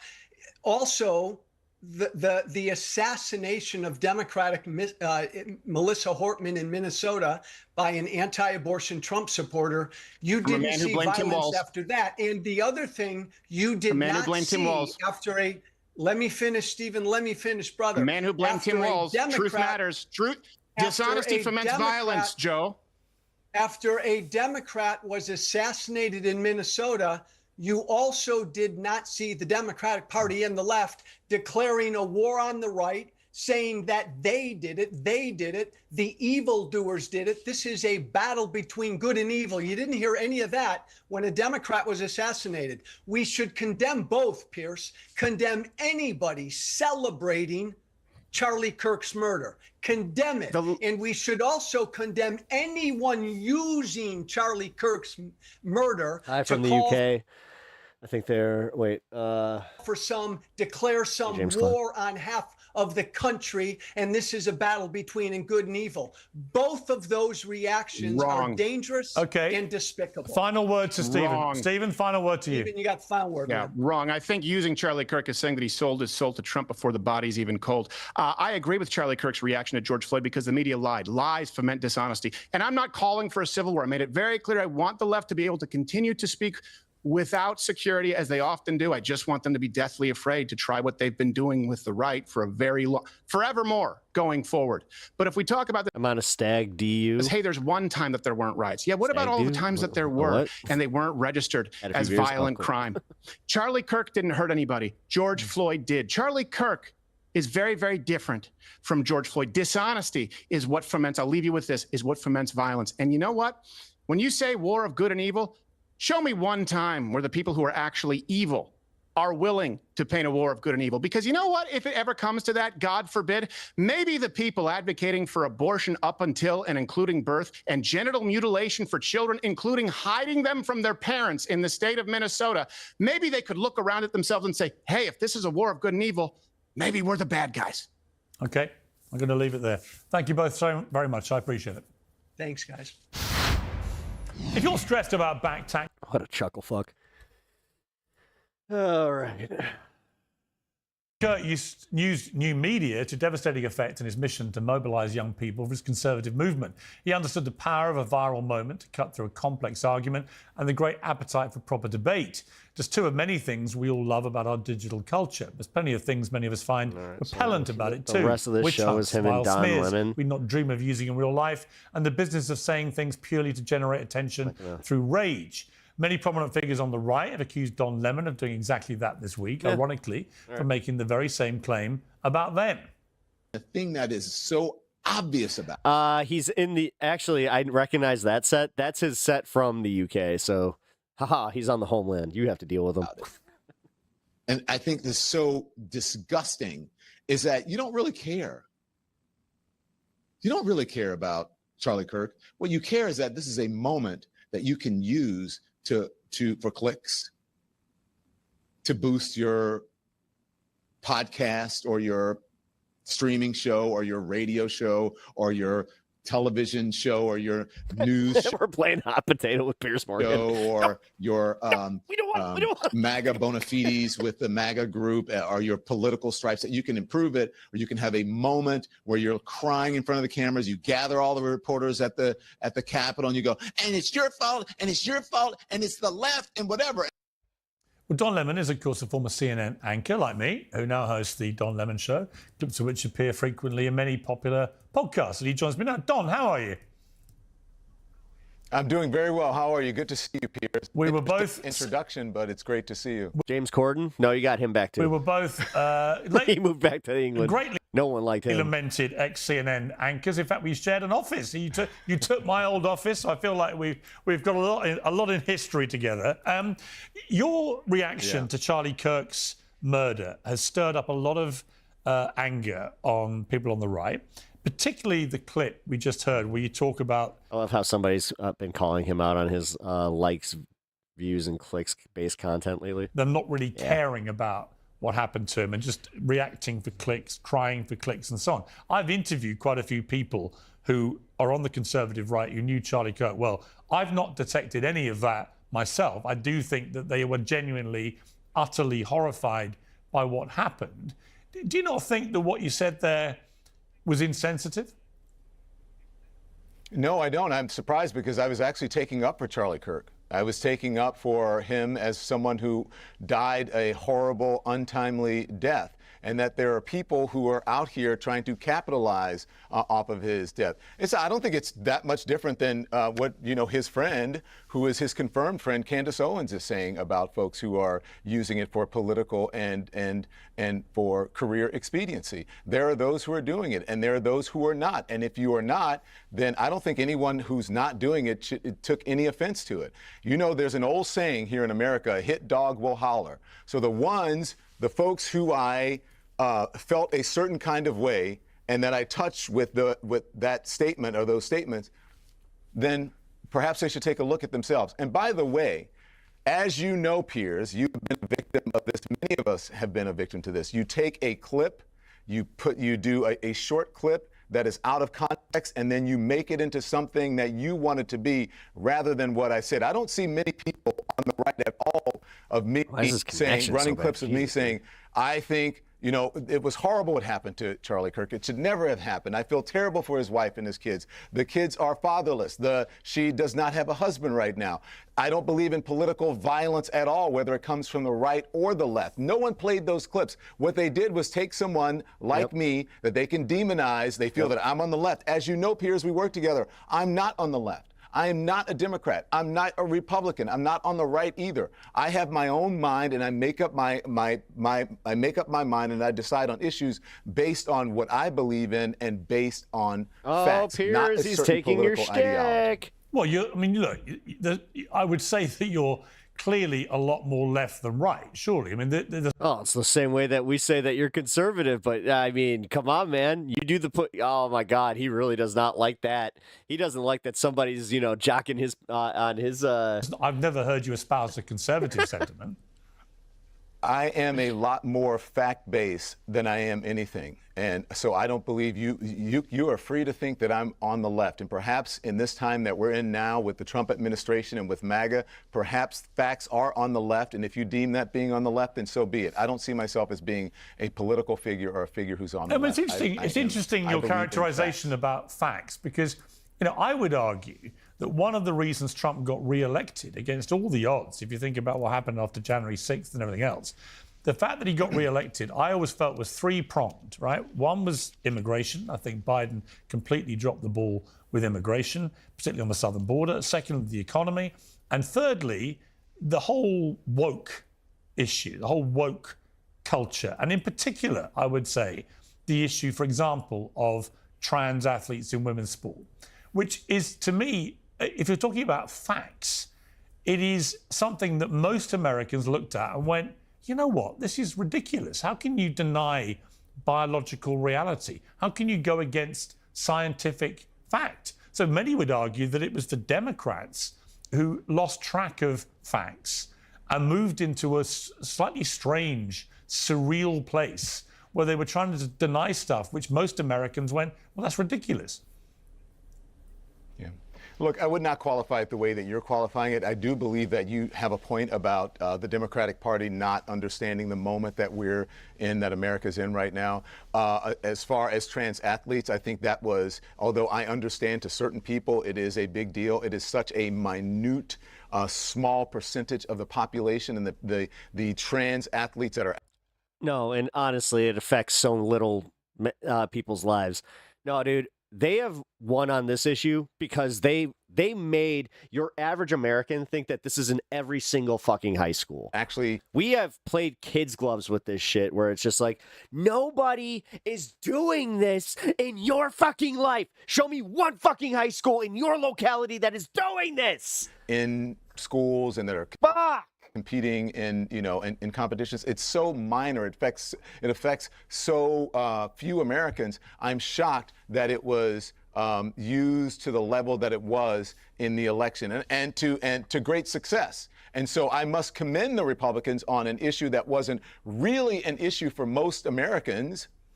99% of Americans will live their entire lives without ever seeing, let alone meeting, a trans athlete. Yes. That they made But these people make it their whole lives, so they sit there seeking it out. it into something that helped to And then you get assholes like Riley Gaines, fucking 5th place, Mary over there. catapult this president into office. But Now, you see, I've heard, I've heard a lot of Democrats using that argument, and I've said to them, one of the most Using what effective. argument? I'm not saying you're a Democrat. I'm just saying I've heard a lot of Democrats say it, and my argument to them has been, yeah, but I don't. The New York Times reported that the they them ad that Trump put out, which gathered momentum and then became used more and more and more, was one of the most effective. I think it was extremely successful. It was one of the most successful I agree. modern political adverts because it cut to the point, I think, again, about common sense that most Americans actually, maybe they don't have it in their top 5 things they care about. I would absolutely accept that. But when you actually ask them, do you think this Get better insults than just being like another bot, dude. is fair? Do you think it's right? Do you think it's equal? Literally, I've gotten better bot messages. That was some weak sauce right there. Do you think it's good that women's rights would be eroded? They actually then do get quite exercised about it. Oh, no. Whoever that was. Oh, breaking news. Woke is dead. His book is... Again, if Woke is dead, then he doesn't have a job. He has nothing to complain about. Isn't that ironic? Look, Piers. You can't declare a win and then do the thing where you're like, oh my God, what are we going to do about this? I'm not here to argue over trans rights. I don't think it necessarily cut to the argument of common sense. I think they simply found an issue that they could capitalize on based on fear or some perceived religious value or what have you. So I'm not going to sit here and demonize trans people, trans women, or trans men because I just don't think that is fair and that is productive in this moment. I'm not going to go back and litigate why Donald Trump won and on the issue of trans. We simply disagree on that. I think it affects so few people. I think it was something that was blown out of proportion. It affects me. It affects me. And while there may be some people who are like Piers, he wants to say that, but then everybody's going to ask. It's like, why? Wait, what's going on, Piers? Affected by it, and if they are, I'm sorry that happens. But it's been a great show so far. Oh, hey, man, happened or happens. But I just don't think that was an means a lot because honestly, I'm still feeling like shit. Issue that focuses. So when you see, for example, in the such a Paris weird, Olympics, like, just when you saw, sick, I don't even have like a headache. I have like a sicky headache, whereas it's just like, it just feels like it's floating, or it's just. Or, when you're like really, really tired, it's kind of like that. Imam Khalif, an Algerian boxer who had been banned from the world championship. Yeah, this right here. She wasn't trans. Like this is.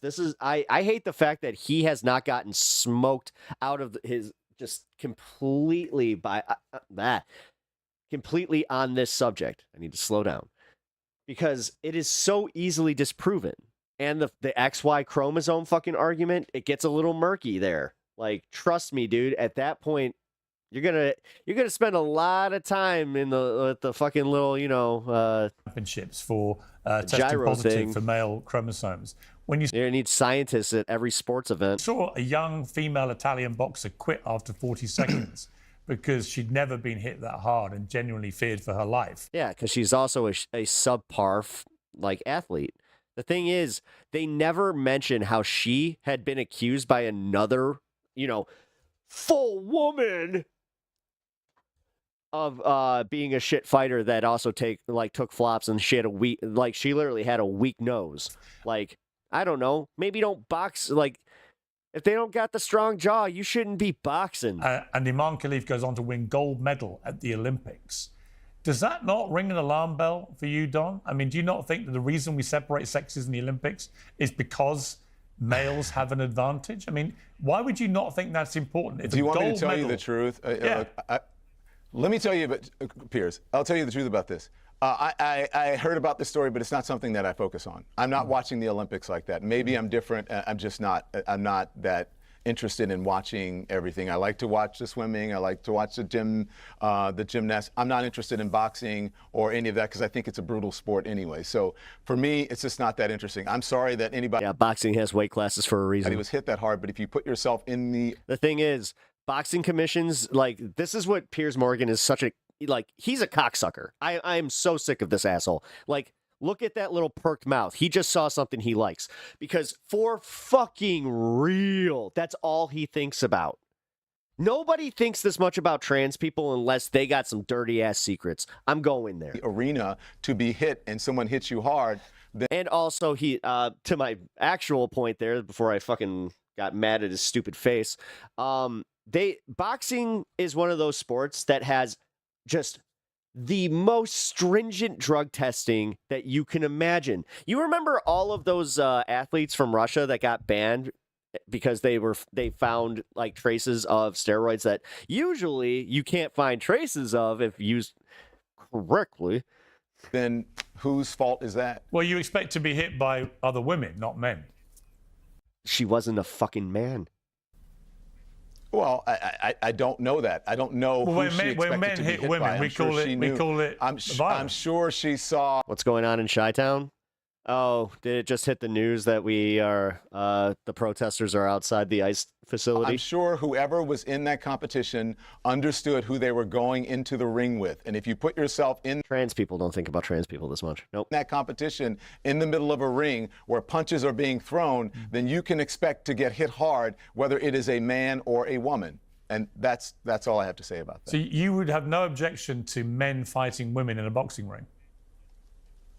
I did not say that. I just said that's all I have to say about that. But isn't that the implication of what you're saying? No, because she wasn't a fucking man, you monumental douchebag. No, I've said in many different ways, that's all I have to say about that. Right. But I'm just trying to clarify what you just said about the boxing.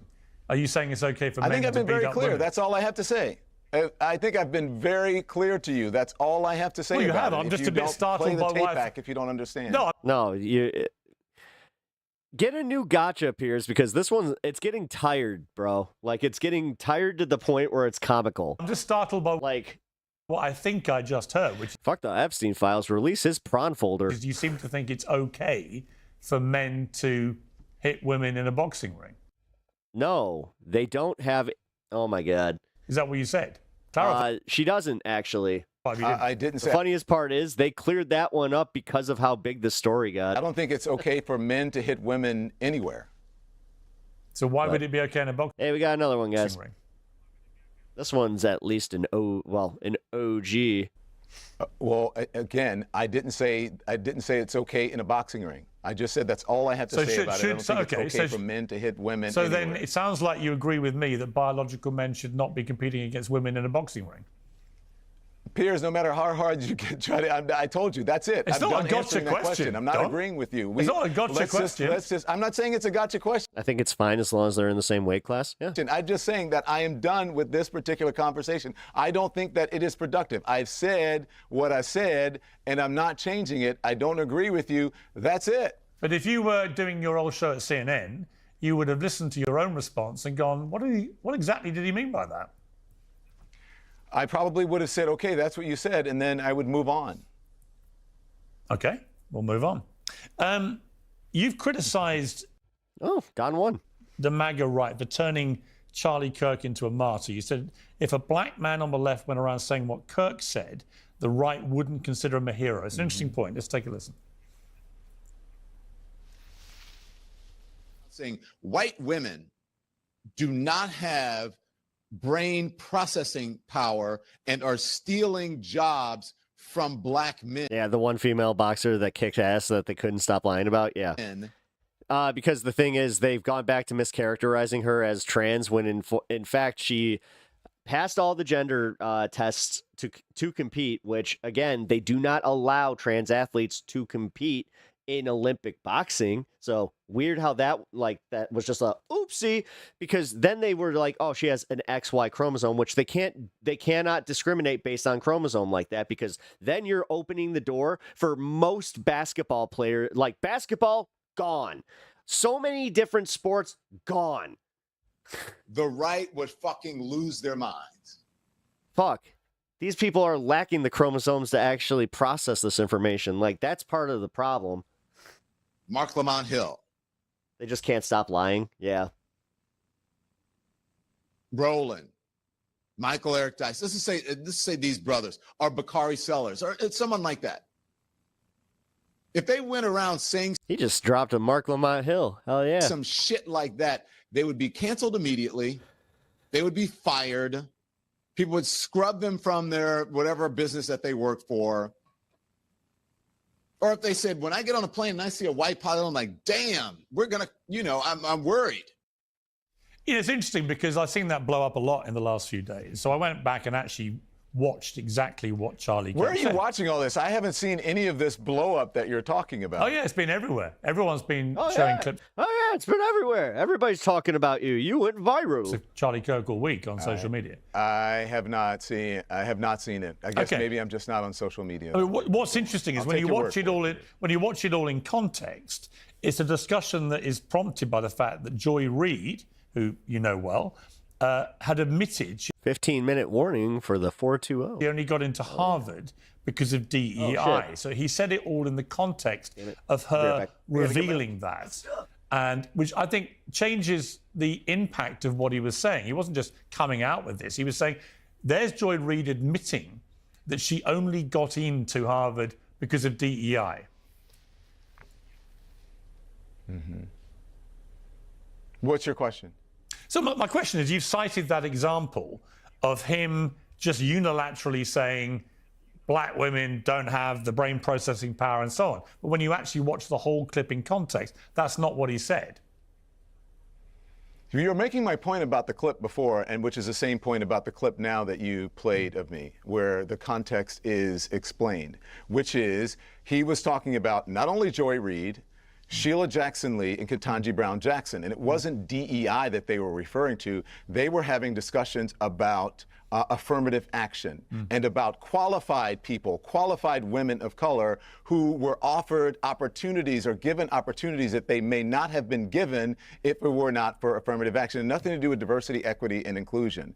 And so what he said, and I watched the clip, he said that what they were admitting to is that they were somehow a DEI hire and so on, and about brain processing power. I would suggest that you go back and listen to the clip that clip in context of what he was saying. He clearly said what he said, and I guess because of political ideology or because of bias, people are trying to interpret it and make it into something else. That is not what he said, okay? He was very clear about the brain processing or lack of brain processing power for black women, or for those black women. With Charlie Kirk's death, a lot of people on the left... I like how his tell is when he does this. He does like the little back of the head scratch. That's when you can tell that Piers Morgan is getting a little like, I didn't expect that. Have come out gleefully celebrating what happened. A lot of people have been posting stuff on social media, very happy. And they've turned out to be, teachers, professors, doctors, nurses. I mean, people in extraordinary positions of power over other human beings. What should happen to those people? Well, I think we should look at every circumstances. It should be taken on the circumstances should be taken on their own merit, and what should happen to them should be taken, on individual merit. We should look at each of them. Now, I don't believe that anyone should be celebrating anybody's death at all, ever. And I don't think anyone should be celebrating Charlie Kirk's death. Oh, we know celebrating Hitler's death? Oh, and you know, Piers, that freedom of speech does come with consequences, and there are limits. Oh my God! Now they're all humanists all of a sudden. Now we're all pacifist humanists. Like what? Shut the fuck up. There are limitations to freedom of speech. Oh my God! Like get a spine, dude. Like stand. I don't know, man. There's nothing more nothing more cowardly than fucking doing this. Like I'm a fence sitter. I'm gonna just And if you work for a private company, they sorry, I almost made a fucking bad joke. Have the right to fire you or discipline you for whatever it is that they want. If you break the rules, their codes of conduct, then you have to suffer the circumstances. Look, I 100% unequivocally believe that no one should be celebrating anything, and if any of those people broke the rules of their employer, you know what? Codes Take of them conduct, at that word. I unequivocally think that nobody should celebrate anything because, saying words and making making any noises out of your face that you thought about, yeah, you shouldn't do that. Then they should be disciplined or fired if it warrants it. Do you agree? But I don't believe in canceling people. Right. I think there's a lot of cancellation going on the right now, and I'm not comfortable with it. Do you feel? I wasn't comfortable with it on the left either. Right. Do you feel you were a victim of cancel culture at CNN? I probably. I don't think. I look at everything as an opportunity. Probably yes. I'm sure that I was a victim of cancel culture, but I would say mostly on the right for cancel culture. For those who don't know what I'm talking about, this is what led to you leaving CNN. Let's take a look at the thing is, you see what they're doing, though? You see what they're doing? They're trying to take cancel culture back because they realize that, or like they're trying to do the cancel culture thing because they realized, oh my God, we could actually win with this. She says people, politicians or something are not in their prime. Nikki Haley isn't in her prime. Sorry. If we just go and say, in her prime in her 20s and 30s and maybe 40s. What are you talking? Wait. That's not according to me. Prime for what? It depends. I mean, it's just like prime. If you look it up, if you Google when is a woman in her prime, it'll say 20s, 30s, and 40s. I don't necessarily. 40s. Oh, I got another. I'm not saying decade. I agree with that. So I think she has to be careful about saying that. When you watch that, Don, I happened to be watching that live, and I was like, "Whoa, what did you just say?" Do you? I mean, if you had a do-over, would you say that again? I mean. What led you to say that? Okay, Piers, let me just say this. I'm going to answer your question, but just so the audience knows, and I hope you... Oh, my God. Is he really about to, clutch his pearls at that? You don't cut this out. When I asked you what subjects you wanted to talk about, you know what you said to me? You said, I want to talk to you about freedom of speech in America and the response to Charlie Kirk's death. Yeah. Not once did you mention that we were going to talk about CNN or whatever. So, and had I known that, I probably wouldn't have accepted this interview. You have invited me on many times, and I tell you, Piers, I know you. I would come on your show, but I don't do panels. And so when you said I'm not going to be involved in a panel, I agreed to come on your show. But I thought you would also stick by the subjects that you told me that you were going to talk about. Just to be clear, rather than try to ambush me with something. Just to be clear, so, you and I haven't. Well, Don, just to be clear, you and I haven't had any conversation about your appearance here. You're talking about my team talking to you?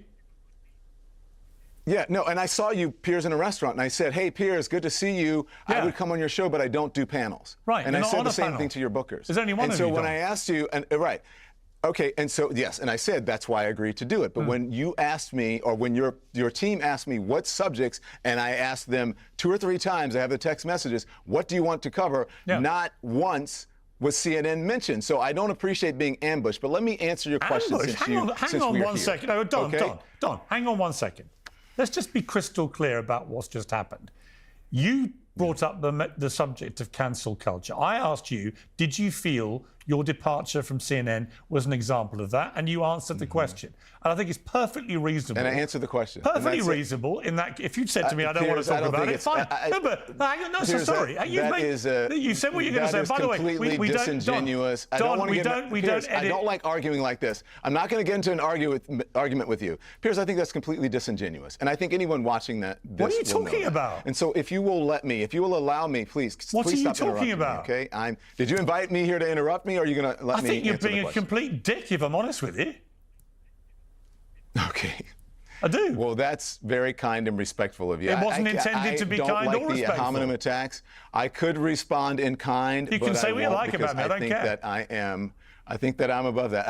I'm not going to do that, Piers. That's not who I am. I don't understand why you're playing the victim card when you yourself mentioned cancel culture. Because Piers.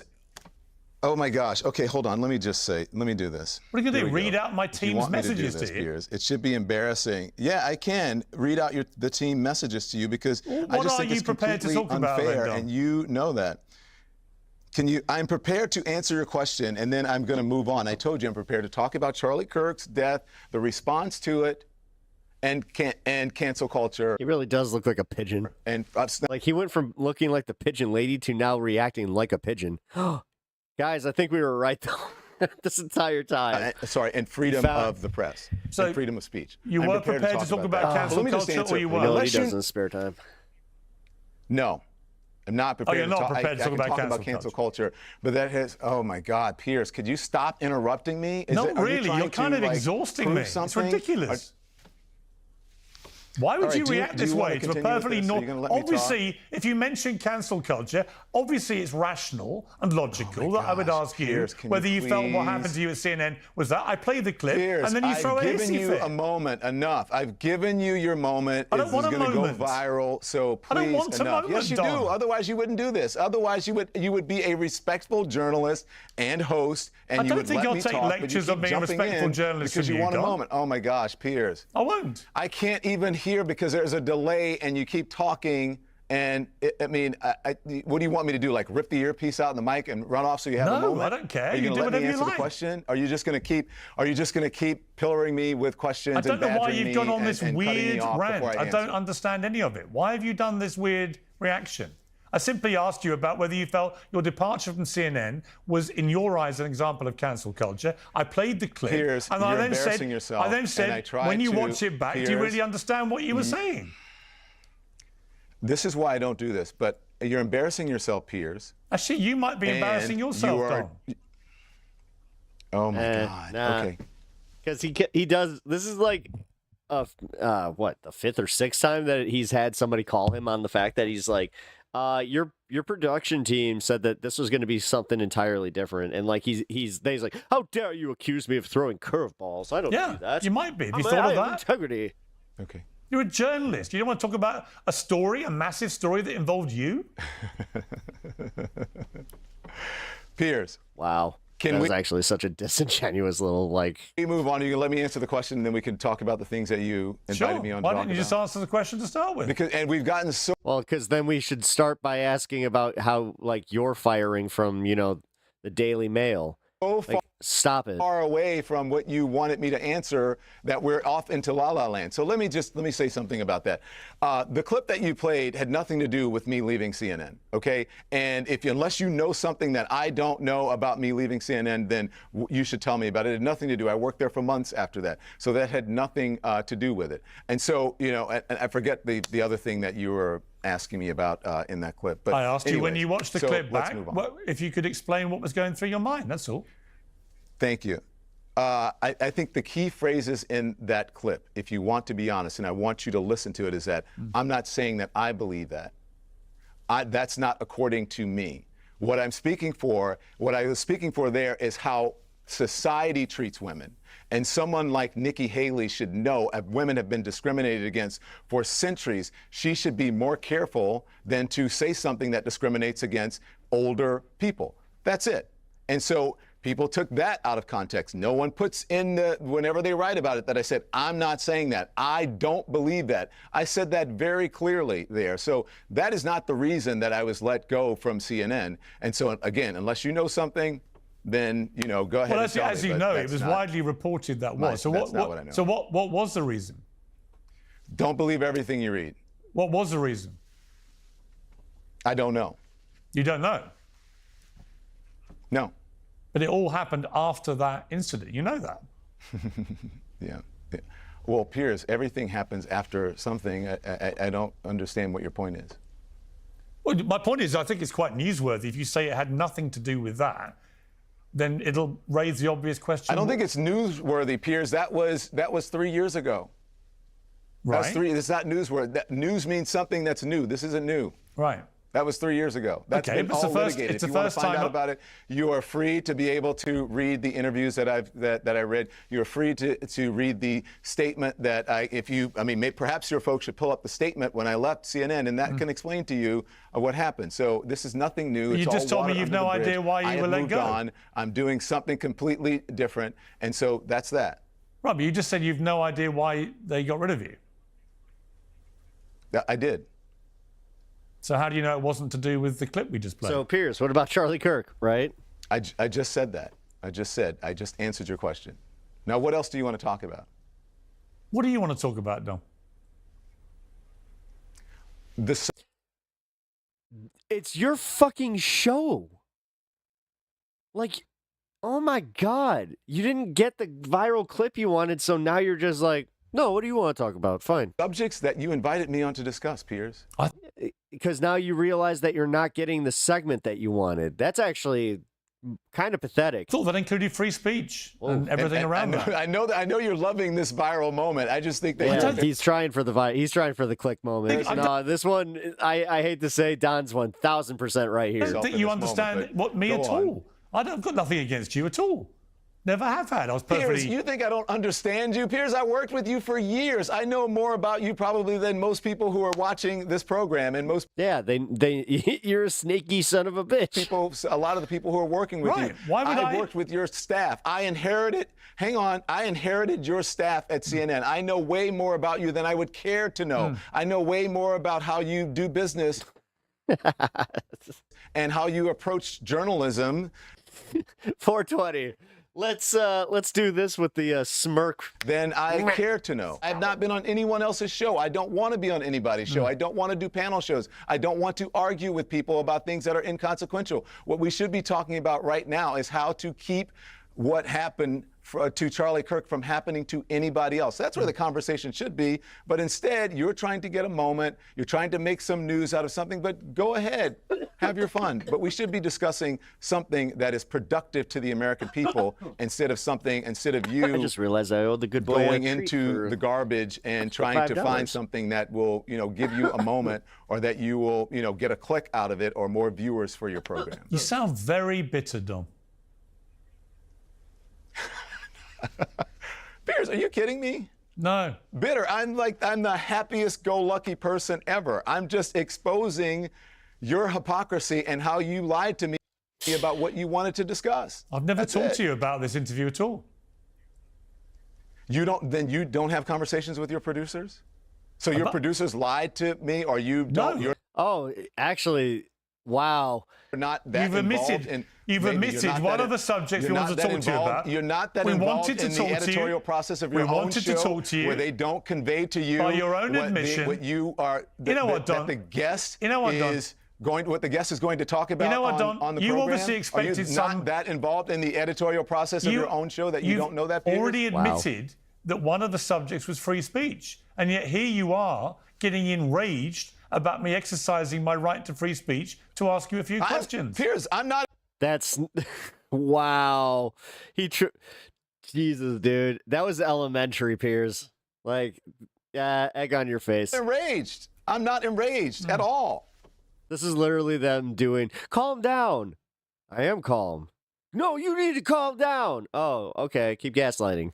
I think this is kind of funny. I'm not enraged at all. I mean, it's kind of exactly what I thought, like, hey, I don't want to go on the Piers Morgan show because of the spectacle of it all. And so that's confirmation of that. But I'm glad you got this moment. This is a moment for me as well that's going to play out on social media. It's going to be good for me too. So go for it.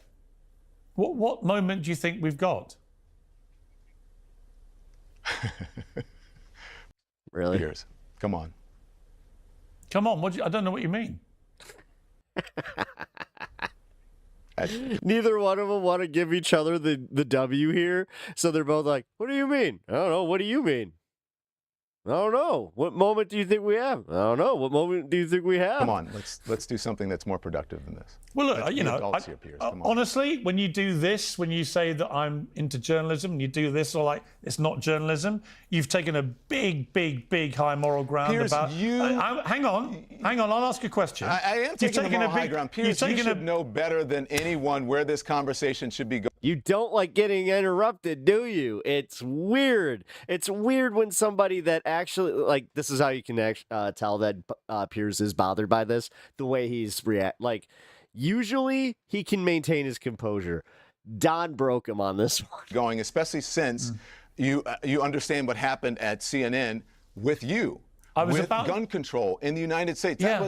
That was a big thing for you when you were at CNN, and I'm not sure what happened if that was part of the reason that you were let go. But hey, Piers, this is Don Lemon. I know you. I've worked with you. I know a lot about you. So let's just move on and be adults. And so that was a threat. Let's talk about, I think, something that would be important to you. That was a threat. And that is sensible gun legislation in the United States that would have perhaps prevented. Yeah, he does look like he's trying to hold himself from breaking down. The untimely and sad death of Charlie Kirk. Can we? Like, he's been swallowing. He looks a little bit like sweatier than usual. No, Piers fucking is nervous here. Like, I watch enough of his content to know when he's being smarmy and like he's definitely on. Oh, I've got him exactly where I want him. This is the polar opposite, where it's like he's lost. He literally lost control of the interview. Don started going like, "Do you want to do this? Do you want to do this? Like we can talk about a firing or two, or we can talk about your staff." Or we could talk about how your editorial, like you have no, communication with your editorial team. That's crazy. Can we do that? How would it have prevented it happening? Why don't you tell me? Because you. That was good. I appreciate that. They come from the same school of you. No, you tell me. Are an expert. No, you. No, you. On the subject, at least you were when you were working at CNN. This is legitimately like watching a you. You were very pro gun legislation, and I believe, if correct me if I'm wrong, pro, gun control. Yeah, I don't understand how you stop a deranged young man who the investigators say has become radicalized to the left from taking his grandfather's old rifle and using it to fire one bullet that kills Charlie Kirk. If you can think of a legislation that would stop that. I think you just answered that. You said your grandfather's old rifle. Right. So look, perhaps it should have been in a safer place. Perhaps Would you know where it was? There should be rules. Hang on. There should be rules as it relates to young people in the house who can have possession. Yeah, Piers is losing hard. Of guns. There are a whole lot of things that we can talk about as it relates to. They only know right-wing rhetoric. You have to use their rhetoric against them, or they won't understand. And I have to admit that Don Lemon's doing a good job there. He did a really good job of turning this around on Piers. Sensible gun control and rules. And why wasn't it in a gun safe? Exactly. Laws around guns. And so, I don't know the circumstances in his home. I do know that it was a conservative MAGA family, a gun-loving family. And so perhaps if we didn't have more guns than people in the United States and our gun laws weren't so lax, perhaps we could prevent a whole lot of these deaths. You're in the UK, all over Europe, all over different continents and different countries in the world. Everybody has mental health issues. Everyone has problems. But you know what they don't have? As easy access to guns as Americans do, and as many guns as Americans do. And so that is the only difference in this. And so to me and to most sensible people in this country and all over the world, it seems to us and me. I mean, Piers literally enjoys the safety of living in a gun-free country. That perhaps it's rich that he wants to talk about gun rights while never admitting to that. If we got a handle on that, we too could be like England. We too could be like Ireland. We too could be like Italy. We too could be like even countries that are not a part of Europe. We too could be that way and not have so many senseless gun deaths. And do you think that one of the reasons why this shooter killed Charlie Kirk was because he didn't like his opinions? If what law enforcement said about if the text messages or if that all comes out in evidence and they are true, then yeah, I think he's given his reasons. I think he gave the reasons. He didn't like the text messages. Do you mean the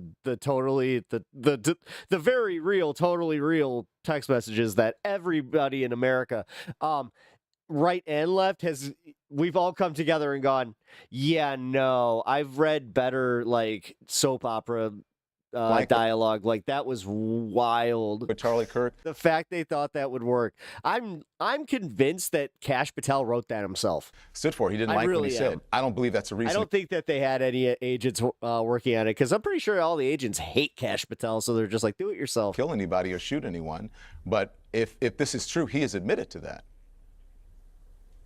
Okay. And finally, Don, we started this, just to be fair. You said you don't like the way that the MAGA crowd have reacted to Charlie Kirk because they're doing it just for clicks and stuff about somebody's death. And yet, some of them. I said some of them. Okay. I said some of them, not all of them. Which ones in particular are you thinking of?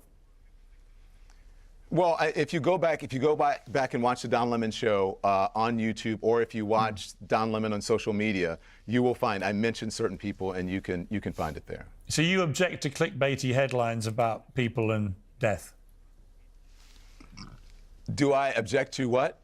Clickbaiting headlines about people and death. Well, you're a newscaster. Just if it bleeds, it leads, dude. Like you both live by that. So shut up. Not necessarily. I think that's part of our culture. I think it's part of our culture, and I think it's Is it something you ever do? Byproduct of. It is a byproduct. Oh my God! They should have put "Thank you for your attention, my love" in the of our siloed media, and I think people perhaps sometimes do it to get attention, whether it's right or whether it's wrong. But sometimes people do it to break through, whether that's right or wrong. It's just simply what it is. That's Sure, a matter but of fact. do you ever do it? I don't think I do it to any more so than anyone else. I don't think I do it any more so than the Piers Morgan show or any other show that is based on YouTube. I think I'm only curious because 2 weeks ago, you had a headline. You have to do something well, that. 2 weeks ago, I'm not done talking yet, Piers. I'm not done talking yet, Piers. I didn't finish my statement. I say sometimes you have to do things to get people's attention so that they can click on something and to see if it is important or not, and they can make up their own decision about if they want to continue on with the content. Got it. No, I got it. Literally That's the the whole point of premise clickbait. of clickbaiting. Yeah. You had a headline 2 weeks ago. Hot takes. Could Donald Trump be dying? Yeah, a lot of folks did. I think you probably did a show on that as well. No, I didn't. And because people. Yeah, you did. Yeah, you did. And the thing is, the only reason that you didn't do one sooner is because you were on vacation. You did a wrap-up show where you were just like, "Aha! Look, he's alive."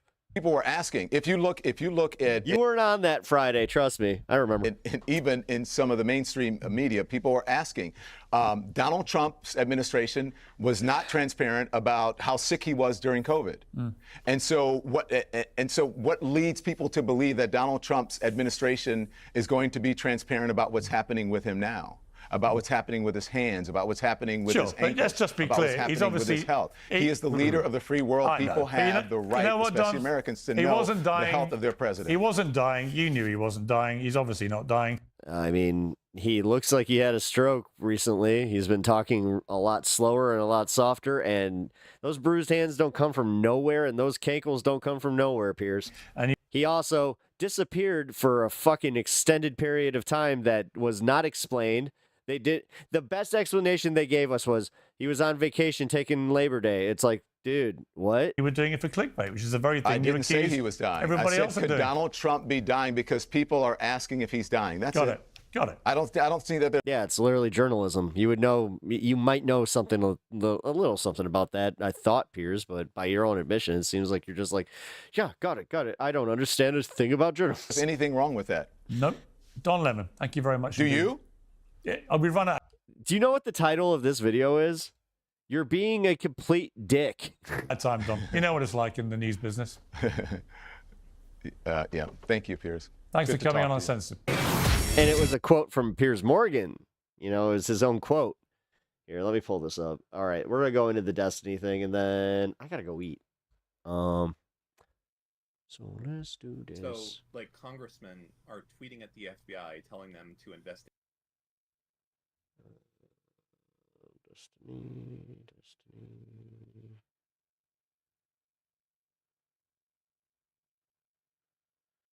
Destiny.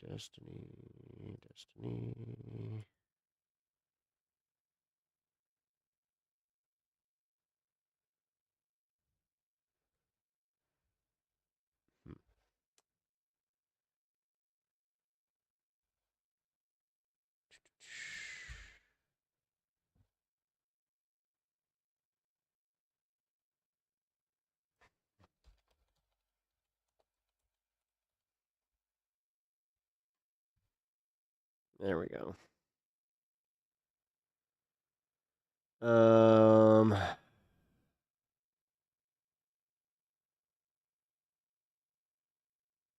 Destiny banned from Twitch after saying in stream.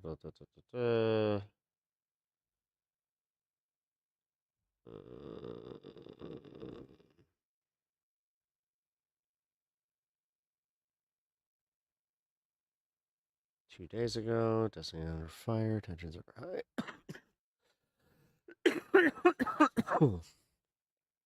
Hmm.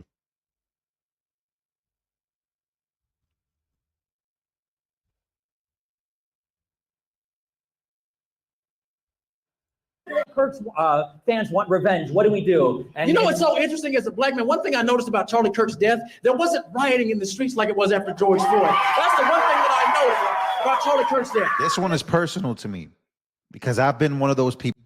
Yeah, fuck you.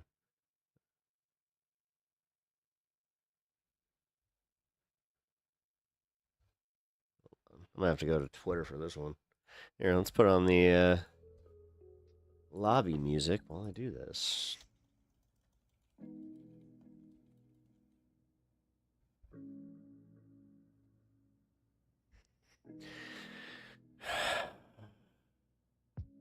Liberal streamer Destiny, who recently refused to disavow the political motivations, has been demonetized by YouTube. This channel members featured on Destiny have been paused. Oh, channel memberships feature on Destiny has been paused. We'll let you know when. Oh, that's how they found out. Okay, so his. All right, so this was on... like there's any fear. That guy's name's Destiny. And all right, well, I don't need the right-wing attacks. This is also why I kept... Did I not say that this is why I didn't want Destiny on those CNN things being labeled as, like, you know, the top streamer of the left? Like, nah, dude.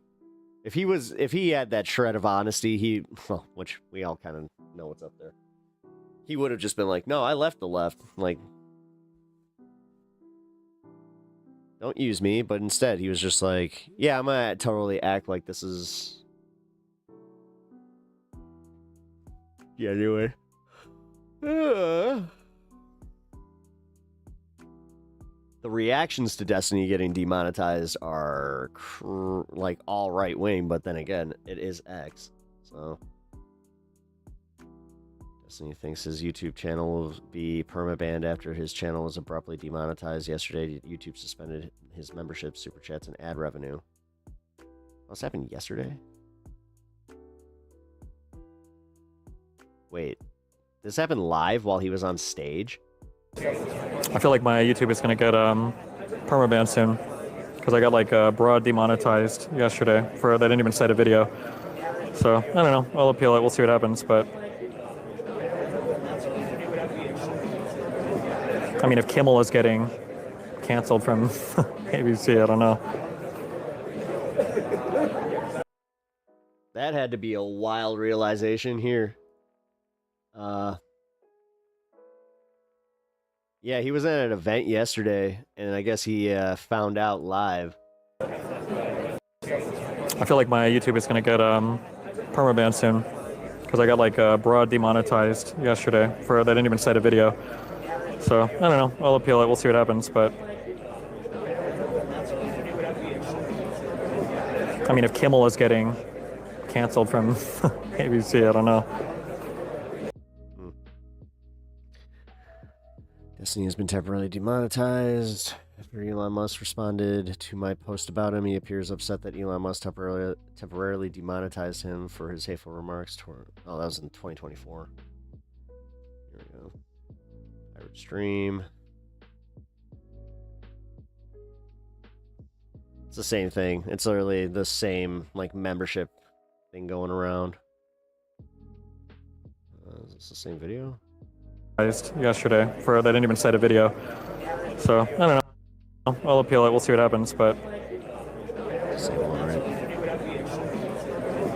I mean, if Kimmel is getting that's the exact same one. Oh, really? We have like no.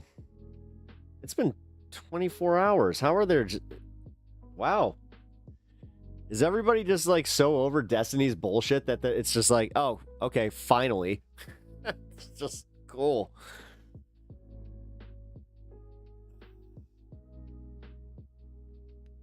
Ooh.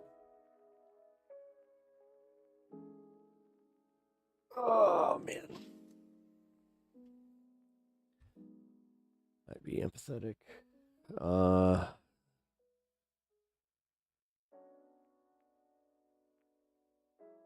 Destiny has enough money, yeah. But honestly, I don't think he's getting enough payout from Kick.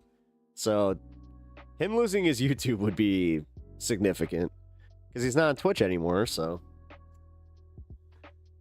Man, it's almost like being that way, Destiny. Like, you know, when he said he wanted people to, like, he said this, that his goal was to get people to quit the internet, to get people like me who would debate him, you know, to quit. Like, just doing it entirely. That's how badly he wanted to embarrass people or whatever the fuck. So, I have to say, Kick gives you 90%. Really?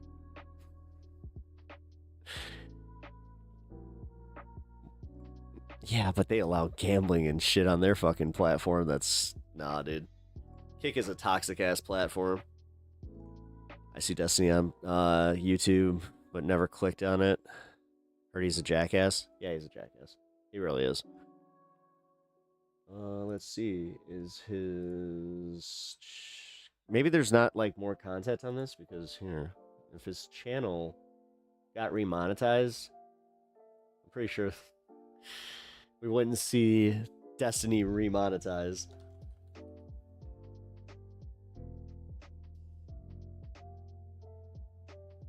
Destiny's live right now.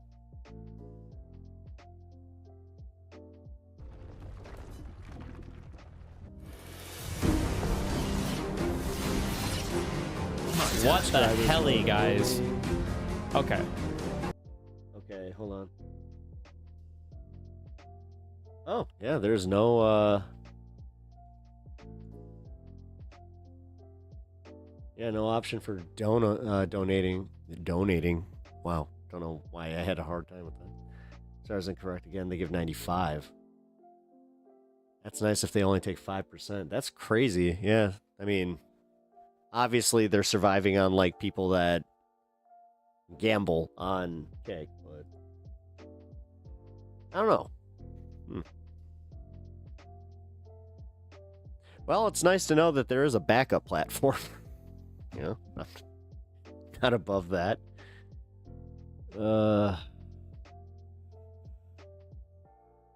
Okay.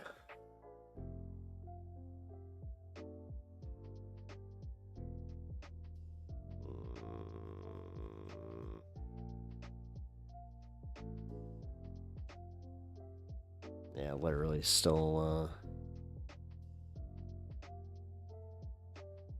local streamer Stephen Bonnell II, known as Destiny, has been stripped of YouTube monetization following features including ad revenue, super chats, and memberships following his refusal to condemn September 11th, September 10th.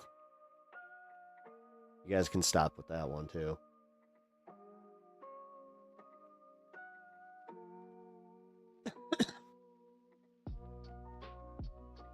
22-year-old suspect.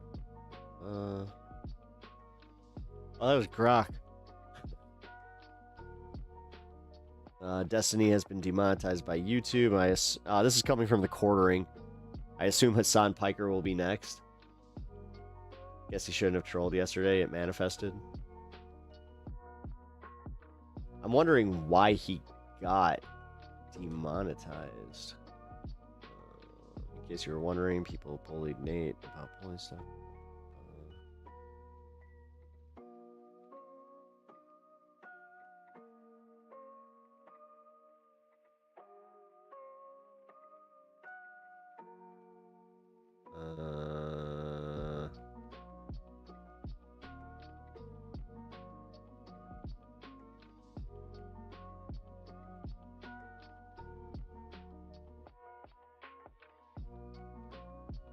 I don't see. He doesn't even address it. Huh. Weird. Like, outside of that little clip that we just watched, he doesn't even address it. Huh.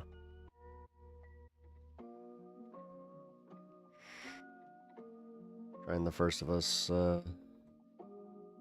You know what's funny? I just made an observation. Recently, I was part of a discussion, and that I had to like back out of in another Discord, where we were talking about like substantive videos and that kind of shit, and I felt like I was getting kind of, you know, and I took it personally because I was like, okay, so wait a minute, like we're supposed to just stay away from all the drama, all that stuff, and you know, if somebody's like, if there's a bunch of people interested in a subject, we're not supposed to make videos about that. We're supposed to focus on like, and it felt very preachy. I just realized, I was like, oh, wait a minute.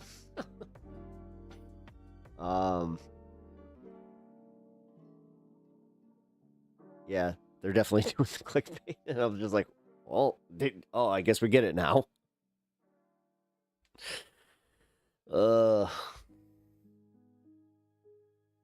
That's fun. That's fun.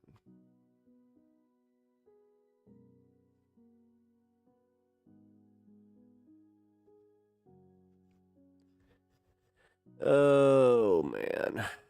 What else we got? Got 15 minutes to kind of hang around and play, because I thought that this was going to be a little bit more substantive, but it really isn't. Wait, I'm older than Destiny? I thought he was older than me.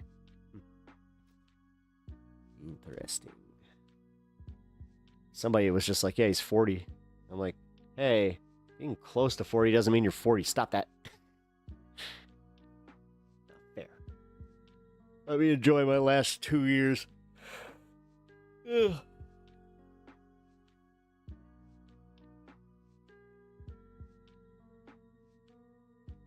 Yeah.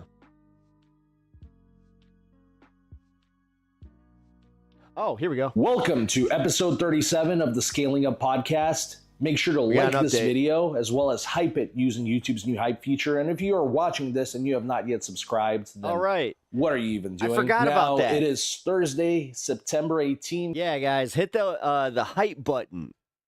I don't know where that is. I haven't even actually seen it, so I'm not even sure if I have a hype button. At nighttime, and I'm not hype enough. Doug was already going to sleep. Yes. You know, we were just going about our day, and then we heard the news, and we're like, Doug, you can't go to sleep. We're coming over here.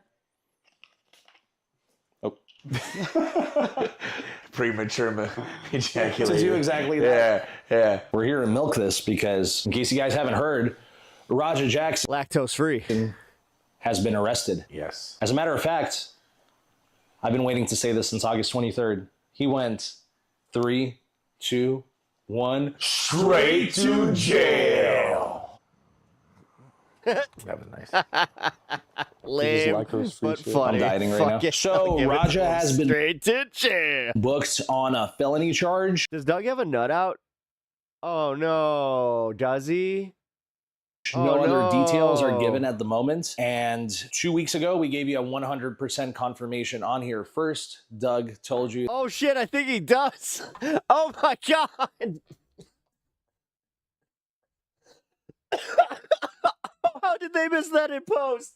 Oh no. That he was talking to detectives. And as a matter of fact, do you have any more insight on some of those conversations with detectives? Why did this take so long? Do you know? From what I'm hearing, and what I've talked to detectives and other people around us, basically the state took it over and their state charges, and what I think they had to look at was Doug, Stu's recovery, everything that was involved, the fact that LA, it's in the crease. PD I know.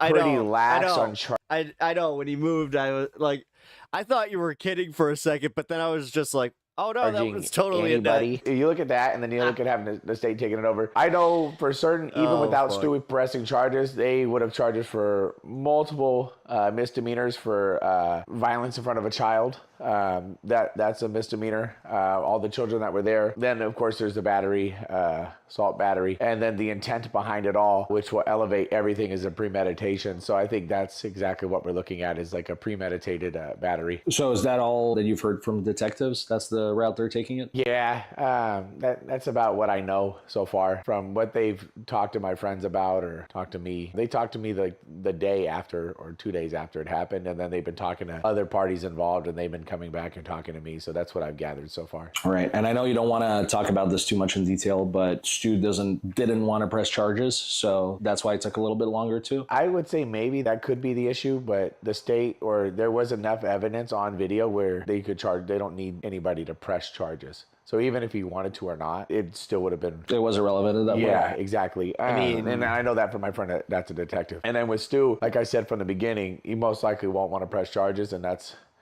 where we're. The hype button specifically appears within the first 7 days of a video's upload. Only long form videos from creators with 500 to 5,000. Oh, so well, I'm part of that. So, huh?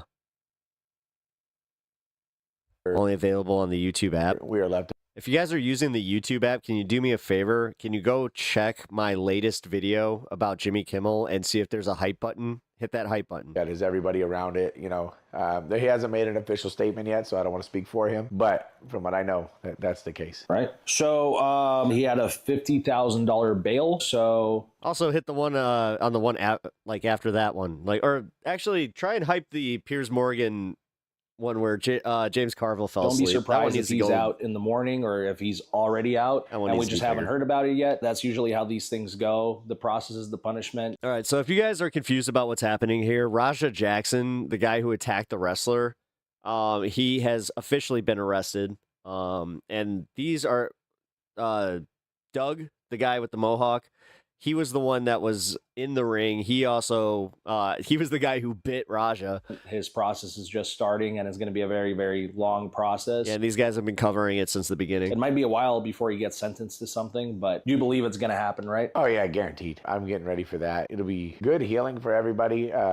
I mean, Doug's ready to go to court. He's just like, I'm ready to testify, Raja dude. Getting bailed out means that he'll get checked into a mental health care or some type of treatment before trial. Because like I said, that's one of the big issues I think it needs to be addressed is his trauma, because he wasn't there that day. His eyes, his everything. Plus the fact that you were able to be pushed into doing that shows like some type of mental capacity that you could be pushed into almost murdering somebody. You know, nobody should be able to just goat you into doing that. You know, that's a fragile state of mind. So hopefully that gets addressed, because just putting him in jail to rot there will make him a worse human being. You don't see a hype button there? And then let's say he goes in there, he gets help, he gets might have to opt in. Mental treatment. He could actually come out and help other people not do what he did, and he could be a force for good at that point. So like that's my hope, is the best possible outcome is that, you know? That's what I'm looking at least. That's my perspective. And I know everyone's allowed to feel different, and I don't hate them for feeling different. Right. And some people on the last video were starting to say that, oh, you guys are milking this. It's been 3 weeks and you're still talking about it. Well, if you thought we were milking it before, the milking just starts now. Yeah, hold on a second. I think I can squeeze something out of this. Raja's been arrested. Now, any updates on any inside info, any court hearings, you'll hear it here first. We're absolutely going to continue to milk this. People saying like, oh, you're making videos to get views, to make money. Well, why the fuck else? Like the people that have told me this too, like, oh, you're making money off of this. One, I was directly involved in it. Two, I got stitches that nobody paid for. You know what I mean? Like, I didn't ask for any help. All the money that was raised and all the podcasts and everything with the Stu's GoFundMe, you know, and at the end of the day, I was already getting into the YouTube sphere doing stuff with you guys. So it's not like I wasn't on the interwebs. It's not like you're doing something bad. There's people that make money off the internet for doing like terrible shit. Yeah. Like you just happen to blow up from a scenario. And you know what's really disheartening is when these guys are like find out that like a Hassan or just a Hassan channel that just totally steals his content, repackages it, makes way more money than all of us. Now you're just like, you know, filming your life. And I'm telling the truth. Yeah. You know, and in all actuality, all I did was raise money for my friend, tell the truth, tell my side of the story from something that I was involved in. And then at the end of the day, too, I'm trying to find some type of, you know. They're really you want to talk about milking? They are taking a lot of advantage of Hassan's Silver whole policy about not striking them. lining for people to put a focus on so there's not a sphere of negativity wrapped around such a bad incident. Because all I want is for people to have a good mindset around this, or the best possible mindset that can be had from such a bad situation. You know, I never want it to happen I just might not be eligible again. So in order to not have bad things happen again, you have to break them down into details of how they get there so people can learn how not to do that. You know, it seems simple, but there was a lot of complexities that led to that terrible incident. And that's what we've been speaking on. So suck it. So with me and Tanner, it's like, you're not going to insult us by telling us that we're trying to get views or make money. Like, pretty obvious. I don't see how that's an insult at all. Yeah. Like, that's exactly what we're trying to do. And we're going to keep doing it again and again. But in Doug's case, these cloud chasing comments, all these reaction channels were rushing to make videos when it happened. Like, why can't the one person who was directly involved in it, the one good guy in the whole scenario, why isn't he allowed to talk? But reaction channels can spam 40 more videos that day and talk about it. Like, it doesn't make any sense. So all of that being said, a lot of you guys also inquired about wanting to support Doug in his wrestling journey. So he is actually making his in-ring debut at Championship Wrestling from Hollywood this upcoming Tuesday in Oxnard, California. Yes. And me and Tanner are actually going to be there. So. Man, awesome for Doug. He's actually getting TV. Oh, you guys want to meet us? Pull up. Yeah. Everybody who was saying we can't wait to support Doug's in-ring debut. Well, do what you say you're going to do this Tuesday. Also, I give a lot of free hats away. At every show I go to, I give away free hats. I made 30 hats for this next show, and I'm giving them all away for free. I want a hat. 30 free Epic hats. I got you. Yeah, I want a hat. Yeah, I got you. I want to hijack this fucking show. Yeah, like, I got you. Doug chance. Epic chance. Epic chance. Epic. It's always epic. If people start calling Doug, that's a different guy. How about instead of this is awesome, this is epic? Yeah, that would be perfect. Honestly, I would hijack the entire show. I think I would run out to you guys and drink a beer with you guys at your table and go back to the ring. We'll have one ready. Yeah, and I don't drink anymore. I mean, when I do, it's very rare. So that would be a rare moment. It'd be so fun. It'll be alcoholic free. Yeah. We'll link everything in the description box and comment. Also, every single week, we actually catch files together with Doug and our other friend Ian, the true hero in this whole story. Well, if he would have been there. He's not even here. Shit, I feel kind of unsafe now. Yeah. Who knows?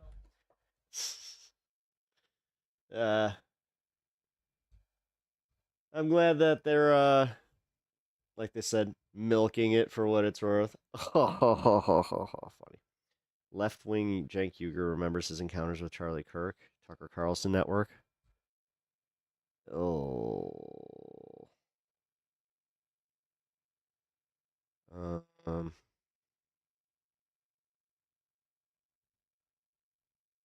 I think we can all agree.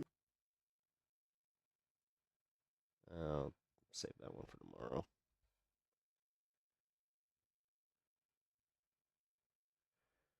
All right. FBI narrative is total BS. Valhalla. I'm gonna assume that that's a right-wing channel. Reporter to Trump: would you accept a deal where China was in control of the algorithm on TikTok?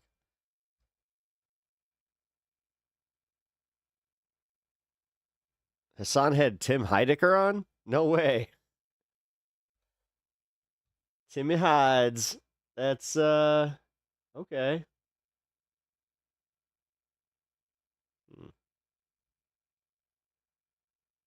Scores plummet.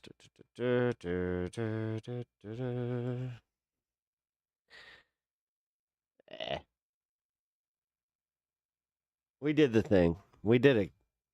Because I'm realizing. Oh, happy ending, kinda. Yeah. I don't drink anymore or any less. I used to drink, still do. Used to too. Yeah, I'm cutting back. I'm cutting back hard. And I honestly don't even drink that much, like, but it's enough for me to just be like, nah, I don't need to. That's insane. Like, 4. I got like shitty after 4, but that's why I'm also I am kind of teetering on the, all right, I think that I might, I think I'm sick. Like, I've had this for about a week now. I am getting over something. Like, I started just, draining hard, man. And I haven't felt great. And then, yeah, this morning was just, it was rough, guys. I had such a bad morning. I was convinced that I wasn't going to be able to do this, but I rebounded. Please rest this weekend. It's going to be, yes, it's going to be a very restful weekend. Get my house in order. Kind of thing. And then, yeah, prep for Monday, because Monday's going to be a great show, guys.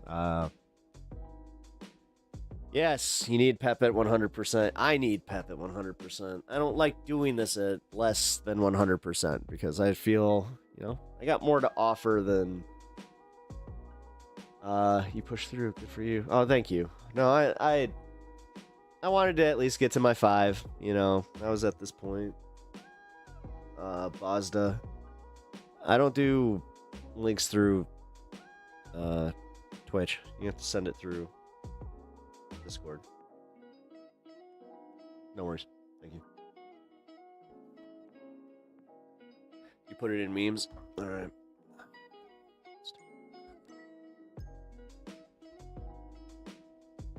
Mary Miller says Hitler was... Oh. Another one, eh? Oh, no, that's the same... Okay, no, that's old news? Yeah. Alright, no, I remember her. Yeah. No, thank you for that, though. Forgot about her. Yeah. Mary Miller saying that H-Man was right. Dude. Yeah, classic at this point. Let's see. Who to raid? Should I just raid Hassan with my three people?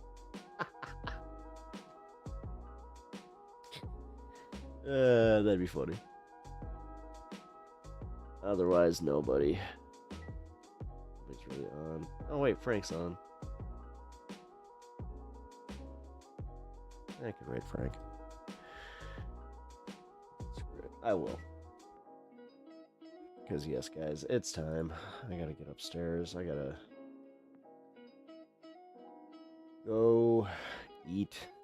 Spend some time with the partner. I'll let Borat ruined my wife, and then just partner. I hear partner. Like, it's just like I gotta go talk to my partner, or I just think of what are we, buddy cops? I mean, you feel. Wait, do you feel when you start out it's better to stream in the politics tab or just talking? When you're just starting out in politics, you'll get more engagement in politics, but if you're looking to monetize your stream or get ad revenue, then just chat because it doesn't pay out. Spouse. Oh, spouse works. There we go. I missed spouse. How did I miss that one? But yeah, the spouse is healing up, which is it's a process. Right. But thank you for hanging out today, guys. I really appreciate it. Oh, he's not live. Damn it. Never mind. I'm not rating anybody. SO? Well, see, significant other, that's too many syllables. So and then I'll say SO, but then,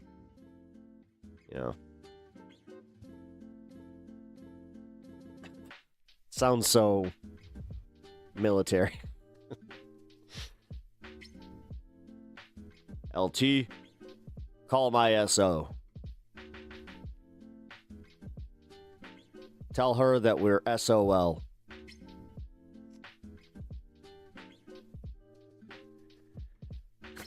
I like how that's the joke. I'm just gonna. All right, I'm going out with a banger.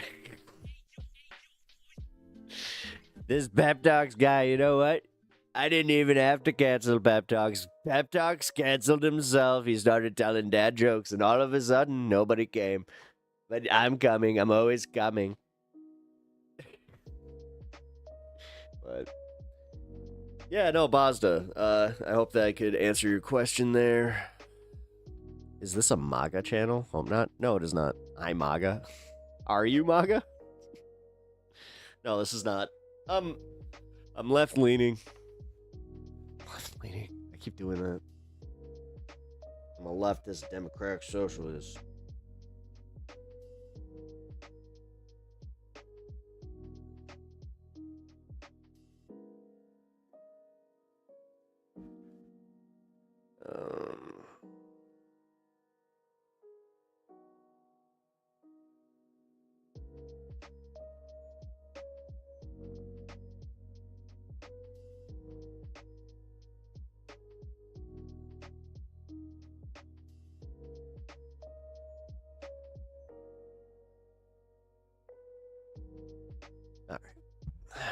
You used to be can't stand the orange stain anymore. Oh man, hit that subscribe button and my normal stream is usually a little bit longer, but I have not been feeling good, so unfortunately I've been planning to head on off, but because I got food upstairs too that I gotta get. Anti-establishment channel, very anti-establishment. But what got you out of it? Actually, fuck it. I can give this a minute. You subscribe? No, here. Hold on a second. What? I need to know this. What got you out of it? How long were you in it? What age did you get in? And are you finding yourself moving left? So.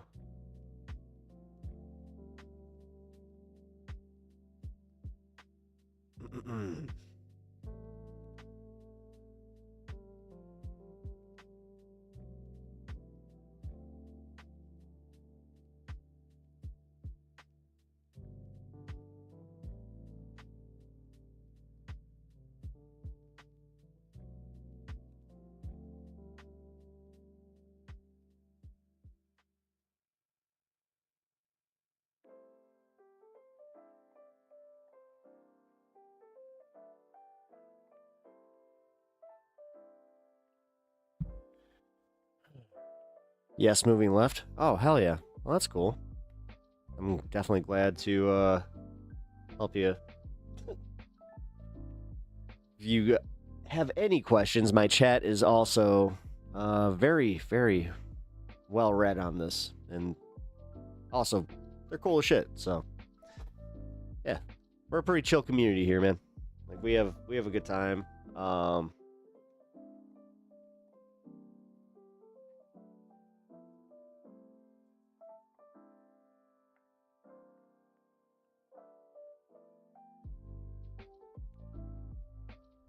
Wait. I didn't even see that.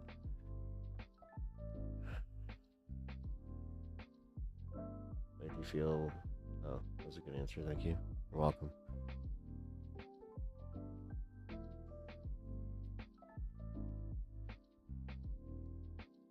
So what was that thing that you sent here? Like, were you trying, like... I just realized something about it, and I'm like, wait a minute. This is pro.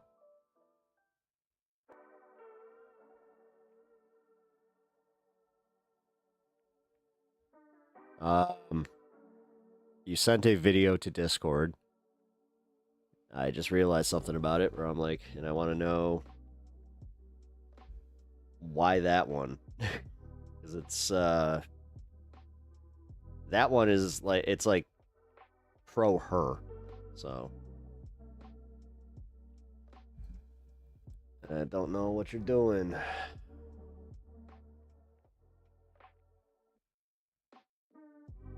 Yeah, yeah. I just noticed the fire emotes next to it. I remember I didn't show it in my stream. Oh, well. Alright.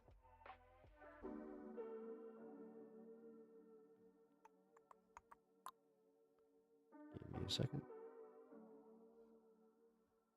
Okay.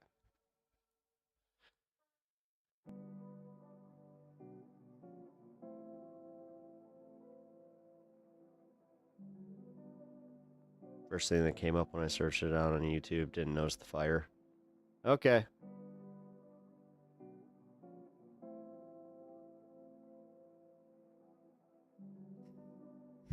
Okay. I was about to say, I'm like, not cool. So. But either way.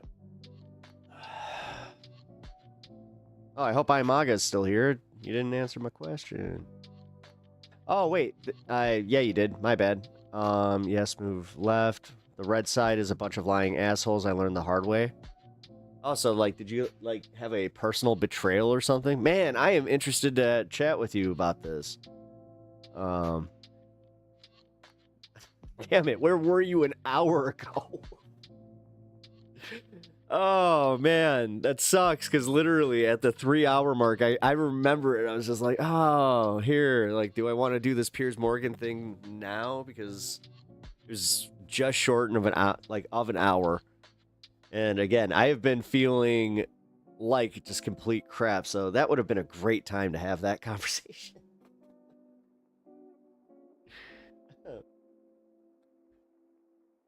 Yeah, here, Imaga, here, you definitely need to join the Discord if you haven't. Oh, well, yeah, definitely haven't already. Because, yeah. I am very interested in ex-MAGA and how they disconnected. I disconnected from Christianity. Like, I was pretty, you know, amped up for some Jesus. And now, not so much. Like, if people actually did the thing where they practiced, like, you know, what Jesus was about, that'd be nice, but... Here is a Discord link. It is only available for a little bit, so get on it. And then, yeah. I at least admitted I voted for Taco now. I wish I could take my vote back. No, it's pretty big of you, man. Like, so did you vote for him in this last election? And now you're just like you've had it?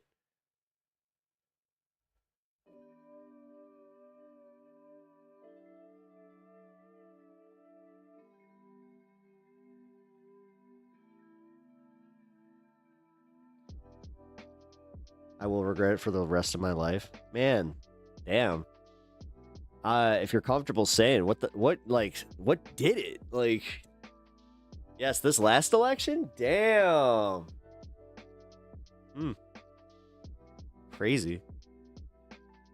Yeah, so what did it? Like, what finally got you to go, oh shit, like I fucked up? Don't tell me it's the $6 eggs. Well, or $5 eggs. Sorry, they had them on sale the other day. Some jackass was just like, go to Costco. I'm like, those are even expensive. Like, what are you talking about? Ugh.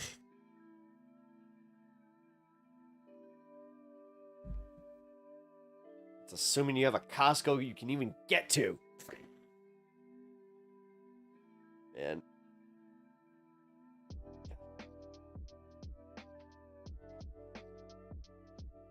I just realized that I haven't been to one in a while.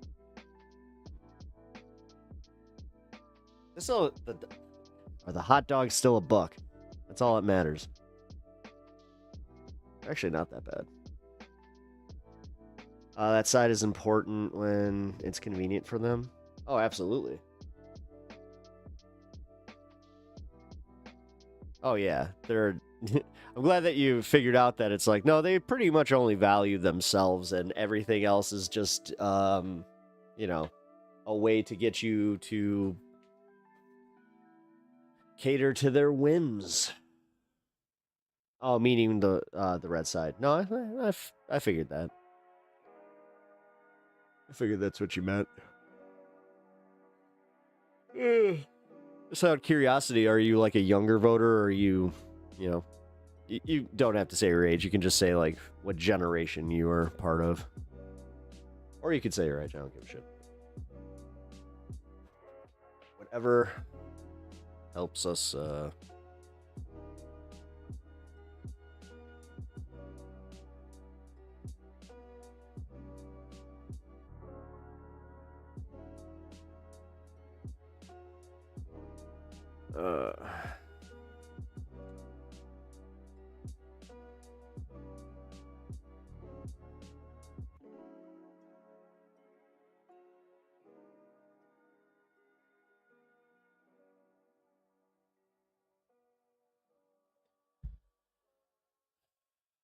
I've told MAGA morons to their face, I wish I could take my vote back. I have to say, like, that's where you're valuable. Like, they don't, trust me, they're not going to like you at all. They're going to see you as a traitor, but,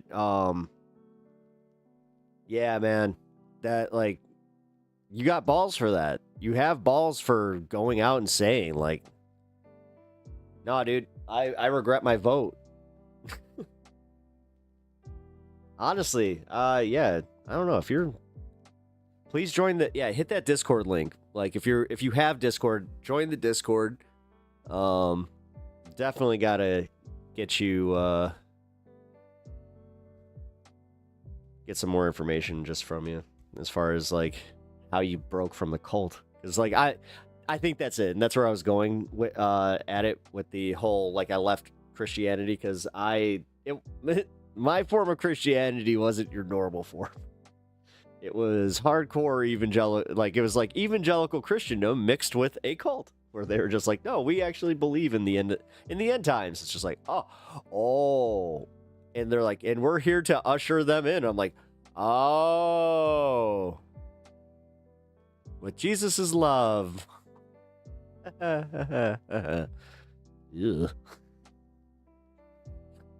I'm making fun, but it's for, like, that's almost like putting it lightly.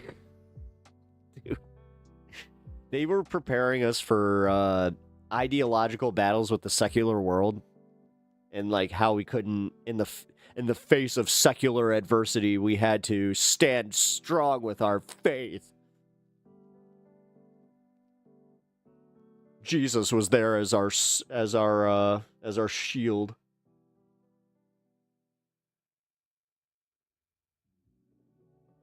I'm MAGA. Think of it this way. They are zombie infected. They do what they're programmed to do. What the fungus says.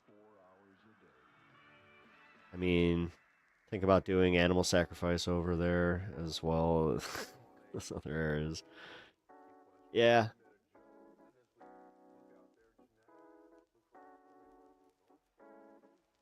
Yeah. No, they're, trust me. Anytime that, like, the cicadas came out, because again, they're not exactly well versed in science, so they're just like, did you know that in the biblical times, technically, the locusts, they were the size of cicadas, so they're from the same type of family, the cicadas. It's just like, what?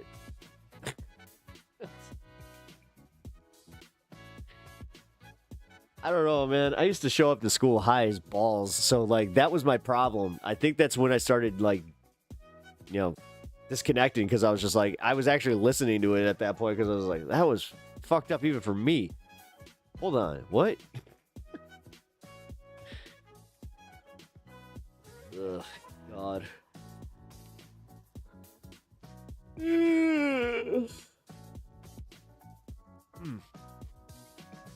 Law and order does not apply to them. Free speech is only for them, etc., etc. Oh, yeah. Oh, yeah. Look at the way that they're reacting to the Jimmy Kimmel stuff. Again, like, I'm glad that you disconnected, because I'm sure you see it. Like, every time that they start getting outraged about something, they're just like, it's time to take away rights of the people that we don't like, and it's time to demonize the people we don't like. Like, they have no consistency in wanting to keep freedoms for Americans. They want to make sure that the Americans they don't like are no longer Americans, take our freedoms, and then it's just like, oh no, but we're good. And most of it is only to protect white men. The difference is billionaires will never stop there. At some point, they're going to just make it illegal to be poor. They're already kind of doing that. Like, most of us are like 3 bad months away from being homeless. But for some reason, you have the average American that's out there that's just like, woohoo! Oh, hey, you know what? I made it this far. I'll smoke with you. But then I got to end show, guys. I hate to do that. Like, I hate that I am having so much fun. And that I'm so curious about this. So, iMaga, you've got to join the show on Monday. I mean, I have not done that. I think that you might be the first person that I've ever been like, can you please, like, be here on Monday so we can talk more? Because I am so curious about this. It's nice meeting you, man.